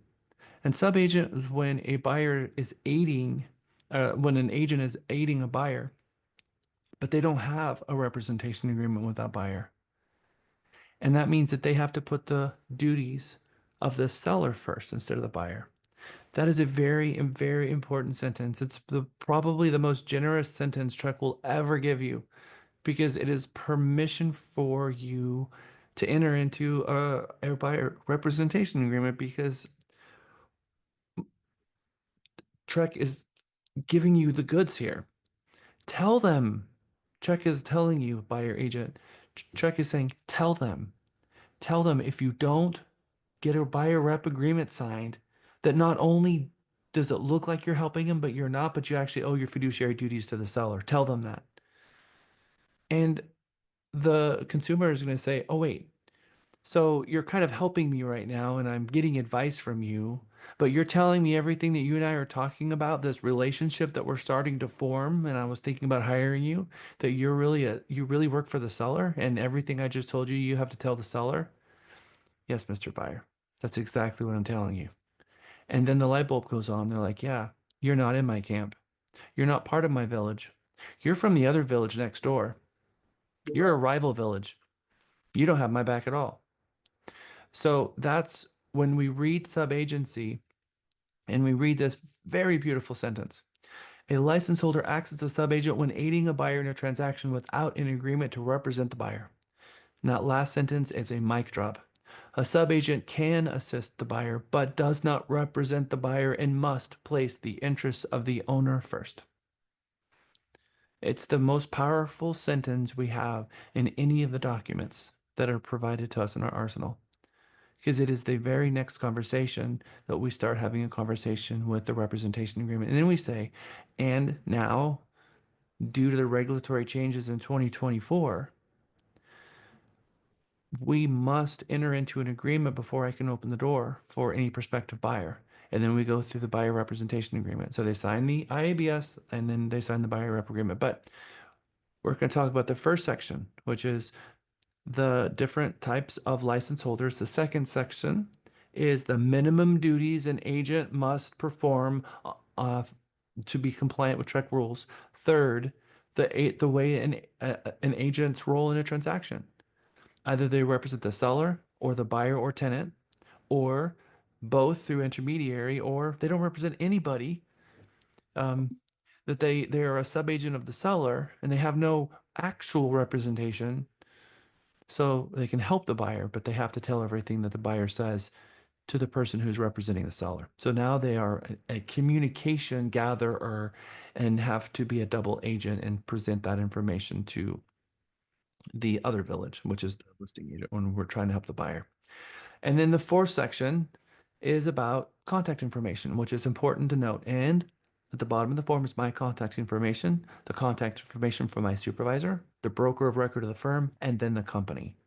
So those are the 4 sections, and we're going to have to explain each one of those sections. And I'm going to put you in a group breakout session, and you guys are going to explain this with each other until you feel really, really confident in doing this. I saw 2 hands go up. Let's get through the questions before I go on.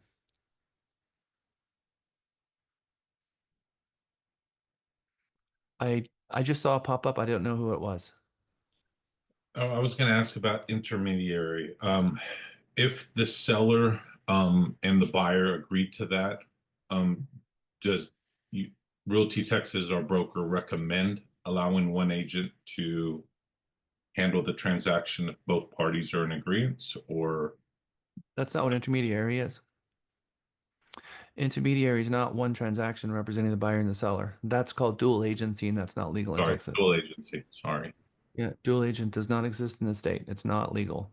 So intermediary is simply that the buyer and the seller is working with the same firm. And 2 Right. different agents at that same firm are representing one party versus the other. So remember that the broker is who signed, who's the signatory of the agreements. So all contracts are in the name of the firm. So the buyer rep agreement is the name of the firm, and the listing agreement is the name of the firm. So in a situation where the buyer and the seller are working under the hood of the same firm, both of them have an agreement with me. And I owe my fiduciary duties to both of them.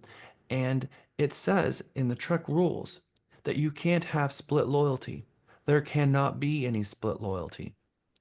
And you very much do have a split loyalty when I have a buyer rep agreement and a listing agreement that says I'm going to put my client ahead of everyone else, including myself. Well, how can I do that if I've agreed to put both clients ahead of each other? That's not a thing.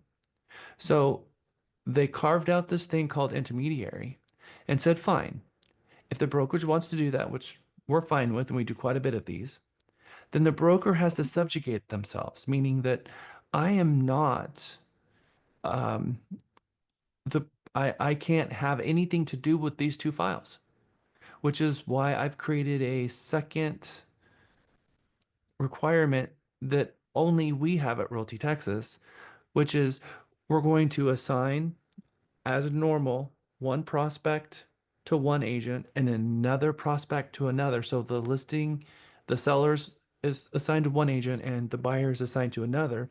But I'm also going to assign a manager to each.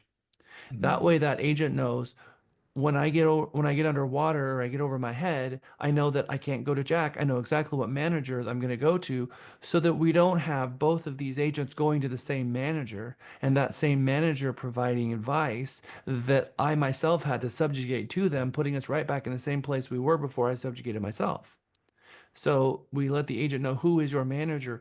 And I think that that should be on the form, and I think that should be required by Trek, but not all brokerages have 2 managers to assign them to in the first place, which would complicate an already complicated scenario. That's a very Now, valid point.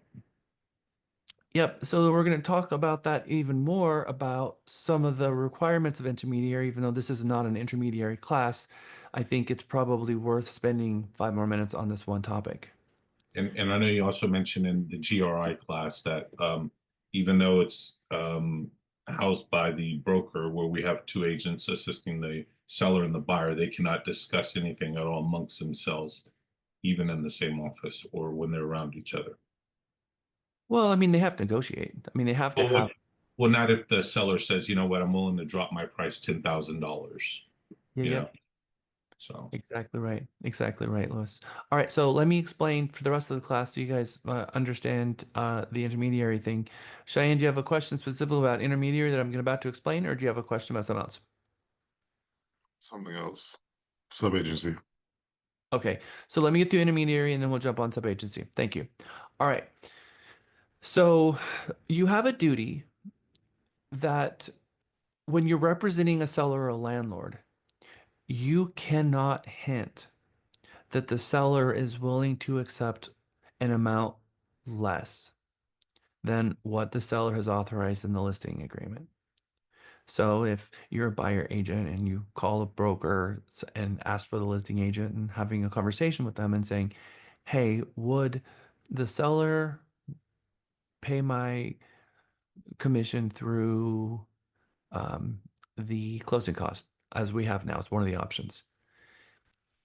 If the seller doesn't have in the listing agreement that the seller is willing to negotiate concessions, it doesn't have a dollar amount in the listing agreement. There's just a checkbox.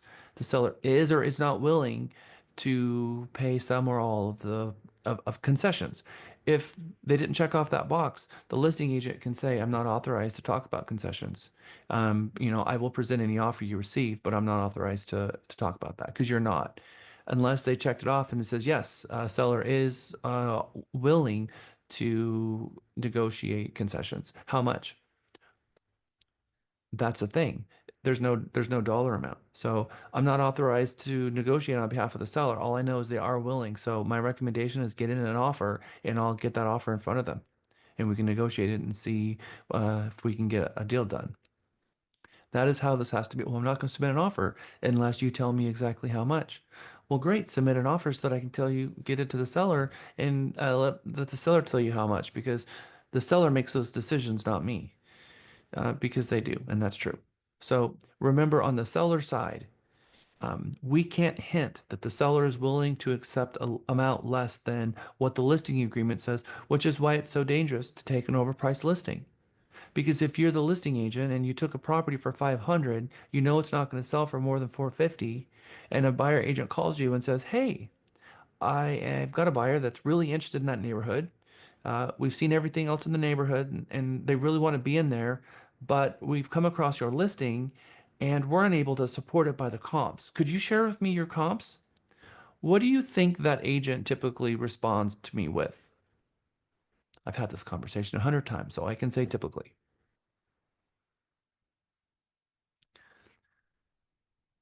They throw their client under the bus. And not only do they hit them with the front tires, but they hit them with the back tires too. I told them not to list at this price. It's just a difficult seller, and I've been asking him to reduce the price. He's not going to reduce the price. Get in an offer. That is a fiduciary failure. You can't hint that if you can't support, you have to defend the list price. Not only defend it, but you have to be in a position to defend it with your reputation. Knowing this to be the case, taking an overpriced listing is really complicated because when they ask you to share the comps, what are you going to say? Put you in a really bad situation. So now you're kind of understanding the level of what fiduciary duty is to the seller. Same thing with a buyer. When you have a buyer rep agreement with that buyer and you're talking to the listing agent and the listing agent's on the phone with you, is your buyer willing to come up? You can't hint the buyer's willing to go up even 1 cent. Counter us. I'll bring it to counter me. Let me take it to the buyer. I'll see what he says. But right now, this is what we have on the table. Well, is that going to get done? Counter us so that I can get it to the buyer because I can't make a decision for the buyer. I don't know what they're going to do. Because you see, even if the buyer did tell you what they're willing to do, that's confidential. It's confidential information until they put it on ink and sign it. Then that is their authorization for you to present the counter. Make sense? So, all right, on the seller side, we've got that nailed down. On the buyer side, we have that nailed down. Now, let me tell you what happens here, because this is the part that's going to spin you off for a little tizzy for a second. I promise it's going to happen. What happens if you did hear, if you're the buyer agent now and the seller said, this crazy seller, I told them 450, they wanted 500, I told them they were never going to get it and that it needs to be 450. Let's say the seller throws their client under the bus and divulges confidential information that they had no right to disclose to you, and they tell the buyer agent that.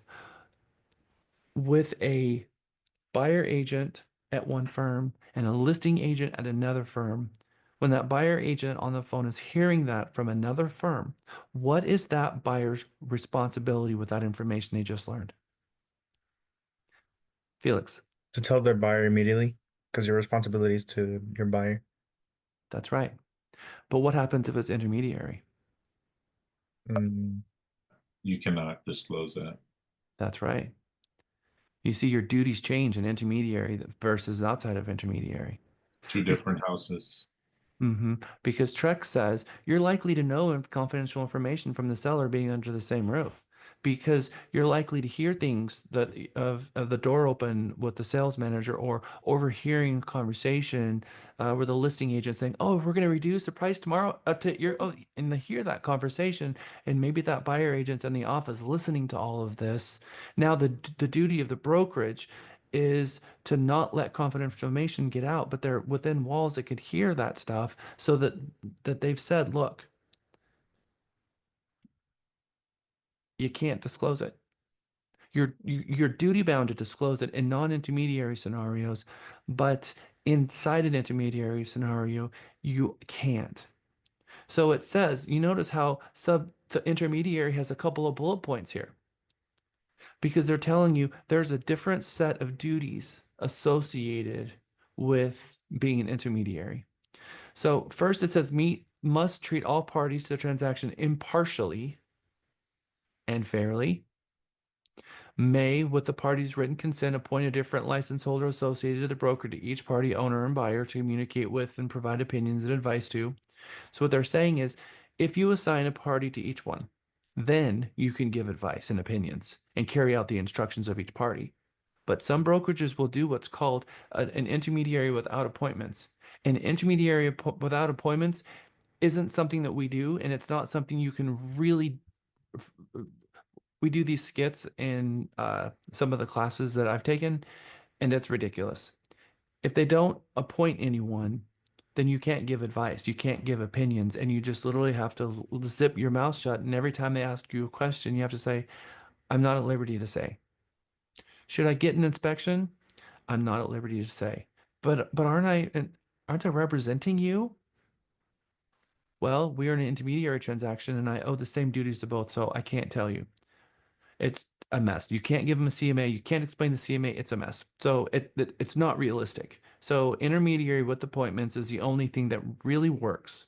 So with appointments, once appointments are made, then you can do what this says. Appoint different license holder associated with the broker to each party, and then you can provide opinions and advice and carry out the instructions. Must not, unless specified specifically authorized in writing to do so.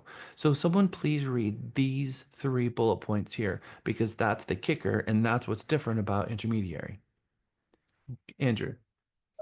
Okay, that the owner will accept a price less than the written asking price, that the buyer/tenant will pay a price greater than the price submitted in a written offer, and any confidential information or any other information that a party specifically instructs the broker in writing not to disclose unless required to do so by law. So we have a completely different set of duties. So as a real estate agent, your regulatory requirement is to know what duties you are required to perform at any given moment. So the duties inside of intermediary are different than the duties outside of intermediary. So how do we explain intermediary to our clients? Well, the simple and abridged version is, if the buyer and the seller are both represented by Realty Texas, one will be appointed, they'll both be appointed a separate agent to carry out the instructions for the respective parties. And we leave it at that. Then we have subagent. So I promised Cheyenne that I would answer his question on subagent. So Cheyenne, ask your question, and then we will go through subagent one more time. You're probably about to say it right now, actually, but I'll ask it. I just want to make sure I'm clear on the fact that, we have to have a tenant agreement, buyer tenant agreement signed in order to show a property. Otherwise, we'll be acting as a subagent, which doesn't mean we can't show the property without a buyer tenant rep agreement. It just means that if we are showing it without that agreement, we are uh, tied to the actual listing agent or the seller. Okay, so let's keep in mind that we've got 2 different sets of shotguns pointed at us. One shotgun is pointed at us from the National Association of Realtors, and the other shotgun is pointed at us from the TREC. So you got TREC pointing a gun at us and NAR pointing a gun at us and says, you're going to follow our rule. TREC says sub-agency can happen all day long. TREC says, I don't really care if you get a representation agreement signed, but if you're not going to get a buyer representation agreement signed, you're going to tell your client where they are in that scenario so the client can make an informed decision that you actually represent the seller. So the decision of whether or not the brokerage is going to employ a buyer representation agreement in the eyes of TREC, they don't care. But what they do very much care about is that the consumer has been properly informed so the consumer can make a decision of whether or not they want to play along with that brokerage's rules. Okay, so that's TREC. Now, separately from that, we have the National Association of Realtors, who in 2024 changed the regulatory requirements that says that if we're going to show another broker's listings, that we cannot take that buyer inside without a signed representation agreement. So if we are showing our own in-house listing, then we can't force a buyer to enter into a buyer rep agreement because we would be infringing on the listing agreement and fiduciary duties we have with the seller. So in an intermediary scenario, if we meet an unrepresented buyer at a property and we have a conversation with them about representation, we have to let them know we represent the seller, we don't represent you. If you would like to be represented and for me to look out for your best interest and have a fiduciary duty, you need to sign a representation agreement with me, and then that would authorize me to be able to represent you as a buyer. And when we walk inside this property, I can have conversations with you and not tell the listing agent. But if I walk into this property with you today, everything that you tell me, you are telling the listing agent because, well, you're not making me your agent, and this firm already represents the seller. You see? So we can't take them inside another broker's listings without a buyer representation agreement. And the form we're looking at here is TREC's form. So we have to be careful when we ask the question because we're a firm that's associated with NAR, so we can't take them inside without the buyer rep agreement, according to NAR. Could you like make it for like a short-term period then? Like, okay, I can represent you for a day. You can say I can represent you only for this property. I can make it for this day. And I give them an even bigger get out of jail card, that I'm happy to assist you. And if at any time you want to be let out of this agreement prior to signing an agreement to purchase a home or signing a contract on a home, then we'll be happy to let you out because we do, right? There's no way for us to enforce a buyer rep agreement against someone who never chose to buy a house.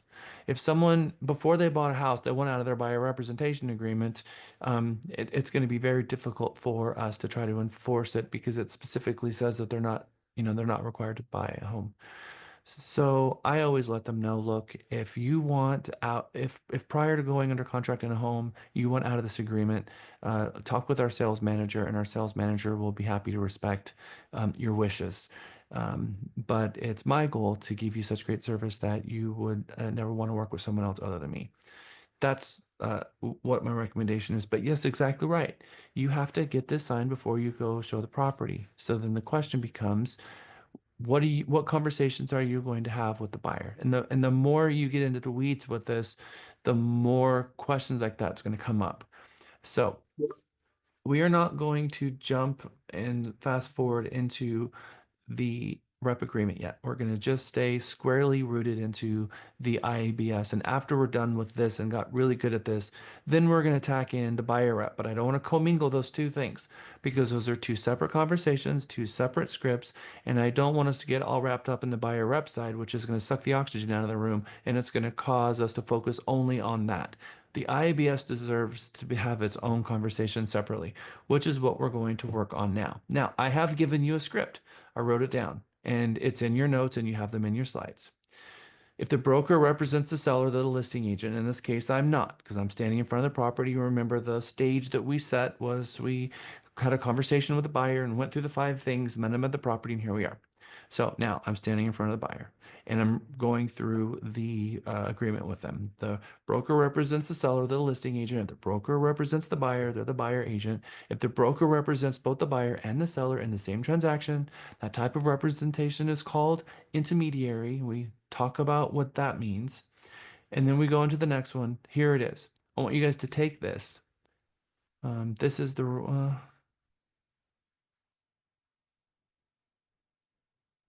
then this one. Okay, this is it. The 4 types of license holders. Brokers and sales agent, minimum services, those are the 4. Agent role in a transaction, those are the 4. And contact information. I am going to put you guys in a breakout session for a full 20 minutes. And guess what? I'm going to put you in there with 4 people. And you guys are going to cycle through. I want you to be the consumer at least once and the agent at least once. Okay, which means you will have heard it from all kinds of different people and it'll be prepared. Then I would like you to pick the person who nailed it, and I mean nailed it. And then we're going to have them do it in front of the whole class. Fair enough?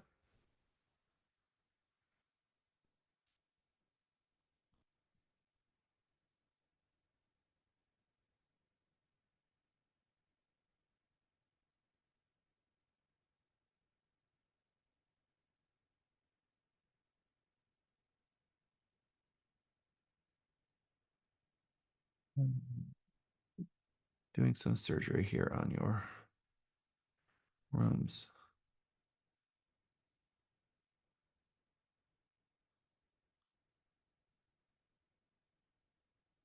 Yesenia, are you going to be involved in the group?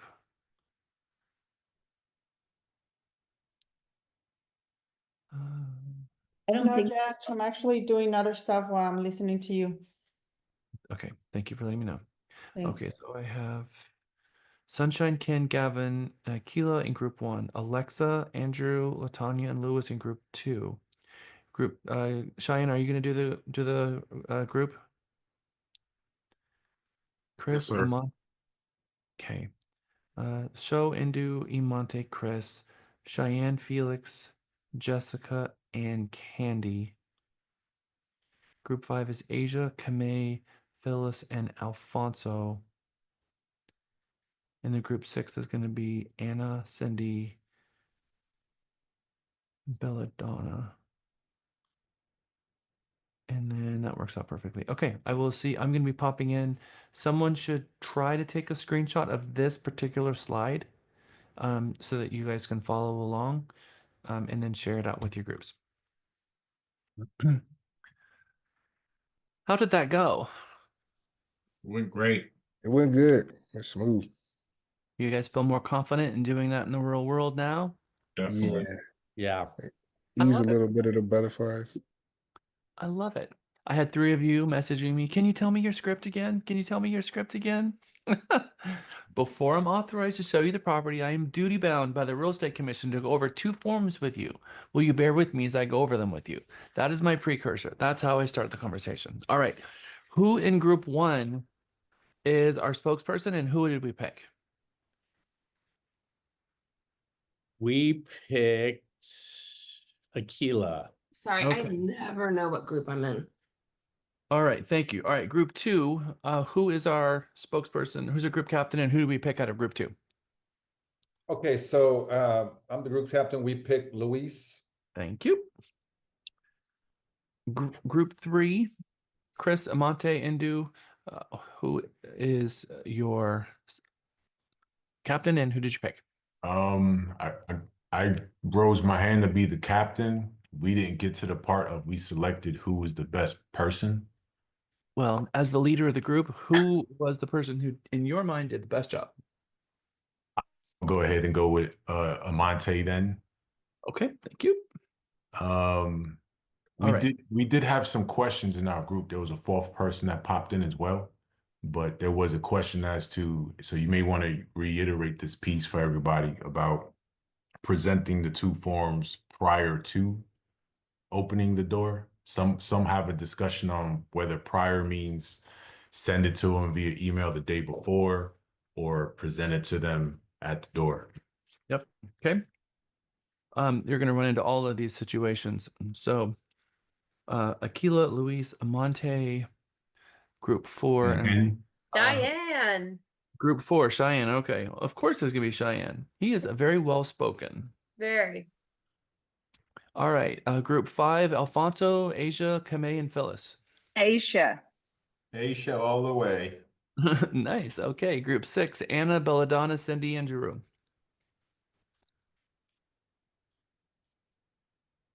Who's doing it out of group 6? Cindy. All right. I can't assume. And group 7, Juliana, Muhammad, Sivian. Who would you? Mohammed. All right. All right, we're gonna have fun with this. Akila and Luis. Akila, will you be the buyer and Luis be the agent?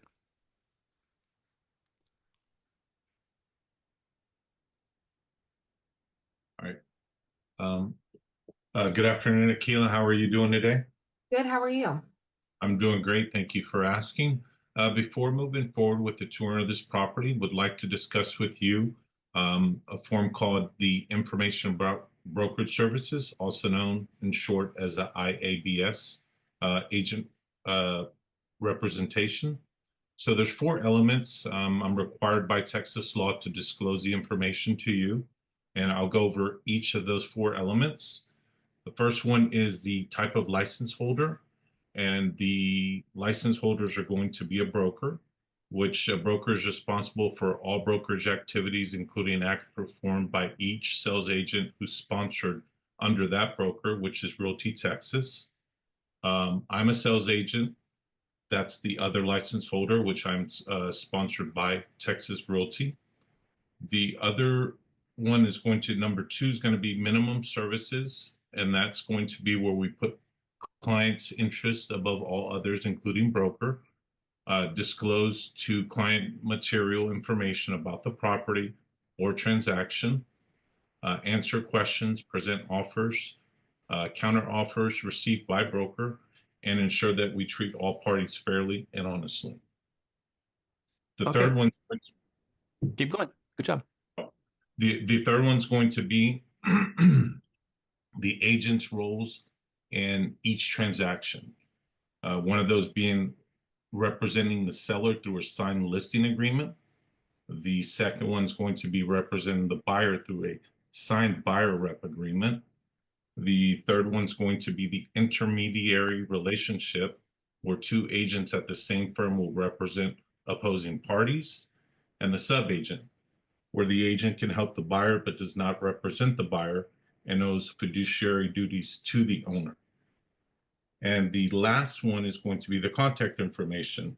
It's going to be information regarding our firm, our broker, supervisor, and then my information as your sales agent. And if you don't mind, I would just need you to sign and initial down at the bottom. Perfect. And if you have any questions, please let me know. Okay. Thank you. Now let's switch.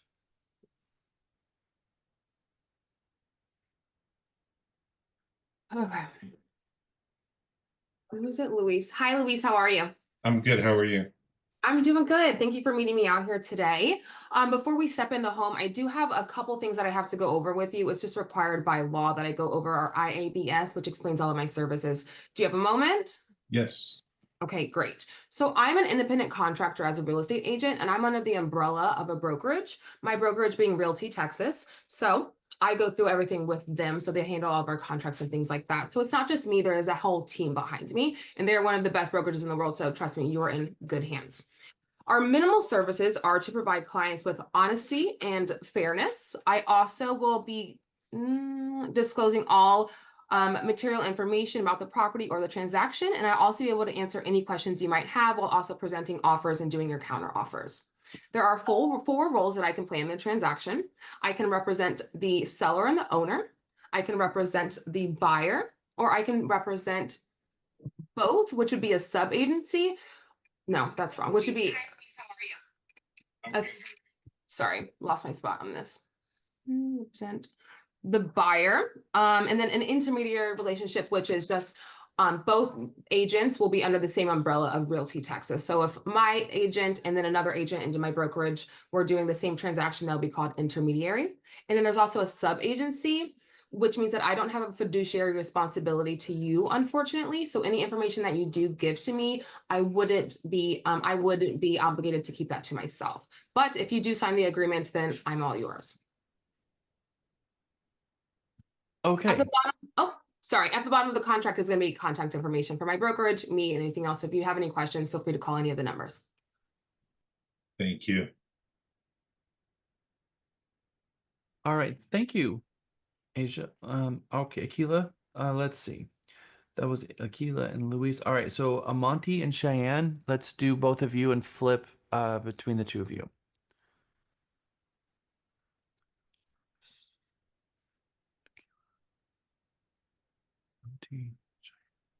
Amonte and Cheyenne. Cheyenne, you want to go first? Sure, I can. Hold on one second. Hi, Monty. How's it going? I'm well. How about yourself? Doing great, doing great. Thanks so much for meeting me out here at 123 Main Street on today. Of course, of course. Well, definitely want to get inside and show you the property because I know that's what we came out here to do today. But first things first, we've got some standard processes and procedures we need to kind of check off real quick. I'm bound by law to go over this form with you, actually two to be exact. But we're going to start off with the IABS, the information about brokerage services. Have you heard of it before?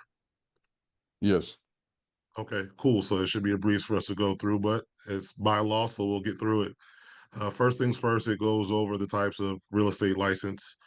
I'm a sales agent. I'm under a brokerage with Realty Texas, so my broker has countless agents under him that he supervises and pretty much is responsible for our day-to-day activities. Then the next portion is the minimum duties that I'm required by law to engage in. First things first, I will always put your interests above all other interests, even my broker's interests. I'll inform you of any material information found about the property or the transaction. I'll also answer any questions that you may have about the property, present your offer and or any counter offers that may come up. And most importantly, we'll treat all parties to the real estate transaction honestly and fairly. Next, it kind of goes over the different roles associated with the real estate transaction. First one is if I'm if it's a sales transaction and you're the seller, then I'd be bound to you through a listing agreement with a buyer representation agreement signed. I'd be representing the buyer as a buyer agent. In the event that there is a listing that we go see that's actually already a part of my brokerage. Um, at that point in time, if you hire me as your buyer agent, we would enter in what's called intermediary. There's certain rules and regulations that we have to operate to make sure that both parties are treated extremely fairly and all confidential information is held as such. So you don't have to worry about anything being disclosed that, would put you in a negative or disparaging position. But also, in the event that we do go to one of our listings associated with my office and you don't hire me as a real estate agent, at that point, I just need you to understand that I can still show you the property because it is associated with my brokerage, but I'd be engaging in what's called sub-agency, and all of my fiduciary responsibility would still be attached to the seller. So anything you tell me about, unfortunately, I'd have to let them know, and I don't know if that will put you in the best situation, but it's your decision to make. Lastly, at the very bottom, we have all the contact information associated with my office, my firm, my broker. So that way, if you have any questions or concerns, even beyond my scope, you'll have access to that information to be able to check it out accordingly. How does that sound? It sounds good. Cool, cool. Well, I just need you to initial this, and I'll give you a copy of it as well. That way, you have it for your records, and I have it for mine. And if you'd like to move forward, we can go ahead and take a look at the property. Good. Thank you. Good job. Now let's switch. Excellent. Okay. Hi, Shane. How you doing today?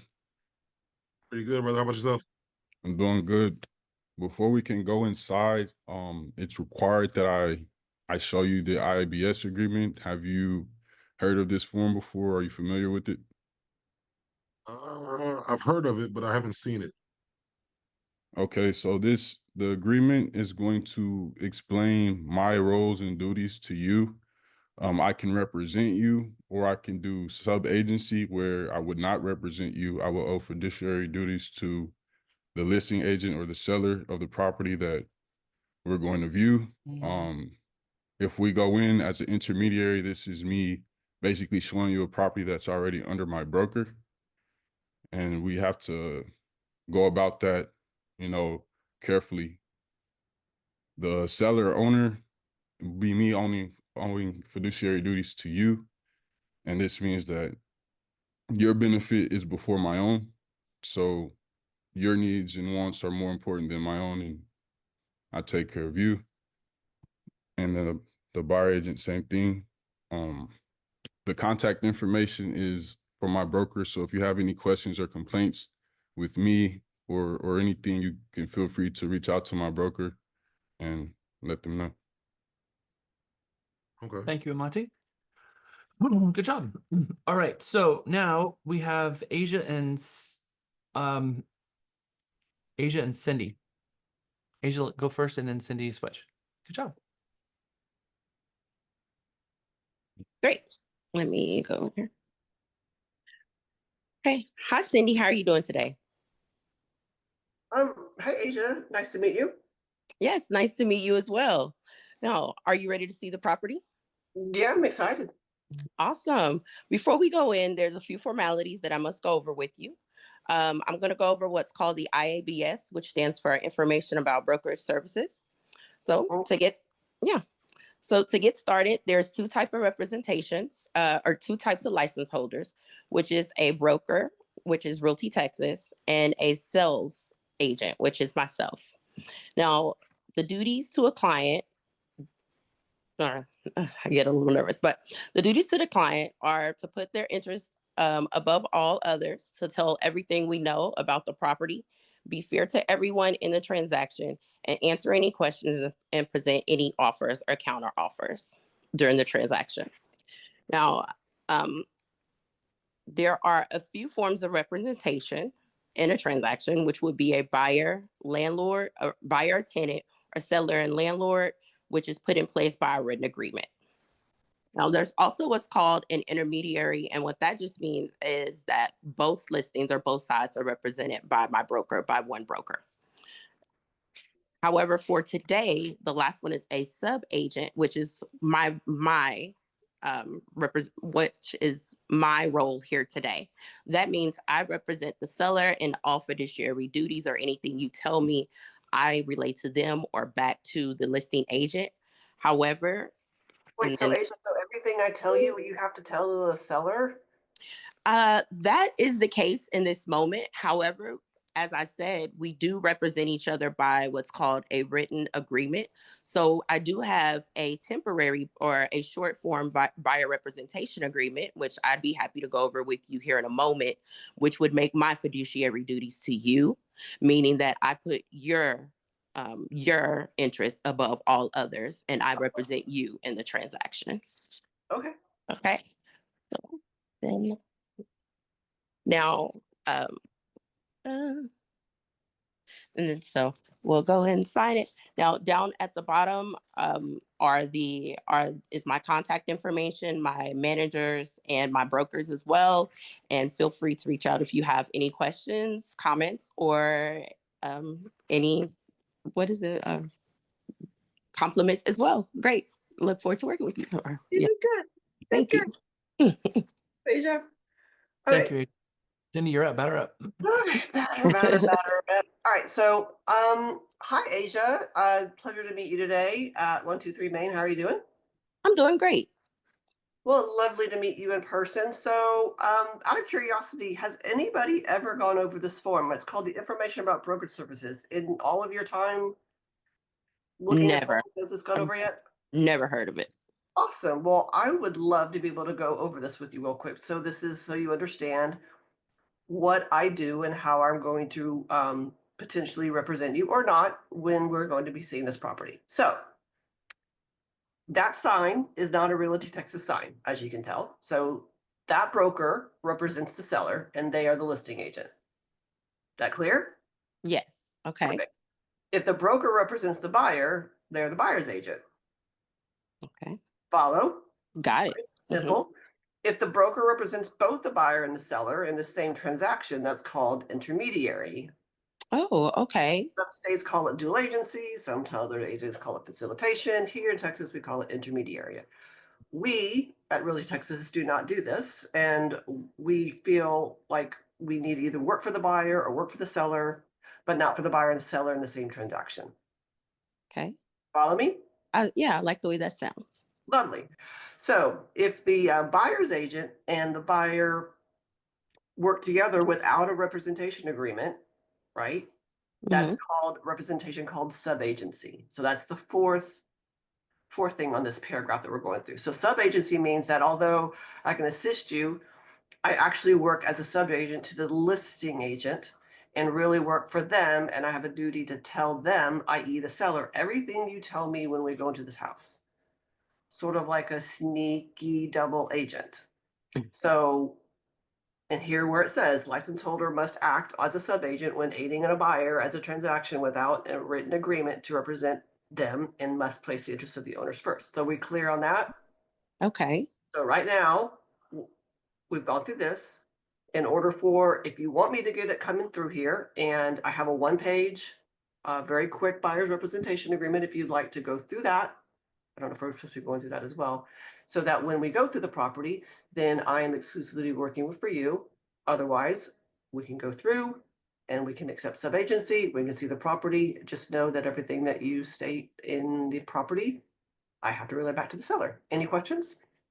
No, I think I would like to sign that agreement. Lovely. Okay, we're not going over that, but yeah, I'm looking over, we go through that. Okay. Okay. Excellent. Good job. All right, we have Mohammed. So Mohammed, we are going to put you with Akila because Akila went first. And so Mohammed, you're batter up.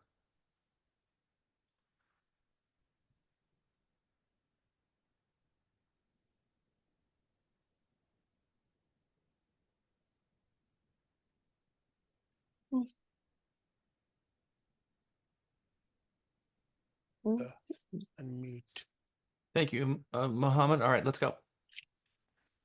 Hi, Akila. How are you today? I'm good, Mohammed. How are you doing? Okay, before I take to this property, I have to explain you a form it called IABS, and it means information about brokerage services. So we have two different kind of licensee. One is called sales agents, the other is brokerages. So I'm a sales agent and I'm working behalf of my brokerage. But as an agent, I have minimum services to my clients. Number one is that I have to put my client interests above all. Number two, I have to give you all the information about the property or material facts about the property or a transaction. Number three, I have to answer all the questions about the offer, about the property, about transaction, or about material facts about those things. Number three, I have to treat everybody honestly and fairly. But if I'm a seller agent, then I have to have a written agreement before I take it to any property. And then I have to use those 4 minimum duties to serve you. And I have to tell you all material facts about the property, about the transaction. And I have to disclose everything about the property, about transaction. If I'm a buyer agent, then I have to have a written agreement with you, and then I have the minimum 4 duties I have to perform that for you. And I have to tell all the material facts about the property and about the property and about the transactions, and I have to disclose everything about those things. If I'm intermediary, that it means that the property belongs to the brokerage. So the brokerage is going to assign one agent to the buyer and the other agent to the seller. And we are not allowed to disclose anything to the buyer or the seller. It's a confidential. And if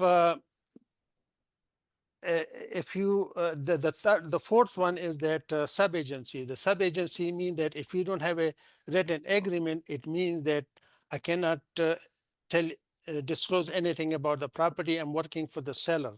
So everything you talk to me, I will go back and tell the seller. But if you sign an agreement with me, then I will tell everything about the property, about transaction to you. And I will disclose everything about the property, and that's for the, no, I'm sorry, that if you are a sub-agent, then I won't be able to disclose anything about that. And there are, the other thing is about the contact information about the company and about the brokerage and about the supervisor and about me as a sales agents. So are you ready to sign the agreement? I'm ready, Mohammed. Where's the pen? Let's go and do it. All right. I want you guys to get a stopwatch, and as part of your homework, I want you to put together a script, and I want you to make sure that you get this down and explain this in 30 seconds or less. You're not allowed to go more than 30 seconds on the IABS. Keep in mind, it's 245 degrees outside, noon on a Thursday afternoon, and you're showing the property, and they've got their baby in tow, and baby's getting a sunburn with every second that we continue on, and they're looking at you and they're saying, why are we not having this conversation inside? Why are you leaving me out in the rain or the sun? I don't understand what's going on right now. So part of what we're going to talk with them about is why we're standing in the driveway right now and having this conversation, to let them know. So hold up your fingers like this, because we're going to tell them. Mr. and Mrs. Byer, it's good to meet you. My name is Jack Stapleton. I am a agent with Realty, Texas. And then I like what Cindy said, point at the sign. I think it's important that you guys understand that maybe they've never heard this before, and so just make it really quick. I always like to use the word duty bound and would you bear with me? Those two things. Mr. and Mrs. Byer, there are two forms that I'm duty bound to go over with you, and it has to happen before we go inside. It'll take less than 30 seconds. Will you bear with me as I go through these forms? Set the stage that way and just let them know it's going to be quick, that you're duty bound to go over these things, and then let them know that buying a home is a really big deal. And the Texas Real Estate Commission wants to make sure that the buyers understand how the agent interacts with the different parties in a transaction, whether they represent you or not. So then I hold up my fingers. The first part of the form talks about the different license holders in Texas. You have a broker and a sales agent. Broker is responsible for all the acts of the sales agent. The second part of the form talks about the minimum duties of the broker. If you sign a representation agreement with your agent, there's a fiduciary duty where they have to be honest with you and fair. They have to present offers and counter offers timely, and they owe you a level of fiduciary duty that's higher than even themselves. And the third part is where this gets really important. If the agent represents the seller, they're the listing agent. That's through a signed listing agreement. They owe the seller fiduciary duties. If the agent represents the buyer, then that happens through a signed buyer representation agreement, and then they owe the buyer those fiduciary duties. The firm can represent both parties in the same transaction and have different agents assigned to each one. But if the agent tries to represent the buyer and does not have a buyer representation agreement signed with them, they can help the buyer, but they owe the duties to the seller. So everything that buyer is telling them, they have to tell the listing agent everything they've learned about them. That's the scenario that we're in right now, where we don't have a representation agreement signed yet. So this form is telling you that anything that you tell me, I have to tell the seller. Now, we have a secondary requirement that states that I'm not allowed to open the door until there's an agreement signed. So the next form is going to be us formalizing the agreement so that I can open the door and show you the property. And the bottom of this form, it talks about my contact information for my supervisor, the broker of the firm, and then the firm itself. That's it for that. 30 seconds or less, take them through. The Cliff Notes version. Now we're on to the rep agreement, which we're going to get to next. So I want you guys to vote. We've got a gift card coming, but I also want you guys to put your notes together of how you're going to explain this and time yourself and get it down pat, because this is something that you have to do every time you meet a new client. You have to have this down perfectly because you have to explain it to them. Giving it to them does not facilitate the requirement under the rules. Akila.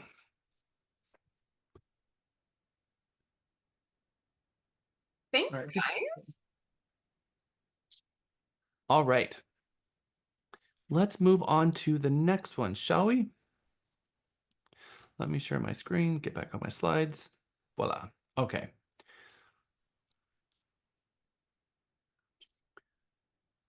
If you follow this, these are the 4 things that's easy to go down the fingers. Type of license holders, minimum services, the roles agent play in a transaction, and then the contact information at the bottom of the firm. We've done our break into already broken. Okay. If you're going to explain the representation agreement to them, these 2 bullet points are the best scripts to do it. This is a representation agreement. It allows me to answer questions, give advice, and put your needs first. And it permits confidentiality. We can sign this just for the property, or we can sign it just for today. And if you want to be let out of this agreement prior to finding a property or going under contract on a property, my manager would be amicable to that. My broker fee is 3%. There is no upfront fee. There's no obligation to purchase a home. My fee can be covered in one of 3 ways: from the listing agent, from the seller, or paid for by the buyer, or a combination of the 3. And then I go on to tell them it's rare that the buyer not be reimbursed for the fee from the seller or the listing agent, but I will let you know what is offered on every single property that we see.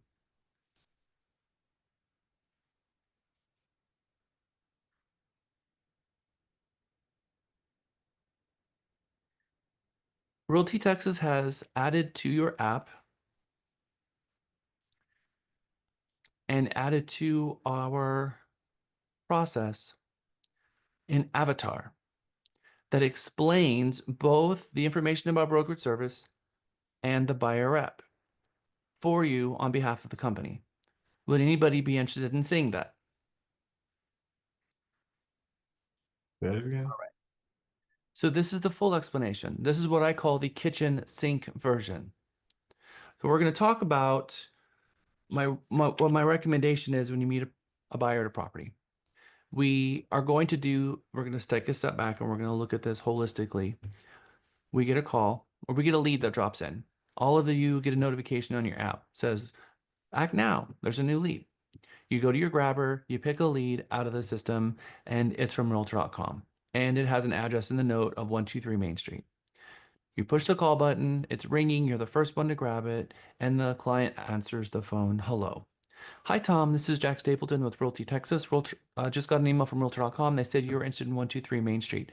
When would you like to see that property? I'd like to see it tomorrow at 2 o'clock. Great. Awesome. I'll be happy to meet you there at the property at 2 o'clock. Are there any other properties you would like to see? Okay, got it. There's 3 others. Would you mind giving me those addresses? Would you like me to show you those 2? Awesome, no problem. Got it. All right, I got those 3 addresses down. If anybody else from my firm calls you, just let them know that Jack's already helped you. Now, Tom, what I'm going to do next is I'm going to give the listing agent a call on all 3 of these, and I'm going to schedule back-to-back appointments. And I will give you a call back in about an hour to let you know that I was able to get all of these appointments scheduled. Some of them may have gone pending. We don't know. So I'll be giving you a call back. Fair enough? Awesome. Thanks, John. All right. So I will go ahead and plan on meeting you tomorrow at 3 o'clock. I've got that on my calendar. And I'll give you a call back to make sure that I was able to get all 3 of these for you. Now, when you call them back an hour later, they are no longer in the finding a real estate agent mode because they've already found someone. Now you're just going to call them back and say, I was able to get appointments on all 3. So that is a success. And then I'm going to ask them, by the way, are you working with any other agents? No, not really, not working anything great. So you've not signed any agreements with anyone? No? Awesome. Good. And then what other questions should you be asking them? Have you purchased a home before? Are you a first-time home buyer? Yes, I offer a buyer counseling session if you'd like to take me up on that. I'm happy to show you the homes, but if you'd also like to start with an orientation, I offer that to all my clients. That's something I'd be interested in. Awesome. We can schedule that same day if you like. After we show the properties, if we can meet in my office and I can go through the entire process so you can be kind of familiar with the process. No, I'm a buyer before. Got it. All right. And then there are 2 forms that I'm duty bound to go over with you. Would you like to go over those forms now, or would you like to go over those forms at the property? No, we'll go over them at the property. No problem. They're going to say that every time. Good. We get out to the property. Okay, remember those two forms? Now we have to go over them. And so this process works very well. Do you think that I'm going to send this document, this right here? I'm going to send this video to them right after I get off the phone. Here's a video presentation of the two forms so you know exactly what they're about. And this is going to go over it beautifully. Then they watch it. It's done. When you go out there, you're just going to use the app and click a very beautiful button on the app that's just going to send it to them for signature. All right, so let's watch this video. This video is the kitchen sink. So it's all of the elements. Hello, and welcome to Realty Texas. We are grateful for the opportunity to serve you. Due to a national regulatory change in 2024, there are a few quick formalities required before our agent is authorized to tour a home. Two essential documents are now required to be provided as part of the home buying process. The first document is required by the Texas Real Estate Commission, and the second document is required by the National Association of Realtors. Please bear with me as I present these two documents, as I am required to go over them prior to touring a home. The first document is the Information about Brokerage Services form. This form is broken into 4 sections. The first section states the types of real estate license holders in Texas, brokers who are responsible for overseeing all agent activities, and sales agents who must work under a sponsoring broker. In this case, Realty Texas is responsible for all brokerage services, and our agent works with clients on behalf of Realty Texas. The second part of the form outlines the broker's minimum duties required by law, such as put the interests of the client above all others, including the broker's own interests. Inform the client of any material information about the property or transaction, received or known by the broker. Answer the client's questions and present any offer to or counteroffer from the client. And treat all parties to a real estate transaction honestly and fairly. The third section of the form discusses the various ways brokers represent clients in transactions. A broker becomes the property owner's agent through a signed listing agreement with the owner, owing minimum duties and fiduciary duties to the owner. The broker becomes the buyer or tenant agent, whichever the case may be, by agreeing to represent them through a signed broker agreement, owing minimum duties and fiduciary duties to the buyer, as an agent for both in what's called an intermediary relationship. This requires written agreements and written approval from both parties and involves one agent representing the buyer and another agent from the same brokerage representing the seller, where the agent owe minimum duties and fiduciary duties to their respective party. Or finally, as a sub-agent, this occurs when a buyer does not have a signed agreement with their agent. In this case, the agent can assist the buyer, but does not represent the buyer and must place the interests of the owner first. As the form explains, to avoid disputes, all agreements between the client and the broker should be in writing and clearly establishes the broker's duties and responsibilities, who will pay the broker for services provided to you, when payment will be made, and how the payment will be calculated. Finally, the last section of the form provides the contact information for our agent, the supervisor for the agent, the designated broker of the firm, and the firm's information. The second document is the Buyer Representation Agreement, which addresses new practices introduced by the National Association of Realtors in 2024. This agreement establishes a professional relationship between you and Realty Texas. Here's what it means for you. We owe you the highest level of fiduciary duty, including loyalty, confidentiality, and full disclosure. There are no upfront fees and no obligation to purchase a home. If we source a property for you, this agreement ensures we represent you exclusively and advocate for your best interests throughout the transaction. Now, let's address fees. Our broker's fee is typically 3% and is paid to the brokerage. Many listing brokers offer cooperative compensation, which means they cover all or part of the buyer's broker's fee. If they don't, we can negotiate with the seller to cover some or all of it. In most cases, we're successful in ensuring the entire fee is covered, and sometimes we're even offered bonuses. On rare occasions, when the seller refuses to cover the fee, we'll inform you upfront so we can factor this into the negotiations with the seller. If, prior to going under contract on a home, you wish to cancel this agreement, our manager would be happy to respect your wishes. If a dispute arises, we are happy to work in good faith to resolve any misunderstandings. Your satisfaction is our top priority. Before we can discuss properties in detail or schedule a tour, these documents must be signed. This requirement applies across all Realtor member brokerages, not just Realty Texas. At Realty Texas, we believe in transparency, advocacy, and exceptional service. These requirements are designed to protect you and ensure you have a trusted advisor by your side. If you ever have questions or concerns, our sales manager is always available to assist. Thank you for choosing Realty Texas. We're excited to help you with your real estate goals.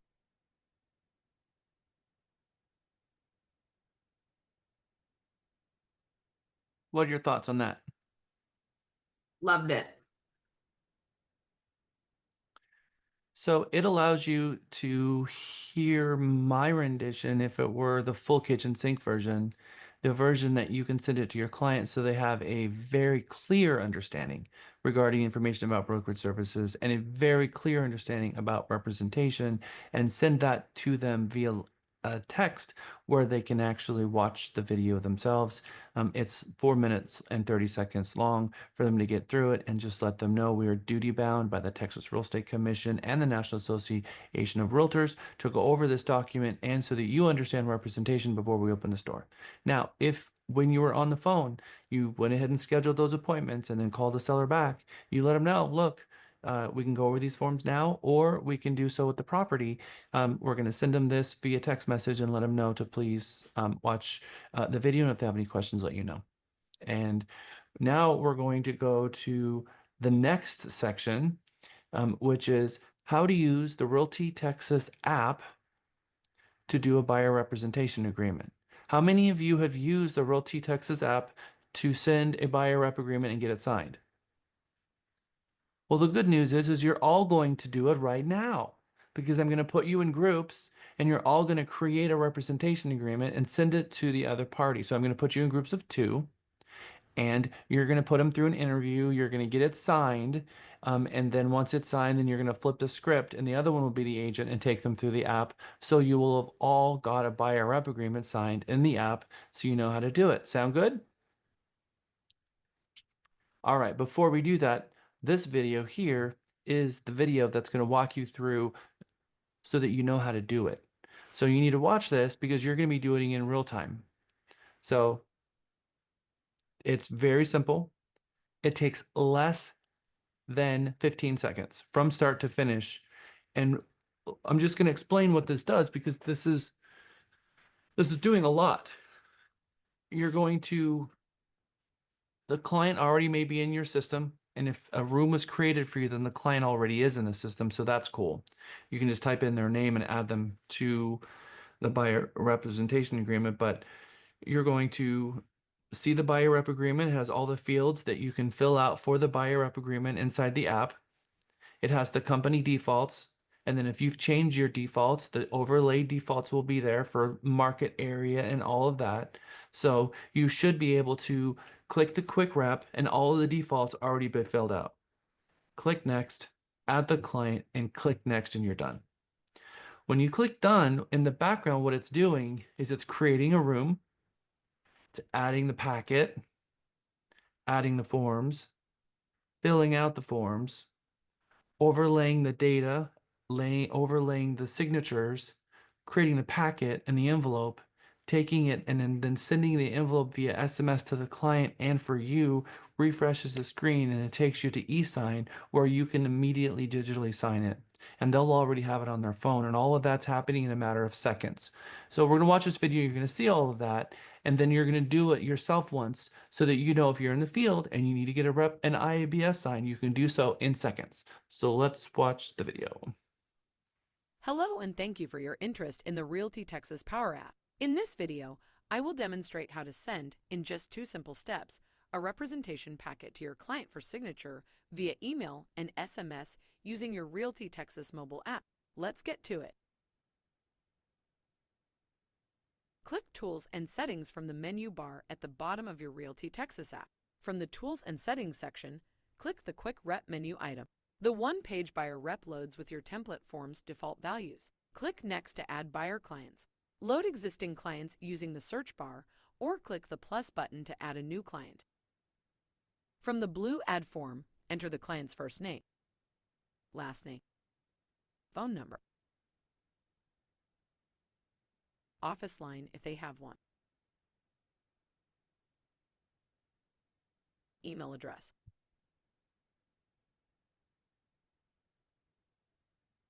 and source. Then click Save. The system will now add the client to your app and your CXM system. All that is left to do now is to click the Send button. That's it. The system will now send the client the IABS and buyer rep agreement via email and SMS for client signature. Once it has been sent, the Realty Texas e-signature platform will load and your new envelope will be listed at the top and ready for signature. Click the Sign button at the top and it will open your envelope so you can sign as the agent on the buyer representation agreement.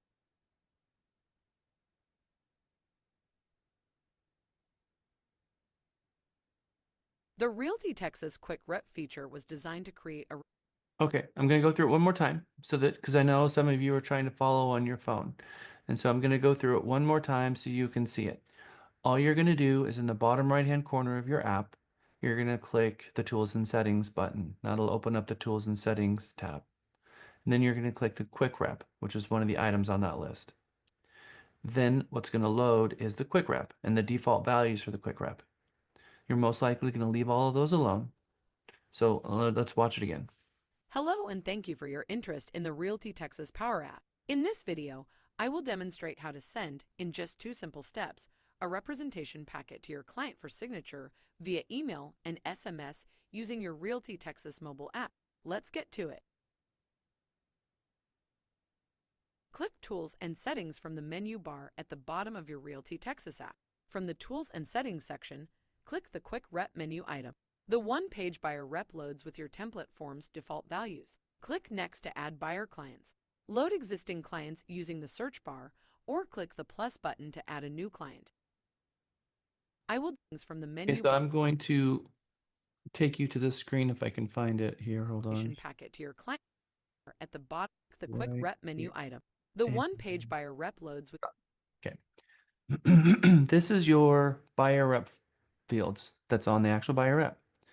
The market area, which is a default value that's in your system, the start date and the end date, and then the buyer rep section and the tenant section, and then the bonus section. So you see all that and whether intermediary is approved or not approved. We have that automatically checked off. So you have all of this, but you need to click on whether you're working as a tenant or a buyer. So you get here, if it's a buyer and all of this information is correct, all you do is click next. If you're going to change it, if you're going to change the date to a smaller date, if you're going to change the market area to a specific address, everything you have is right here on this form. Does anybody have any question about this form? Because this form has all of the fields that are on the one-page buyer rep already filled out. Any questions? Actually, I have one question. For newer agents, we usually have to get a bullhorn. Will it still be the same There's no for? bullhorn for the buyer rep. Nope. Okay. Yep. And then we have the buy and the lease tab. So then you click next. After you've clicked the next, then it takes you to this tab here, and you have 2 options here. You have the search. You type in anybody's name that's already in your client list, and it will automatically add them to the buyer rep. Or if they're not already in your app, you click the plus button. And when you click the plus button, the blue form loads and you enter their first name, last name, phone number, email address, and where you find them. And then it's going to create the contact in your CXM and your app.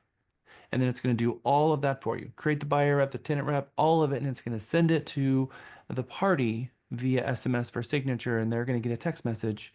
They're going to click it and they're going to sign it. Okay.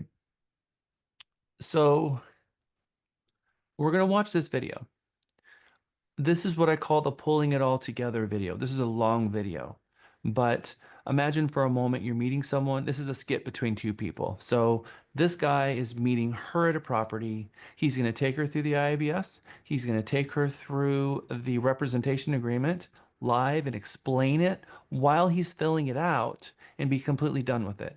So this is an entire like skit. Think of it as a mock presentation. And then when we're done with that, then I'm going to put you in groups for you guys to kind of take someone through this skit and use the app. But really, I want you muscle memory so that you've created this in the app before. Because as the screen says below, you've got several options.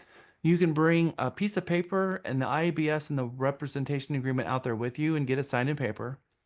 Or you can go out there and you can, number two, verbally explain the IABS and the rep agreement and send it to them via signature on the app. Or you can send them the video and you can send them the app. You've got those three options. So let's watch the skit. Hi there, Jane. It is really great to meet you. You too, Tom. Thank you for agreeing to show me the property. Absolutely. It is my pleasure. Jane, we had some regulatory changes in 2024, so there are a few quick formalities we have to get through before I am authorized to take you inside. Do you mind? Are we able to discuss them while touring the property? Unfortunately, no. Realtors are no longer authorized to show a property to someone they just met until they cover a few quick topics. I promise it will be brief.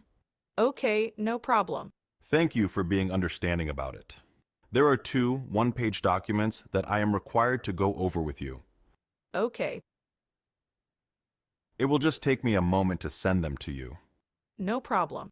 Your name is Jane Smith, is that right? Correct, and my cell is 000 And your email? me at myemail.com. Got it? Perfect. I'm going to send you a link via text message with two documents. I will explain both of these documents to you as soon as you get them. Okay, they have been sent. You should have the link, and I am putting my initials on them now. The first document is a required notice called the Information About Brokerage Services. The second item is my firm's broker agreement. Did you get them? Let me check. Yes. It looks like I have the link. It is opening. Okay, I have them open. Can you explain what I am looking at? Absolutely, and thank you for your patience with this. The National Association of Realtors entered into an agreement with the federal government in 2024 requiring realtors to enter into an agreement with buyers prior to touring a home. Actually, now that you mention it, I think I remember hearing something about this. Yes, there was substantial media coverage, and these new practice changes are the result. They want agents to do a thorough job explaining these documents before they begin touring properties. I see. So you'll go over with me what these documents are. Exactly.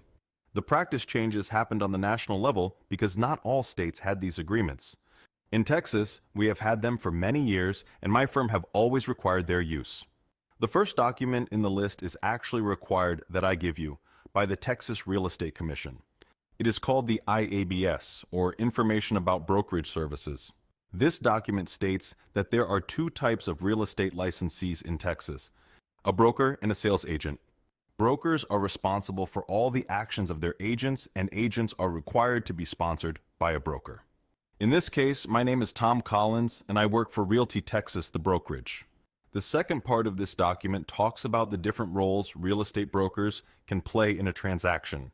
For example, the broker can represent the seller and owe the seller fiduciary duties. The broker can represent the buyer and owe the buyer fiduciary duties. And in some cases, the broker represents the buyer and the seller in the same transaction, where one agent in the firm will represent the buyer, and another agent in that same firm will represent the seller, called intermediary. In cases of intermediary, both clients have to approve in writing before intermediary can happen. Additionally, the form contains my contact information, the contact information for my immediate supervisor, and the contact information for the broker of the firm, Jack Stapleton. And lastly, the document talks about subagency. That is when a broker represents a client without an agreement signed. If the buyer and the broker does not have a signed agreement, it means the broker helping the buyer actually works for the listing broker. And although they are permitted to help the buyer with the transaction, they owe their fiduciary duties to the seller. Our brokerage has never allowed subagency because we take great pride in the services we provide and want to always be in a position where we represent our buyers fully. Wow, that is a lot of information. It is good information, just nobody has ever explained it to me like that before. Real estate agents get paid for their knowledge and advice, so the more we know, the more our buyers are informed. That is actually very impressive. Thank you, Jane. I really appreciate it. Okay, so what is the second document? The second document is where the National Association of Realtors' new practices come into play. It states that Realty Texas will owe you the highest level of fiduciary duty. Obedience, loyalty, disclosure, confidentiality, accounting, and reasonable care. The broker agreement hires us to provide you services. There are no upfront fees. It does not bind you to purchasing a home, but in the event we source a property for you, you will allow us to represent you and be your real estate agent for your home purchase. If you have any concerns about our representation, my manager would not hesitate to meet with you about your concerns. And if you wish to terminate the agreement prior to you going under contract on a property, they would not hesitate to respect your wishes. So basically, I have to hire you before I see the home. Exactly right, because if you don't, it makes us a sub-agent of the seller, and I would owe the duties I mentioned before to them. Instead of you, I see. Okay, and if I later decide I want to work with someone else? well, my job is to impress you so much that you won't want to work with anyone else. But our brokerage really cares about its reputation, and if you decide you want to terminate prior to going under contract on a property, my sales manager would be happy to cancel the agreement, or, if you wish, work with another agent at the firm. We have over 350 agents in service all of Texas. Very impressive. Okay. I am signing your broker's agreement. Awesome. I'm really looking forward to helping you. By the way, how much am I paying you? Good question. My broker's fee is 3% and is paid to the brokerage. Many listing brokers offer cooperative compensation and will cover some or part of the buyer broker's fee. And if not, we can also work to negotiate with the seller to cover some or all of the fee. Most of the time, we are successful in getting the entire fee covered, and in some cases, I am even offered a bonus. There are rare occasions when the seller just refuses to reimburse the buyer for the buyer broker fee.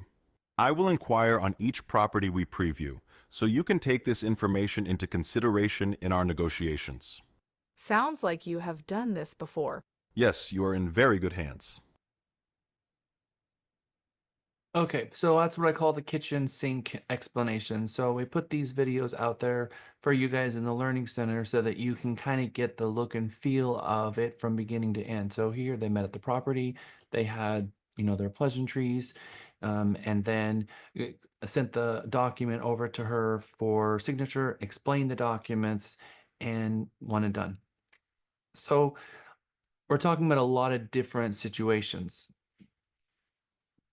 I think the very best approach, personally, is when you call them back after you've scheduled the appointments, have this conversation about there's 2 documents I'm duty bound to go over with you. Would you like to go over them now, or would you like to go over them in person? So far, everyone has said we can go over them in person. Awesome. Send them this video and then you're good to go. And then confirm the appointment in the morning on your way out to the property. Okay. Does anybody need to see the video again for sending the buyer rep through the app? Or do you feel pretty confident? All right, everyone says they're super confident. All right, some of you might end up in a group of 3 because we might have an odd number of people and I can't fix that. We also have some people who are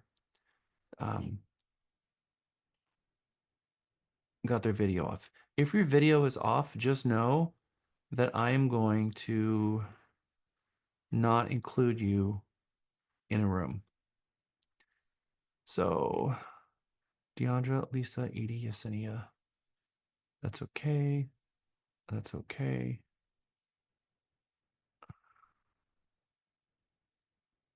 Mohammed is good. Chris is good. I think we're good. All right.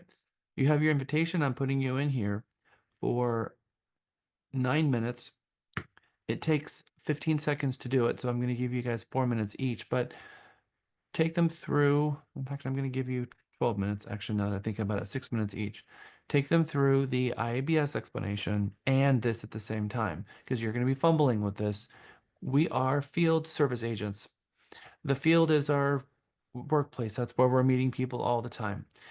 I think we're going to start finding more and more that doing buyer orientations and inviting them into the office and having buyer boot camps are all to our advantage, but knowing that they find us along the path of getting a home and meeting at the property is something that we're doing on a daily basis. We have to get really good at this. So we've given you the tools to be able to go out there in the field and do it. You just need the talking points to be able to put the tech that we gave you and the talking points together, or bring paper. But whether you're doing it in the app or doing it in the paper, either way, you have to still have that same conversation. Now, anybody see the Inman report that came out while we've been in Mega today? I guess it's only me keeping up with the email.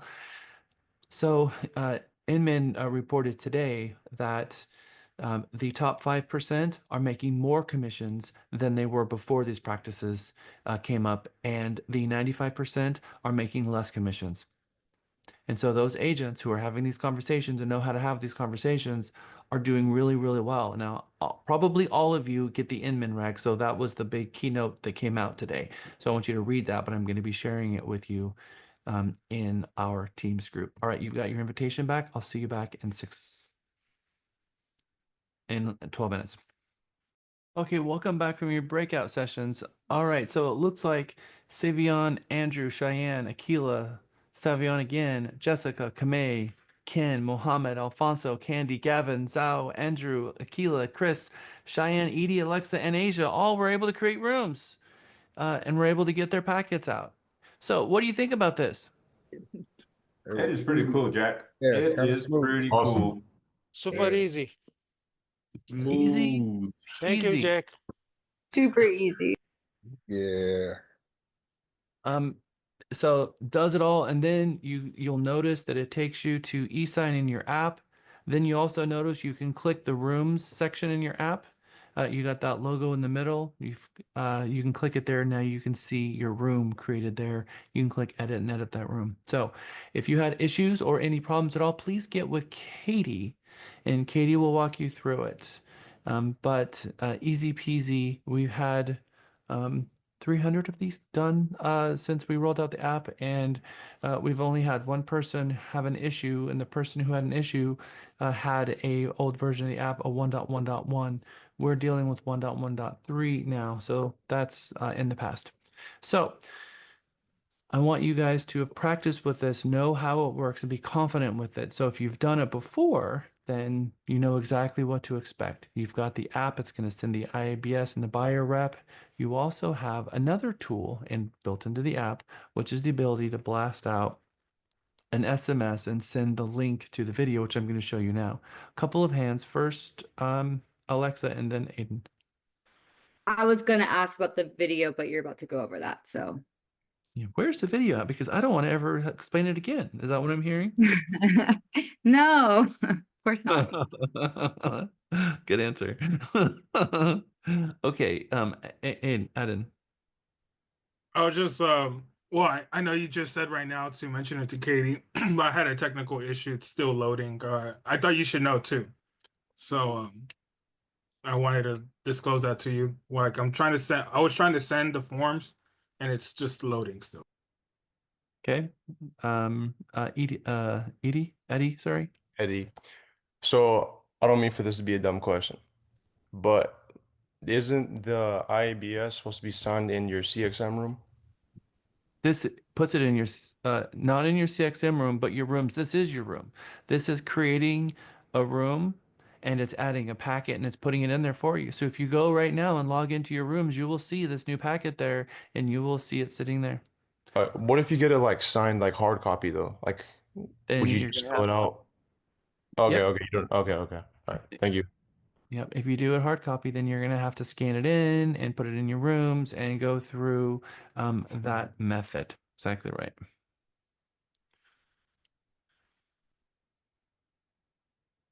Okay. So I'm going to show you the part that, let me get into my app so I can turn my phone on so I can open it up on my computer and share out my screen on my computer.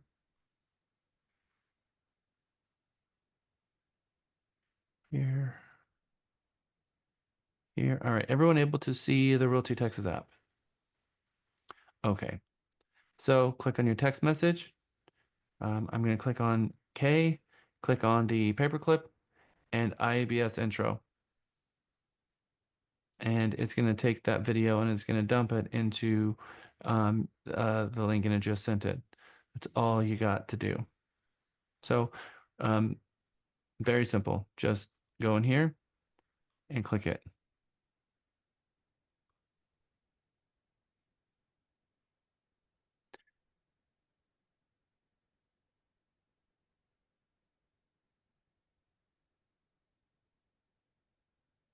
I'm also going to give you guys the link of the video so that you can share it in other ways.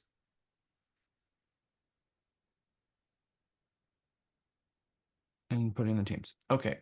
While I'm putting it in Teams, I also put in Teams the article from Inman talking about commissions and how the post commission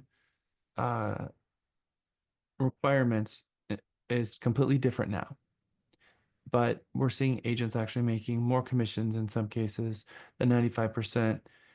And I want to talk about that for a moment and why we think that is. Why, after all the commission debacle, do you think that the top producers are making more now than they were before? Anybody have any inkling or an idea or something you want to share on that? I think two things. One, because they didn't make a big deal of it, they probably explain it in a breeze. And so it's not like the elephant in the room. And then another thing I think is because they're now giving the person that they're working with the chance to like explaining it to them. And because you mostly do the work for them, they probably feel like a certain obligation or want to pay you more or make sure that you're compensated fairly because they've been with you throughout the transaction. Okay. I like that. I think it's creating more trust. Okay. I like that too. Let's go back and look at what we really have going on in the first place. Oh, looks like there's a new lead for the Awesome Marketplace. I'm going to sure all your apps are going off with a new Act Now lead. I look at it this way. I've always gotten my buyer rep agreement signed. Always, always, always. So how much am I to be paid? Whatever the listing agent thinks I'm worth, or what the buyer agreed to pay in the rep agreement? What they agreed to pay. That's right. And for years, agents were getting representation agreements signed, mostly for their whatever there is. Let's just say 3%. We can say that because we're in a single brokerage environment. If you're in a multi-broker agreement, multiple broker environment class, we can't talk about commission numbers, but it would be antitrust. But in our environment with just one, we can. So 3%. What does that mean? I mean, you got your representation agreement signed for 3%, which means that's how much they agreed to pay you, but they get in a transaction and then they get paid from the other side. They don't submit an invoice and they leave that out there. And that invoice is a contract between the firm and that buyer. And that contract, in order not to collect 3%, 4 years, 5 years after that property sold, that buyer still owes them that percent. And if a brokerage were to want to buy that brokerage and go back and start sending demand letters and sue all these buyers for the difference, they could, because the only way that the buyer would not be required to the 3% would be if they send an amendment and amended the buyer representation agreement to match what it said in the whatever the MLS had at the time. So let's say you got a 3% commission agreement signed with the buyer, and you were able to collect 1.5% from the listing broker. Forever and ever, that buyer still owes 1.5% to the brokerage. The only way they wouldn't have owed it is if at closing they signed an amendment to the representation agreement, changing it, which none of the agents did. So now what's happening is they're having the correct conversation. The one that I always had personally. My fee is 3%. We're going to go, I'm going to let you know what's being offered as a credit towards what you're paying me. Hopefully we can get all of it reimbursed. 90% of the time we can't. And if we can't, if they're not offering it, we're going to make sure that we negotiate it even harder because it's just a credit to you. So we'll ask for more closing costs. We'll try to get a better deal. But my job as a master certified negotiation expert, you're coming to me so that I can show you everything. And if you feel like one property is not being fair and you don't want to submit an offer on it for whatever reason, that's fine. But let's not let my commission be the reason. Okay, questions regarding that? All right, it's 4:13. We're gonna go take a quick break, come back at 4:25.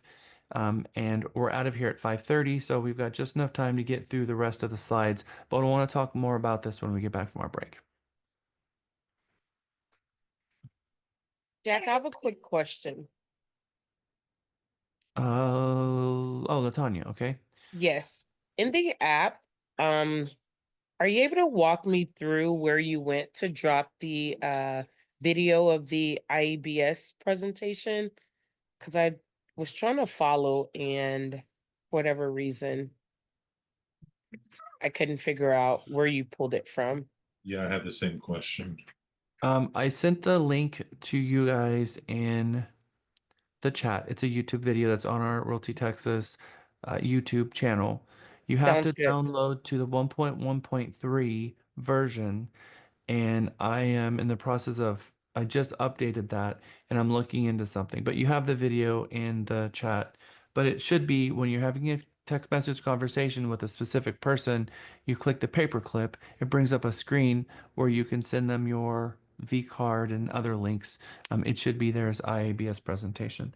But I need to ask a question to my team about that, so I'll be back.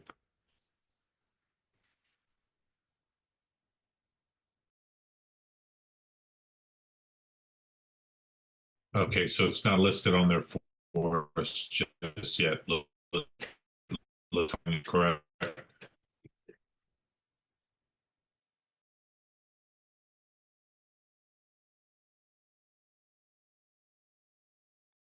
Sorry, Luis, what were you saying? Luis, I'm putting it. Oh. Just give me 1 second. I'm putting it in the chat. You have to download the recent version. We had a version that come out this morning. So I'm putting the link to upgrade your app so that you can download the new version, which has that in it, 1.1.3. And I'm going to be with my team. I'll see you guys back after break. Hey, Andrew, did you ever know that you're my hero? Did I ever tell you you're my hero? I love messing with my daughter. She's like, God, Oh you're my God. crazy, I Daddy. love being there and You're watching crazy, all of Daddy. that between the two of you. It's Yeah, great. I love to embarrass her as much as I can.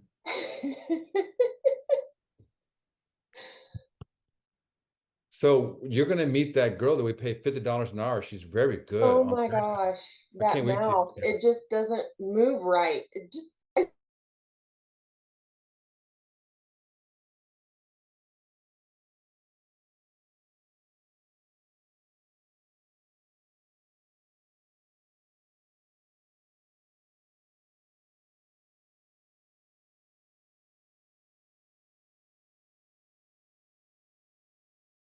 Andrew. I'm sorry, Candy. I had to do that. I apologize. I was like, oh no, I got in trouble. No, you didn't get in trouble. Okay.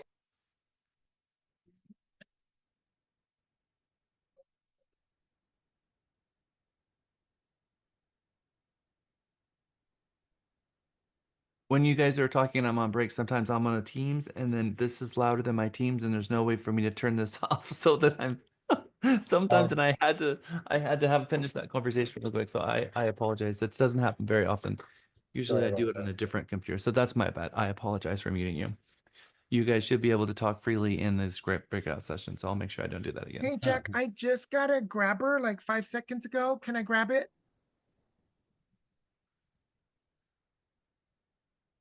I'm not going to address that question. Okay. What Jack means to say is that No. no. Send him a text and call him back in a few. Next break. Yeah, well, we always want to take that when we're in the moment to be able to take that right then, and we're supposed to be in mega. So, let's see. I'm going to let you make your decision on what you're going to do. So All right. I have something to say. Okay. I just got a listing in Rockport, and I'm going to send them. Actually, it was kind of, anyways, it was a long situation, but I'm going to send them the forms via text. Where do you live? I live in South Austin, but Zeke called me and told me he needed help because it's a situation. I'll tell you later about it. But anyways, Andrew, I'll have you I'm talk. gonna use it. Okay. We have competency requirements on taking listings outside your marketplace. You don't have MLS. So, congratulations on your listing. We have Victoria who has MLS access down there, but Yep. Refer it out, girl. Refer it out. yep, 100%. But congratulations. This is exactly, we need to Yes. have lots of conversations about that exact thing. So congratulations. Get your money the easy way. All right. So I know a couple of you are asking about the thing that I was trying to show you. So this is how this is working on my app. There's a 1.1.4 coming this afternoon in about an hour. So you have to upgrade again. You click the paperclip, you click the IBS intro, and then the video opens so that you can play it if you want, but you click the share button and it dumps the link in here, and then you click the send button. Kay is going to be very confused on why I just sent her a video, but that's okay. She gets a text of the YouTube video pops up on her phone and she'll watch it. All right, so she's a Mega 14 student, so she'll forgive me. All right. Boy, we've been going through a lot of stuff. Oh, this is the wrong screen. Let's do the right one. We've gone through a lot of stuff. Today's class is we're going to get good at our prospecting. We're going to make our calls. We can convert one of those calls. And now we have someone who wants to see a property. So we're going to set the appointment. We're going to go and verify the showings. We're going to call them back. We're going to ask them if they want to buy orientation or they're working with another agent. And that we have two forms that we have to go over with them. Would they like to do it now or over at the property? Send the video to them ahead of time so they have it in video, and then an hour before the showing, call them to confirm and go out and meet them at the property and get hired. That's the recommended walkthrough of that. So then you meet him at the property, and now we've gone through multiple different versions. Whether you're going to walk them through the paper because you're going to bring two pieces of paper out there. So we did the script. I put you in groups, and for 20 minutes, you guys went through your own way of explaining that IABS. But it was only the IABS, and I was timing you, and some of you went as long as 5.5 minutes.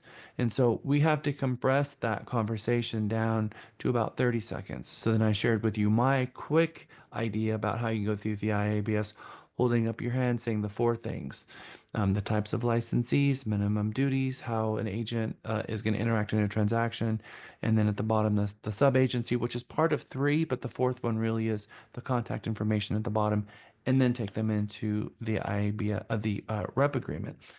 So if you can do it on paper, that's one version. Or two, you're going to take them through the script and send them the e-sign.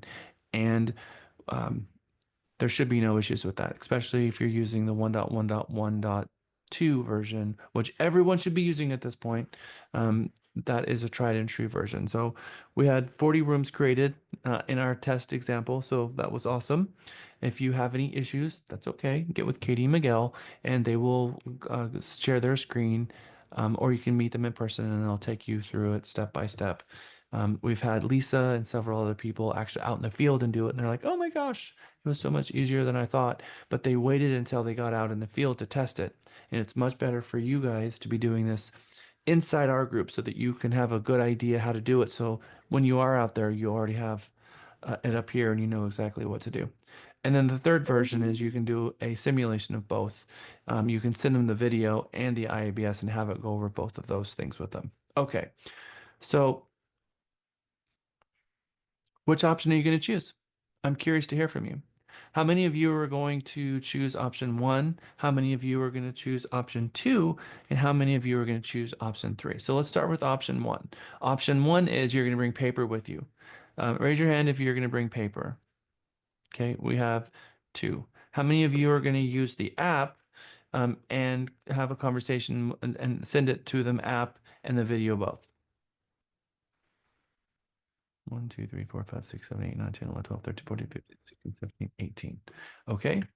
And then how many of you are going to send it to them via the app and explain the IABS to them separately? 1, 2, 3, 4, 5, 6. Okay, good. I was curious to see what you guys were going to do there.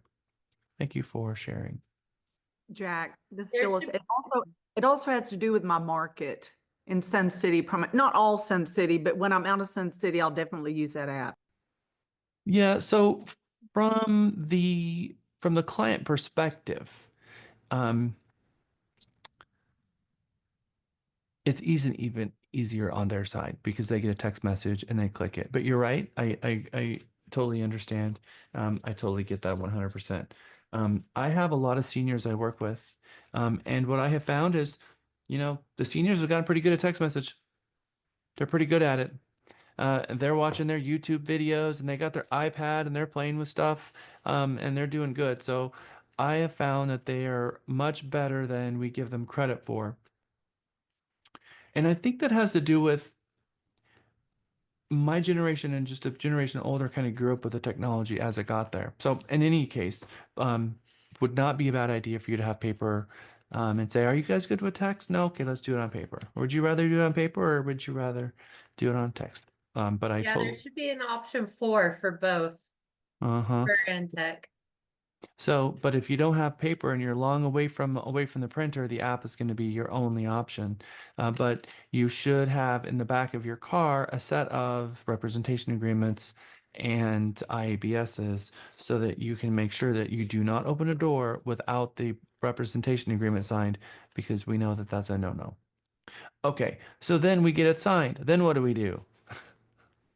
Oh, that's right. We have a property to show. We can't forget about that. We're not going to get in the car and leave, right? We're actually going to show them the property. So, all right, let's go inside. So I always like to show them the property, open the door. We're going to talk about, for you, those of you who are new agents, I'm going to ask you to take the boot camp that Miguel and Katie are teaching, showing you how to get the lockbox open, what you should do with the cradle and the key when you have it. That when you leave the property, you're going to put the key in the cradle back in there, even if there's another showing behind you and the agent has got their hand outstretched asking you to put the key in their hand. You're still going to put it back and say, oh, sorry, I got to put it back in here, and lock it back up and off you go. Because that could be someone pretending to be an agent that is the crazy ex-boyfriend of the seller that's looking to get inside that house, and you've just handed them the keys for who knows what reason. So we don't know that they're an agent. We can't tell just from looking at someone whether they're posing to be an agent or really is. Them having the electronic key to get the key out is the only way they're allowed to get in that property. So they're not allowed to take a key from someone. I'll, I'll also mention this. There's been a dozen times in my career where someone handed me the key in the cradle. That's okay. I put the key back in the cradle. I put the cradle back in the lockbox, and then I pull the lockbox out myself. And I do that so that the seller has a timestamp of when I came, and I also have a timestamp of when I came. And so don't let them put a cradle in your hand and then you just go in, put it back in, and then serve the key back out. After I show them the home, and you're going to learn more about this in next week's class, the buyer and seller presentation, is every time I show a property to a client, I ask them A, B, or C. If you grade this property, would you grade it an A or a B or a C? What's cool about asking that question is there's no word vomiting. If you ask them, what do you think about the property, you're going to be standing there for quite some time as they're trying to be able to explain the emotion and the logic side, because both of those things are playing at tugging them in both directions. It just doesn't feel right, but it has everything on paper, but I just can't put my thumb on it. And they're really going to talk themselves in a circle. And what you really want to know is this A, is this high in your list? Because if so, when we're done with this tour, we're going to come back again and compare the A's against each other. Let's just say you're showing 5 homes and they have 2 A's in that list. I'm going to go back and show them the 2 A's against each other and call the listing agent. And when I'm done, hey, it looks like you guys are on our short list. Can we swing back by and take a look at it one more time?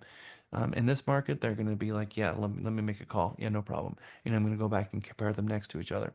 But if they're like, this one's kind of a C, this is long gone. We're not going to ever talk about this property again because it's not high enough on their list to even be worried about. And so they can rattle off the ABC thing in just a nanosecond without a second thought. It's not like, let me think. Have I grade this property? I'll give it a B minus. I mean, they can just like, bam, every single time. So I have my MLS. I'm a paper person. When I'm out there in the field myself, I use the app. But when it comes to showing, I have the MLS sheets in my hand and I have them stapled together in the top right corner, what time we're going to arrive at each one. And they have one as well. And as they're grading it, what I'm doing is I'm putting their grade in the top right corner as well. And if there's 2 of them, I put a hash mark, I put a plus sign, top left corner is one grade, top left corner is the other grade, and I'm grading them like that so that I can see A minus, B plus, C, A minus, and be tracking their grades. And it's interesting because sometimes they're not on the same page most of the time. So they get closer. Maybe they're going to negotiate and both want to give me one, but sometimes they'll have their own grades, and that's okay. I'm getting a feel for what's going on here. So you might want to put that into practice and give that a try once as you're showing properties. Ask them if you had to rank it A, B, or C, how would you rank it? And they will start adding the A's, the pluses and minuses themselves. Now, how many of you are using MLS Plus? Lots of you. Okay.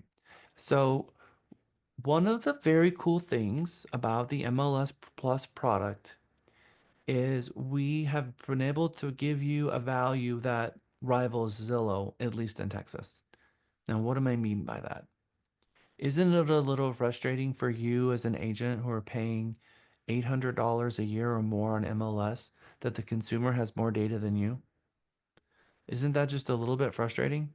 That the consumer has access to HAR and Actress and Waco and Highland Lakes and all of the MLSs for free and you don't? You only have access on a paid subscription to one MLS? That should kind of make you mad. One of the reasons why I created MLS and I serve on the national MLS and I serve on Texas Realtors MLS and I am continually reminding them about this.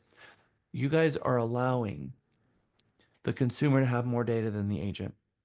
That's not okay.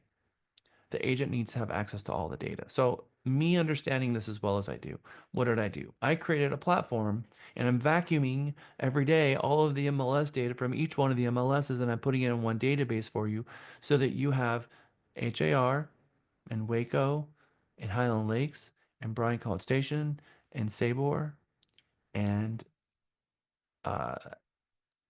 HAR, Corpus Christi, CTX MLS. I'm missing some, but there are more. San Antonio. Sabor, all in one place. So that when you do a MLS Plus search, then you're going to be able to see all the properties in one place because there are properties in our marketplace that only come from HAR, and that's a travesty. So it gives you everything in one place, but it also does something else that's even more important. How many of you use the client gateway where you set up a search for your client in the MLS and it sends them listings? When they get the link, where does it send them? When they click the heart button in the MLS and the MLS is emailing them and they click that link to the property, where is it sending them to? Us. No, not if you do it in the MLS. So if you use Actress or use the right, you create a portal in the MLS and you do that one gateway and it's sending the client's listings. When the client clicks it, where do they go? Go back to the website. Which one? The one that you set up the client gateway under, whether it's HAR, Abor. So it takes them to a little cheesy client gateway that's built into CoreLogic, and CoreLogic has a special little website, and it's not branded with your information. So what I used to do in Mega is teach you guys how to go upload your header to that little website and make it a little bit better. But the thing is that if you got a serious buyer and you set them up in two different MLSs like Actress and HAR or Actress and CTX MLS, it's a nightmare because there's two portals, there's two gateways, and you click the link and it takes them to two websites that kind of look like the same, but you click one and it takes them to HAR and it's got three favorites, and then next email comes and it's from Actress and they click it and it takes them to the other website, which is Actress, and maybe there's one favorite over here, and they're so confused they got no idea what's going on. So we created a single gateway that takes them to your website, which means now they are on your website, and so you're driving traffic back to your website. But more than that, it is giving, when they click the favorite button and they click the heart on the listing, do you know where that heart goes? Back to us and our portal that's connected. Yep, it sends a notification to your app letting you know that they favorited a property. And when you go to your desktop version, the .me, and you click on your dashboard, you'll see the hearts there as well. So, and in the app on the tools and settings, there's hearts there as well. So it's going to send them back to your website, and you get a notification on your cell phone the moment that happens. So we want, after we've shown the property, or after we met them at the property, maybe we did this. They told us what addresses they wanted to see. Maybe they don't like any of them. So I'm going to walk away from that appointment saying, okay, so what are you looking for? Let me know your criteria, because Mr. and Mrs. Buyer, majority of the time when my clients share with me what they're looking for and a criteria, I'm able to do the research and I bring them homes, and typically we'll see everything that they found on Zillow and Realtor.com, but typically the home they end up buying usually comes from the home search, the homes that they didn't even know about or they didn't even see. 90% of the time that's the case. So if you share with me your criteria, I will send you a list of everything that matches the criteria, and then we can go take a look at everything against each other side by side. And they're usually like, okay, let's do that, right? Because I met them in the real world to get hired. Now I've hired, now I have a buyer rep agreement. Now I'm gonna try to get them with my lender, and I'm gonna start the process properly. And these are the things that I want to know from them. I need to know how many beds, baths, square footage, and number of stories they're looking for, and what their time frame is, and do they have a house to sell. Take this sheet and ask them all of these questions. What's your time frame? Why are you moving? How long have you been looking? Do you have a house to sell? What the area that you're looking? Beds, baths, square footage, number of stories. Do they care if the primary bedroom's up or down? Does the age of the home matter? What's the max price? You can be paying cash or obtaining a loan. And then voila. Now we're going to set an appointment to show them everything. This is a good litmus test or a good interview to take them through, which we call the crystallization worksheet. Juru. Hi Jack, I used to see the video, the Champion Rockstar interview, and one of the top producer saying usually when she hold the open house, she will bring a booklet printing out all the houses around the neighborhood, like with the price range 15% up and 15% below, and to let the customer to pick so that she can show them after the open house. So I think it's a good idea, but I'm not sure whether it's against our fiduciary, because at this point we are representing the listing agent, right? Even though we are covering the listing agent, we just are holding the open house for them. But at these 2 hours, we still, owe the responsibility to the seller.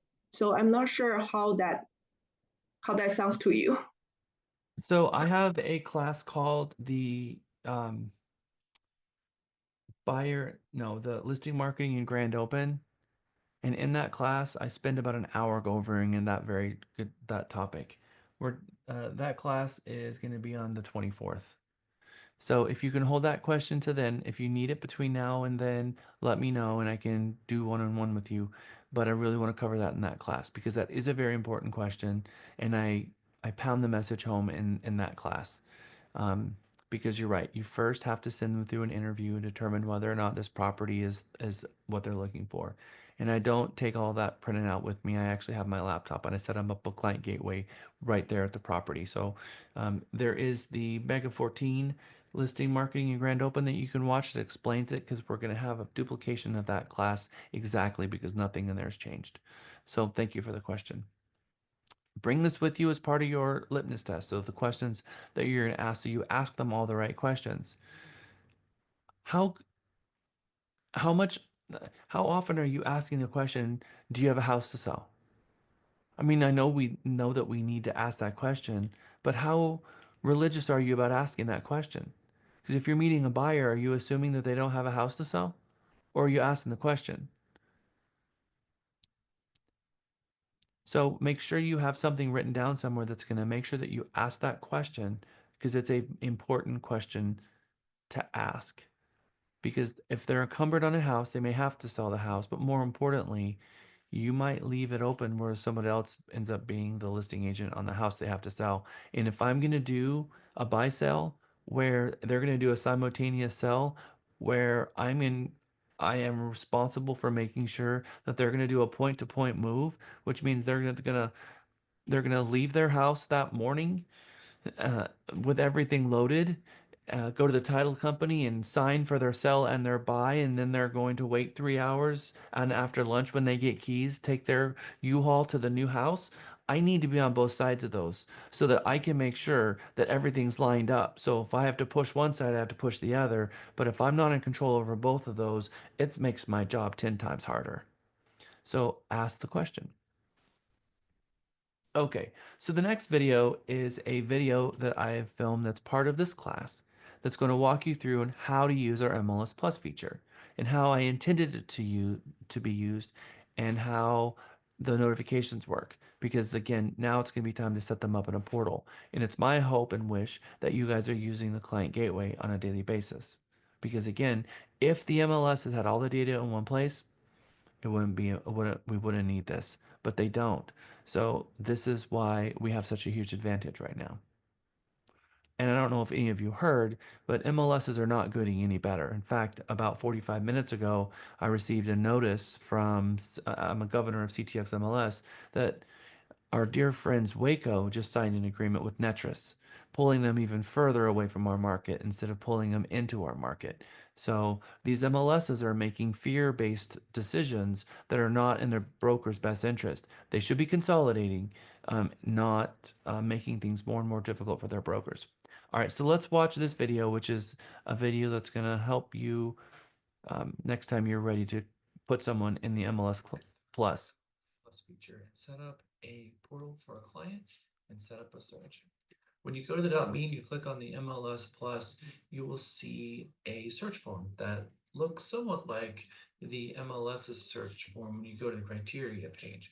You have the property type, residential, residential lease, residential income, farm, land, commercial, and commercial lease. Remember, one of the benefits about using the MLS Plus is that it's all of the MLSs in one. So you can do one home search instead of doing a search in Austin and in Waco and CTX MLS, all the data here is in one place. And then sub-property type if they're looking for something very specific. Okay, you can type in a specific address if you'd like, or you can type in a county, a city, a zip, or a subdivision. We also have a map, and on the map you can do a polygon search. You can search for a radius in a circle. We have the polygon where you can click on the map by clicking different points. And then we have square. So you can do the same kind of, I didn't click, do any one number of these if you like. In this instance, I'm going to go back to the criteria. I'm also going to hard code that area to Round Rock.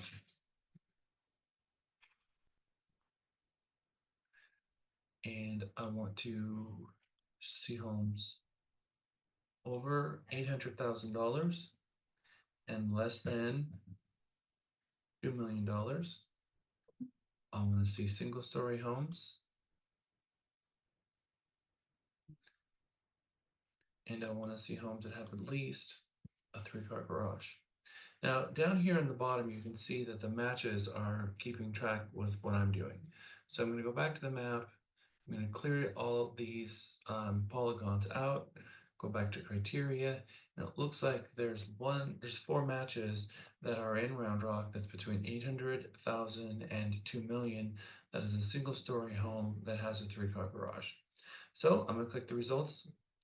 Here are my properties. You have the ability to click on the map feature and view your home search.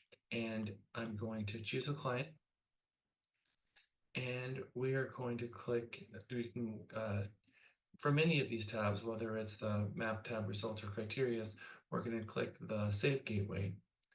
And I'm going to choose a client that is in my system. In this case, I'm going to send it to myself. I'm going to give it a name.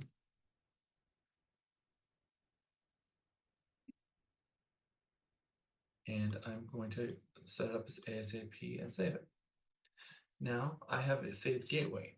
Now what's going to happen is every time a property is listed that matches that criteria, it's going to send out an email. This I right here is a link. You can click it and it will take this agent to their Realty Texas portal and they have to accept. That's the client portal. You can see jack-stapleton.realtytext.com. This is going to get emailed to the client, but you can click the I and text that to them or email it to them because that's going to be their client gateway. This is a preset search to the properties. Every time something new is listed, it'll show up here. If something goes sold, it'll disappear from this list. And they can now also add their own client gateways here as well. So if they want to create a couple of different other preset searches, they can. And as you can see, they have the plus button. And when they open it for the first time, they click accept. Here are the properties that you have in the list. You've got 4 properties over $800,000 in Round Rock. And this is what the consumer will see. And so the consumer can click favorite. And when they do, the agent will receive a notification on their .me that the client has favorited the property. So I'm going to bring up my Realty Texas app. And we are going to look and see, how do I get out of notes? I'm going to click on the app, go to the notification center. You can see the notifications are instant. We've been playing with this and they come in less than a second. So when the client clicks the heart button, you get a notification to your app. It's a pop-up and they get it instantaneously. That's pretty the moment that it was agent. Where it shows up is on the pinned tab. It also shows up in the app under, I'm going to fast forward here on, this is your Realty Texas dashboard. Top left corner, you'll see the hearts up here. If you click the heart, it will actually open up the gateway. And this top one is the one that I just favorited myself. So it shows up here. And then on the tools and settings of the actual app, you will see here on the last tab, the heart, you click the heart and it'll open up the mobile version of MLS Plus. And we built MLS Plus for the mobile version. So if you're on the tools and settings and you click the MLS Plus link, it's actually easier to use the MLS Plus in the app than it is actually to use the desktop version, even though it's the exact same version. So this is going to give you the ability to set up a gateway. So again, here we are, we were on the phone, we grabbed the grabber, lead came in, we took that lead, we had a conversation, we set the appointment, scheduled the appointments, called them back, sent them through the interview, met them at the property, went through all 3 versions of how we're going to go over the information about brokerage services and the IABS, showed them the property, they decided they didn't like it, now we're going to put them in the MLS Plus, and we're going to set up a criteria so we can start shooting all the listings to them. And then as they're clicking favorite, we're seeing it as a notification column. Hey, I see that you just favorited 123 Main Street. Do you want to schedule to see that one? Awesome. When are you free? And then go and show them 123 Main Street because at this point, you already have a representation agreement signed with them. So this is kind of your step-by-step if you're using either the .me or the app from start to finish, how you're going to be helping your clients on a daily basis.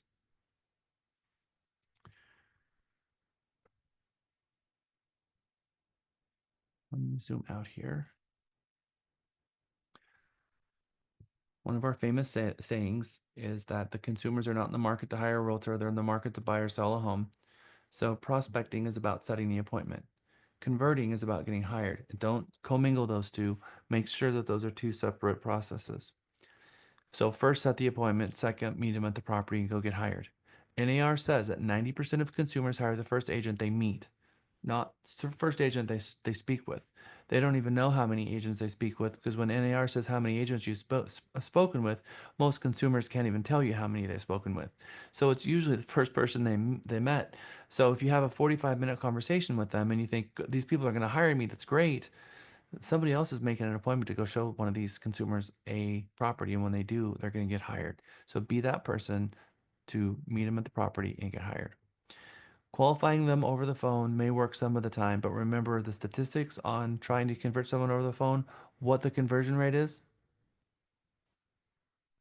It's a test question, and I talked about it earlier today.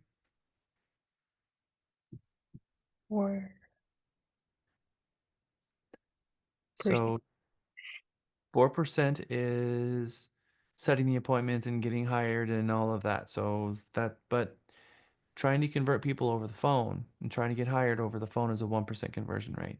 So in everything we do, as an example, you are calling your spheres and you find out that you have a seller. Are you going to get hired over the phone talking with that seller on the phone, or are you going to get hired at the listing presentation? You're going to get hired at the listing presentation.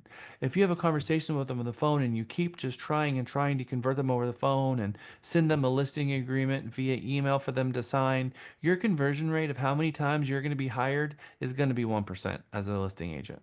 You got to go and sit with them and get hired in person, because this is a relationship business. There's no different than the buyer side, and that's where the light bulb comes on. The aha moment was, got it.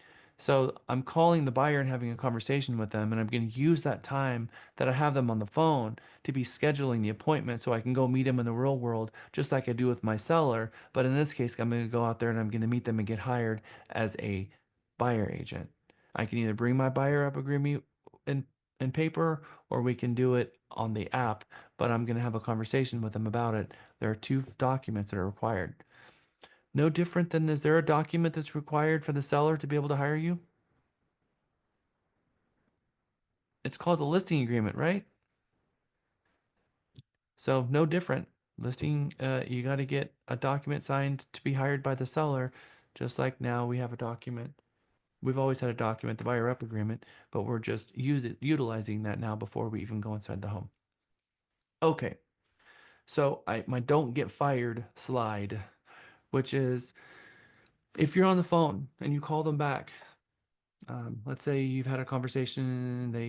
Again, you grab them out of the buyer. You grab them out of the portal, the grabber. They answer the phone. You set the appointment to go show them 123 Main Street. But then you go and look at 123 Main Street, and what happens if 123 Main Street is pending? What are you going to call them back and tell them? Are you going to call back and say, "Oh, I'm sorry, that one's pending"? Yeah, too bad. It looked like a really nice home. How are we going to address that callback? Because obviously you can't show them that house because it's pending. So what are we going to do? Let's think about it. Look for similar properties maybe in the same area and say that was pending, but I have these in the same area, same criteria. Let's look at those. Let's see others pending. Exactly right. Just like my slide says, set the appointment. Do not say the property is pending on the first call. Do your homework. If you find out on the first call that you know it's pending, set the appointment and then spend that time. Say, look, I got a call. Uh, 3 o'clock tomorrow is great. Let me go ahead. All right, you're on my calendar. I'm going to go ahead and call the listing agent, make sure that that's available, and I'll call you back later this afternoon with that information. But I'll go ahead and have you on my calendar, and I expect to see you tomorrow at 3. I set the appointment. Then I told him I'm going to call him back just to make sure everything's okay. Even if I know that property is pending, I'm still going to tell them. I'm going to set the appointment, and I'm going to still tell them I'm going to call the listing agent, because they may be busting out of their option period. You don't know what's really happening. So I'm going to call, do my research, And then if it is pending, I'm going to call the listing agent and see all about all of this. Are you looking at maybe possibly doing a backup? Is that something that would be valuable to you? And then I'm going to find my next plan B. Call them back. All right. So good news and bad news. The good news is in that subdivision, there are 3 other homes that look very, very similar. One of them actually might even be a little bit nicer. Bad news is that property looks like it's under contract. But the good news is that they're looking for a backup. So my recommendation is let's go ahead and go look at it because you might want to hold as a backup, and then we'll look at the other properties to see if one of them that you like even more. That is how you should handle that conversation. Now, what happens if you grab something out of the grabber and their answer is, I only want to talk to the listing agent? What do you say then? Maybe we're not the listing agent. Okay, just want to put that out there. But it's possible that we're not the listing agent they're pulling out of the grabber. It's a 50-50 shot, I would guess. But well, because we're running most of our ads on our listing, so there is seriously about a 50% odds that it is. If they say I only want to talk to the listing agent, we are the listing firm. You've just answered that question. Oh, okay. If not, then what are you going to say if we're not the firm, listing firm? You remind them why it would be beneficial to speak with their own agent or having their own agent. Exactly right, Chris. We are going to express to them your value. You're going to start your value proposition. The value proposition that we're going to be sharing in a less than a week and a half away from now.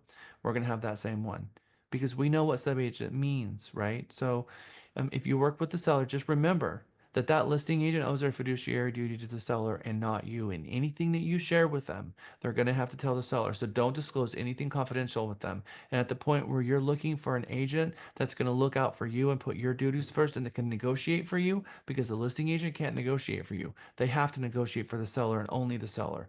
So at the point you're looking for someone who is going to really do a really good job negotiating for you, I would like to be that agent at the point you're ready to hire someone. That's what I'm going to tell them. And now they're going to be like, oh, I got it. Well, don't you think I can get a better deal working with the listing agent? No, because the listing agent's going to use the training and skills that they have as a negotiator to get the very best deal with their seller. So the very best way to get the best deal as a buyer is to submit an offer from a buyer agent and negotiate it and have 2 agents negotiating with each other. That is the best way. If you show up and all you're trying to do is get your commission, what you think that you're going to be able to get the buyer agent compensation, the reality is that listing agent is going to put that 3% on the buyer side in their pocket too. So that just means that the listing agent's going to get double paid and you still don't have anyone to represent you. And maybe you've got them to come down 3%, maybe not. You don't know. So share with them the realities.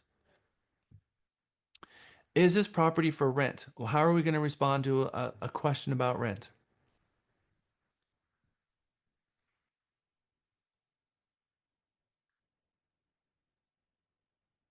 Do you want us?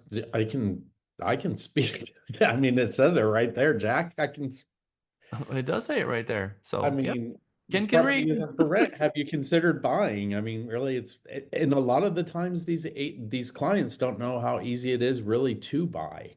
So educate them. 2 things. We are fine. Exactly right, Ken. Thank you for speaking up. We have found a little hidden secret based on our own lead generation that surprised us in our own lead gen. We were running buyer ads, and buyer leads are very expensive. Typically somewhere between $20 to $400 a buyer lead. Buying these buyer leads, and by and large, a lot of them were turning in to lease leads. So we started running lease leads, and we converted more of those into buyers than the actual buyer leads that we were getting. And we started looking into that and realized that the lease leads, a lot of them, they've been told no before. They are just moving to the area and they think maybe they're just gonna rent for a year before they buy. And a lot of them, they just want to move from one house to the other and they don't want to go through the hassle because they think that they're going to need a big down payment. They think they're going to need a lot of money for closing costs. And they think the process is going to take 2 or 3 months and they have to, their lease is up at the end of February and they don't have time in their mind to buy a home. So then we share them the advantages of buying, the time frame, the fact that uh, we have zero down programs, that there's everything under the sun for them, and explain to them all their options and say, what does it hurt to know your options? You know that one, Ken, right? We can get you with a lender, have the lender pull your credit, and we can see maybe you are ready, maybe not. I'll help you either way. But what does it hurt to know your options? And then we're converting more of those buyers and more of the tenants into buyers. Then we actually close the buyer leads as buyers. So when someone comes to you as a tenant, you should have a conversation with them. I'm happy to help you either way, but have you considered buying? Because when you are a tenant, what are the advantages of renting over buying? Let's just talk about 4 of them. Does anybody know the real advantages of being of buying versus leasing?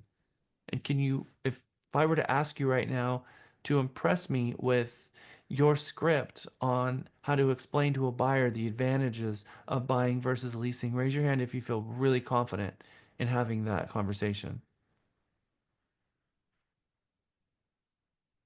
Ken, I think you're pretty good at it. No, you're I, not. I was like, I could probably come. I mean, yeah, first of all, there's equity in a home. Why would you want to pay your landlord to be rich?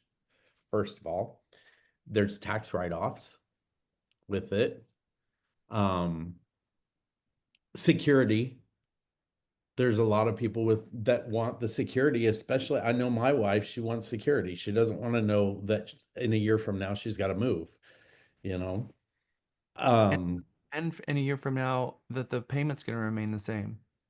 Correct. And that was my next one, was going to be your rent's going to keep going up and up and up. Your payment's going to stay the same, but you're still going to get value into your home. And, when there's a lot of people that buy these houses, and even if you can't afford something right now, what you can afford right now also gives you the value later on to buy your dream home later on down the road. So you'll have, because of the equity that you'll have in the home. Okay, I love it. Good job, Ken. Let's give him a hand of applause. But there are 2 that are even more profound. That's the A-lister. It's the marquee in the building we missed, which is leasing never ends. Eventually, you pay off the property and you're not paying rent anymore, and you're just paying the property taxes. So let's think about this. The property is increasing over time while you're paying it off. When you're paying your rent payment, you're not building equity. You're throwing the payment away every month. The payment never ends, and the payment's not tax deductible. But when you own a property, the payment stays the same. The property is increasing in value while you're paying it off, and 3/4 of the payment is a tax write-off because of the interest. Most of the interest, if it's primary residence, is tax deductible. So if you have a $2,000 home payment, it's probably $800 worth of interest that you're going to write off. Probably just under half of it, because a third of it's going to be property taxes, a third of it's going to be interest, and a third of it's going to be principal, and that's halfway through the amortization schedule. But if they're in the first month, 90% of the payment of the P&I, the principal and interest, 90% of it's going to be interest, and then it slowly starts moving over to more and more principal. So that's a huge tax write-off for tax. So instead of a $2,000 payment, their exposure is probably going to be somewhere around somewhere probably $1,000, which means they're getting a $12,000 tax write-off or $1,000 a month tax write-off for the interest, while the property is going up over value and they're gaining that equity. So if they're going to buy a starter home, then every single payment that they're making towards their property is equity that they're building for a down payment on the home that they ultimately really, really want.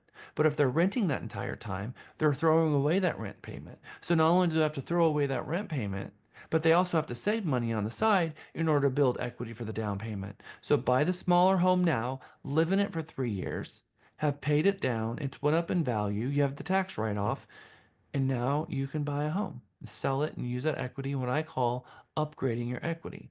You can do one of two things.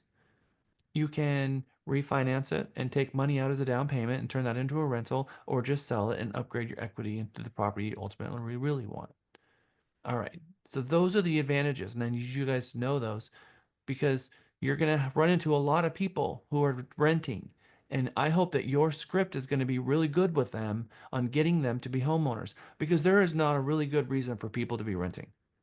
I can't think of a good reason unless they're just coming in town for 1 year for work. But guess what? Give me a script of something you can tell someone who maybe their kid's going to be in college for only 4 years, or they're coming in town only for a year. What are some interesting things and products out there that we can help them with that might really make them save money coming here instead of renting? Isn't there like a loan that you can do for short time staying at that house? I don't remember what it's called. Like an amortized, I don't know. Adjustable rate mortgage. Oh, my phone. Wait. Yep. ARM, or adjustable rate mortgage, or an ARM. Yes, it's exactly right. And the ARMs have stupid low rates. I mean, crazy low rates, half of your 30-year mortgage rates. So if somebody says, look, my kid's going to be going to UT, okay, and they think, oh, the housing costs are going to be outrageous. Okay, well, I'm so glad we're talking. Have you considered buying a condo, like a 3-bedroom condo, and your kiddo can rent out the other 2 bedrooms? So now you're putting a down payment, and the rent on the 2 bedrooms should equal the payment. So then now he has no out-of-pocket expenses. The property is going up over time. Have an arm, and in 4 years, you can either continue renting it out and replace your kids with someone else and have a long-term rental there, or sell it. And after 4 years, you should have been able to recoup, hopefully, all of the money so that your kid has no housing costs out of pocket. So that is a good option, having a conversation there. So again, lots and lots of options to be talking to your people when we're dealing with the concept of renting. Deandra and Jessica also have some really, really good social posts on this particular topic that's in your .me, the advantages of home buying versus renting. And there's a side by side that you can be pushing out to your socials, even doing a video about it, and then pushing it out to everyone. Okay. And then the last one, I didn't know you would call. If you're, again, grabbing something out of the grabber, I want you guys to be prepared for these 4 questions. I know you have your sales meeting, and we talk about a lot of these things in the sales meeting, but I want you to be able to be cognizant of not blowing it on the call and answering this wrong, and then you hang up the phone and say, dang it, I wish I had only said this and this and this and this. So I'm trying to prepare you now so that when you hear that, you're like, oh, got it. No, and keep the conversation going. Don't just let the conversation end when the property is pending, or I only want to talk to the listing agent, or is this for rent, or I didn't know that you would call. No problem. Why were you searching? Was there a specific property you wanted to look at, or did you have a question about this one? No, we were just searching. What piqued your interest about the property? And just keep asking questions and try to dig into what they're looking for. And listen and be intuitive. And the more you're attending your Tuesday sales meetings with the sales team, the more you're going to pick up tips and tricks from our agents on how to convert more of these. Because do you remember what we said about increasing our conversion rates? If we can get the 4% to 5%, you're going to have 12 more closings with the same amount of leads that year. So these are the 4 most common ways for an agent who is pulling leads out of the grabber or calling their people where they stumble and fumble the call. So I put together the 4, I would say 80% of them fall into these 4 categories. We only have 5 more slides. All right, guess what we're going to do now? Everybody ready? I'm going to put you guys in groups of 3. I want you to go through your phone. I'm going to be popping into your groups. I want you to call someone you have not spoken with in 6 months. And I want you to say, hi, how are you? And take them through the Ford script. Let them know that you are a real estate agent and that you're super excited to be with Realty Texas. And that you would be so thankful and so grateful that they would remember you or call you when they know someone to when they're looking to buy, sell, or lease a home. That you can even bring up the idea of the village. I want to make sure that we're making our calls. So we're going to spend the last 20 minutes of today on this one topic. These conversations usually last 10 minutes. They shouldn't last that long. If this is like a 3-hour conversation, if it's going to go on that long and you two need to catch up, maybe you're going to take them to lunch. Maybe you can do something like that. But these conversations are usually about 5 minutes. And just call, look, I just wanted to call. I'm going to start calling more often. My bad for not calling on a regular basis. And let them know what you do. And then if you're going to ask them for help like this, I'm going to be very excited to hear about someone who got a referral or learned that they're going to be transacting soon and you're going to help them with their real estate goals.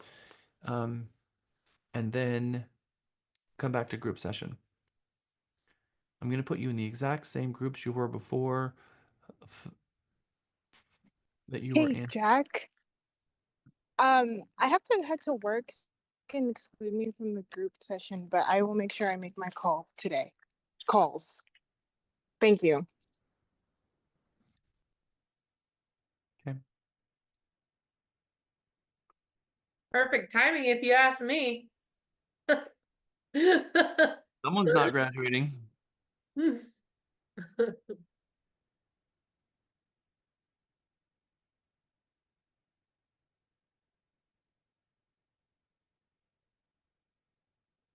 Michael and Belladonna, I'm putting you in here. Into here. Asia here.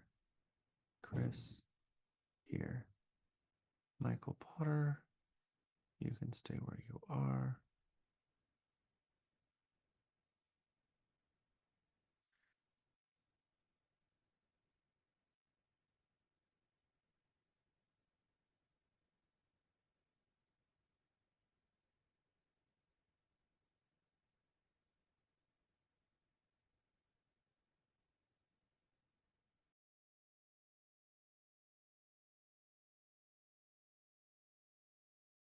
And Andrew, I put you in group 5.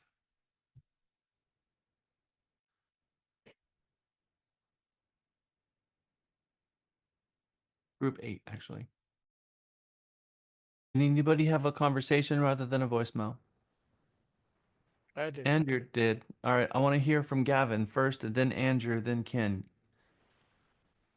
Okay, so I called an old friend from high school and I was a little nervous, but so he answered and he was super excited to hear from me.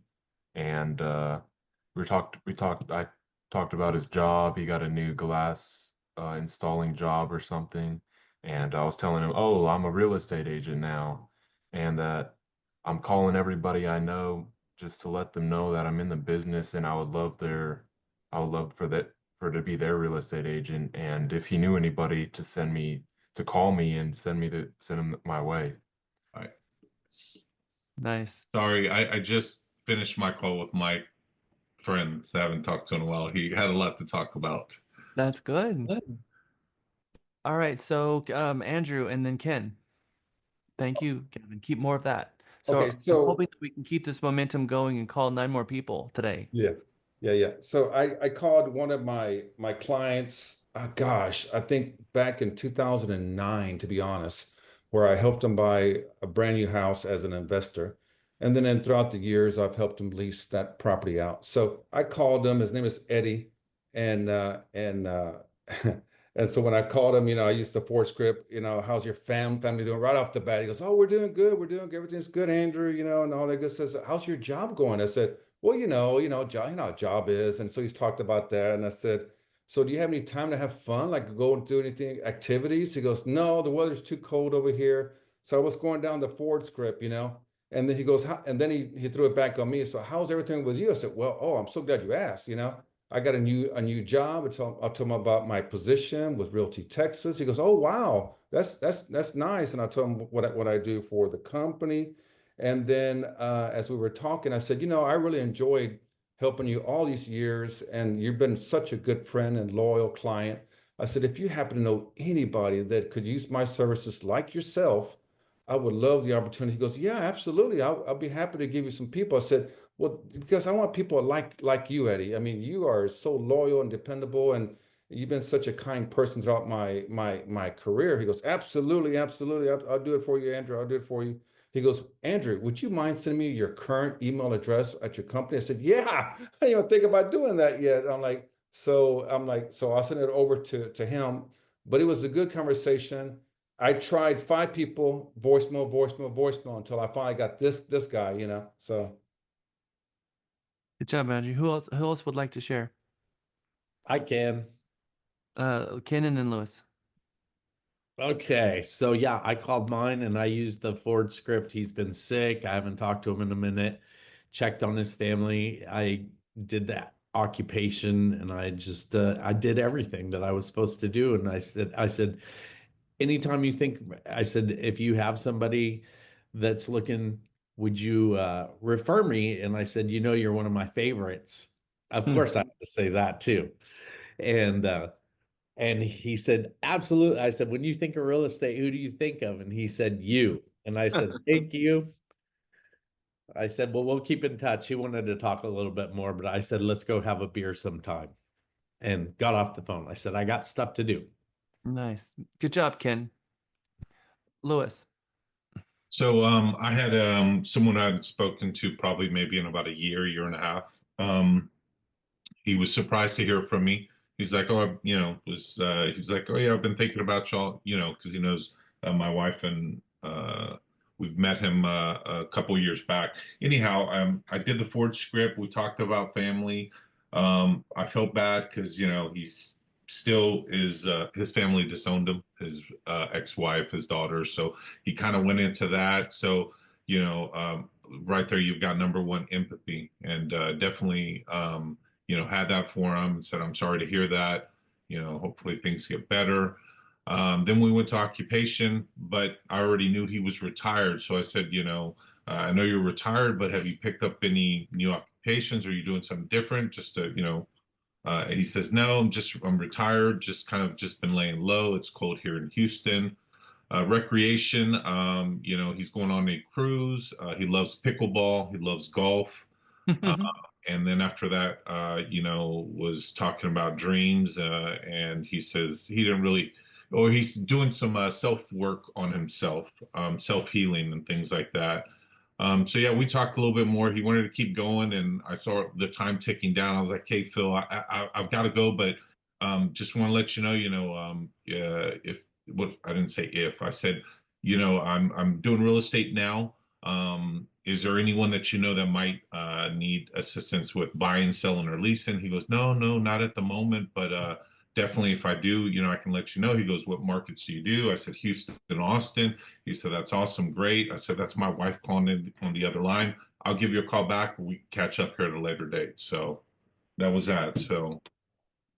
So we're going to reconnect with everyone. We're going to give them the time and let the conversation naturally fall off. So we try not to cut them off too quick. But this is going to be a reconnect, and that first phone call sometimes is a little bit longer, but not so long that the next time they see the phone, like, I don't have time for this right now. So you guys are right to try to capture it, but just put in there, say, I care about you and I want to keep in touch, so I'm gonna call you more often just so I can keep my eye on you, make sure everything's going well. And people love that. They're like, okay, now you planted the seed about referrals, and we're going to keep that seed being planted and continue reinforcing that same message. And now that you've inserted this idea in their head, over the next week, 2 weeks, they're going to be thinking about that. Now there's a seed germinating in their brain, and we need to keep that going, and we need to water it. So the first call should be at least 30 days from now or less, and something's going to be going on. You're going to be hearing more from them.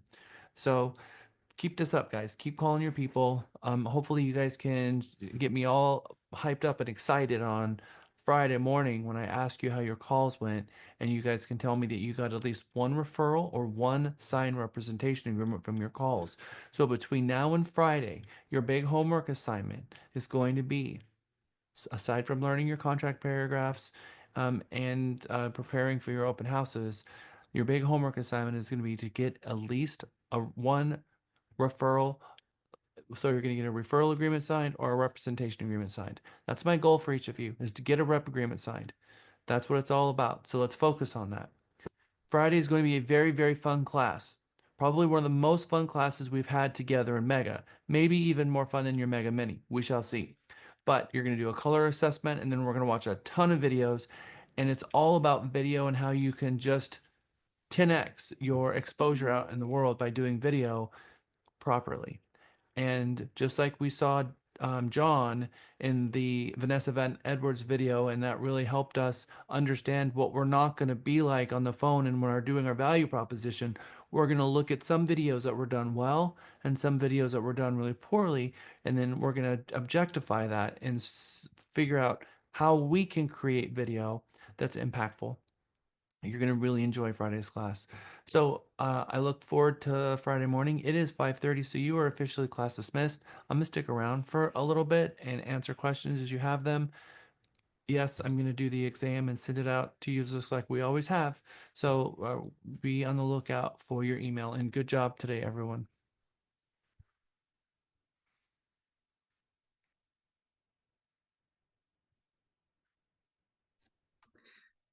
I do have a question, Jack. I just wanted to say thank you real quick. Thank you.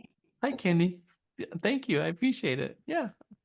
Thank you too, Jack. I wanted to say thank you as well, and I was able to use the app to send the V card with the little paper clip that you showed. So Nice. thanks for that. I appreciate it. I gotta go meet her tomorrow. Thanks a lot. Have a great day. Thanks, Jack. Hey, Yeah, Jack. I played with the app one time with Alisa St. John, and Oh, yes? yeah, I sent it to her, and it worked. I mean, it was like instant. It was really awesome. Nice. It was really awesome. Hey, I just got a buyer rep signed through the app. Oh, Oh, congratulations. Thank you. Thank you. Yeah, I sent it to once Jack was able to show us, I'm like, huh, I'm gonna send it to my client, see if he'll sign it. He's like, signed. I'm like, damn, that's too easy. That's awesome.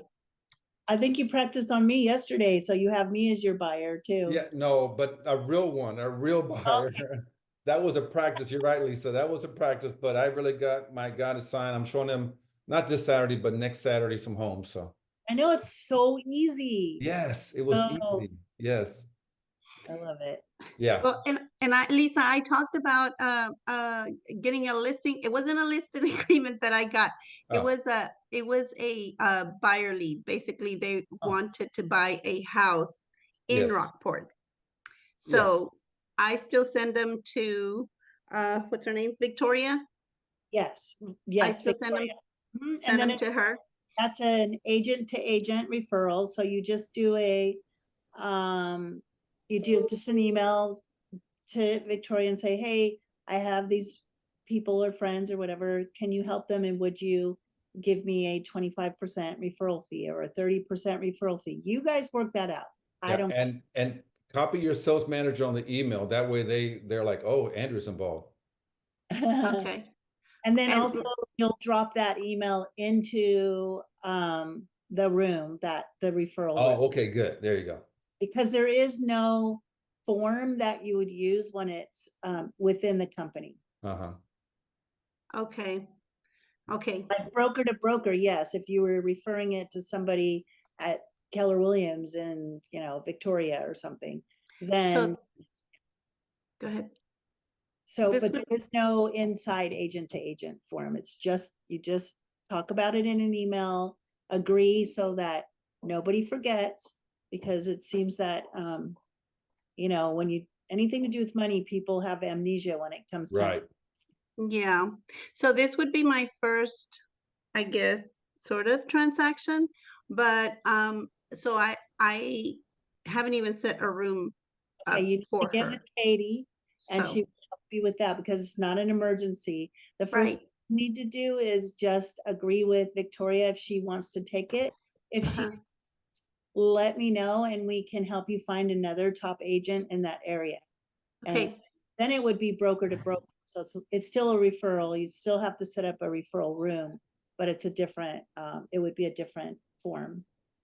Okay, so it would actually be a form that they would need to sign, like from. Yeah. Okay. Okay. Thank you. You're welcome. Okay, I think Jack signed off, so I will see all you kids tomorrow in Mega Minis. And we'll practice our UVP and other things, so. That's at 12, right? That's at 12 tomorrow, yes. Okay, I'll bring my lunch. Okay. Bye. Wait, that's not gonna be there, right? That'll be on Zoom? It's on Zoom. Okay. Yeah, it could be on Zoom. You can always come in for Mega Minis or Mega. You just have to make sure you have earphones for your computer, it's all. Yeah. Yeah, okay. All right, see ya. Right.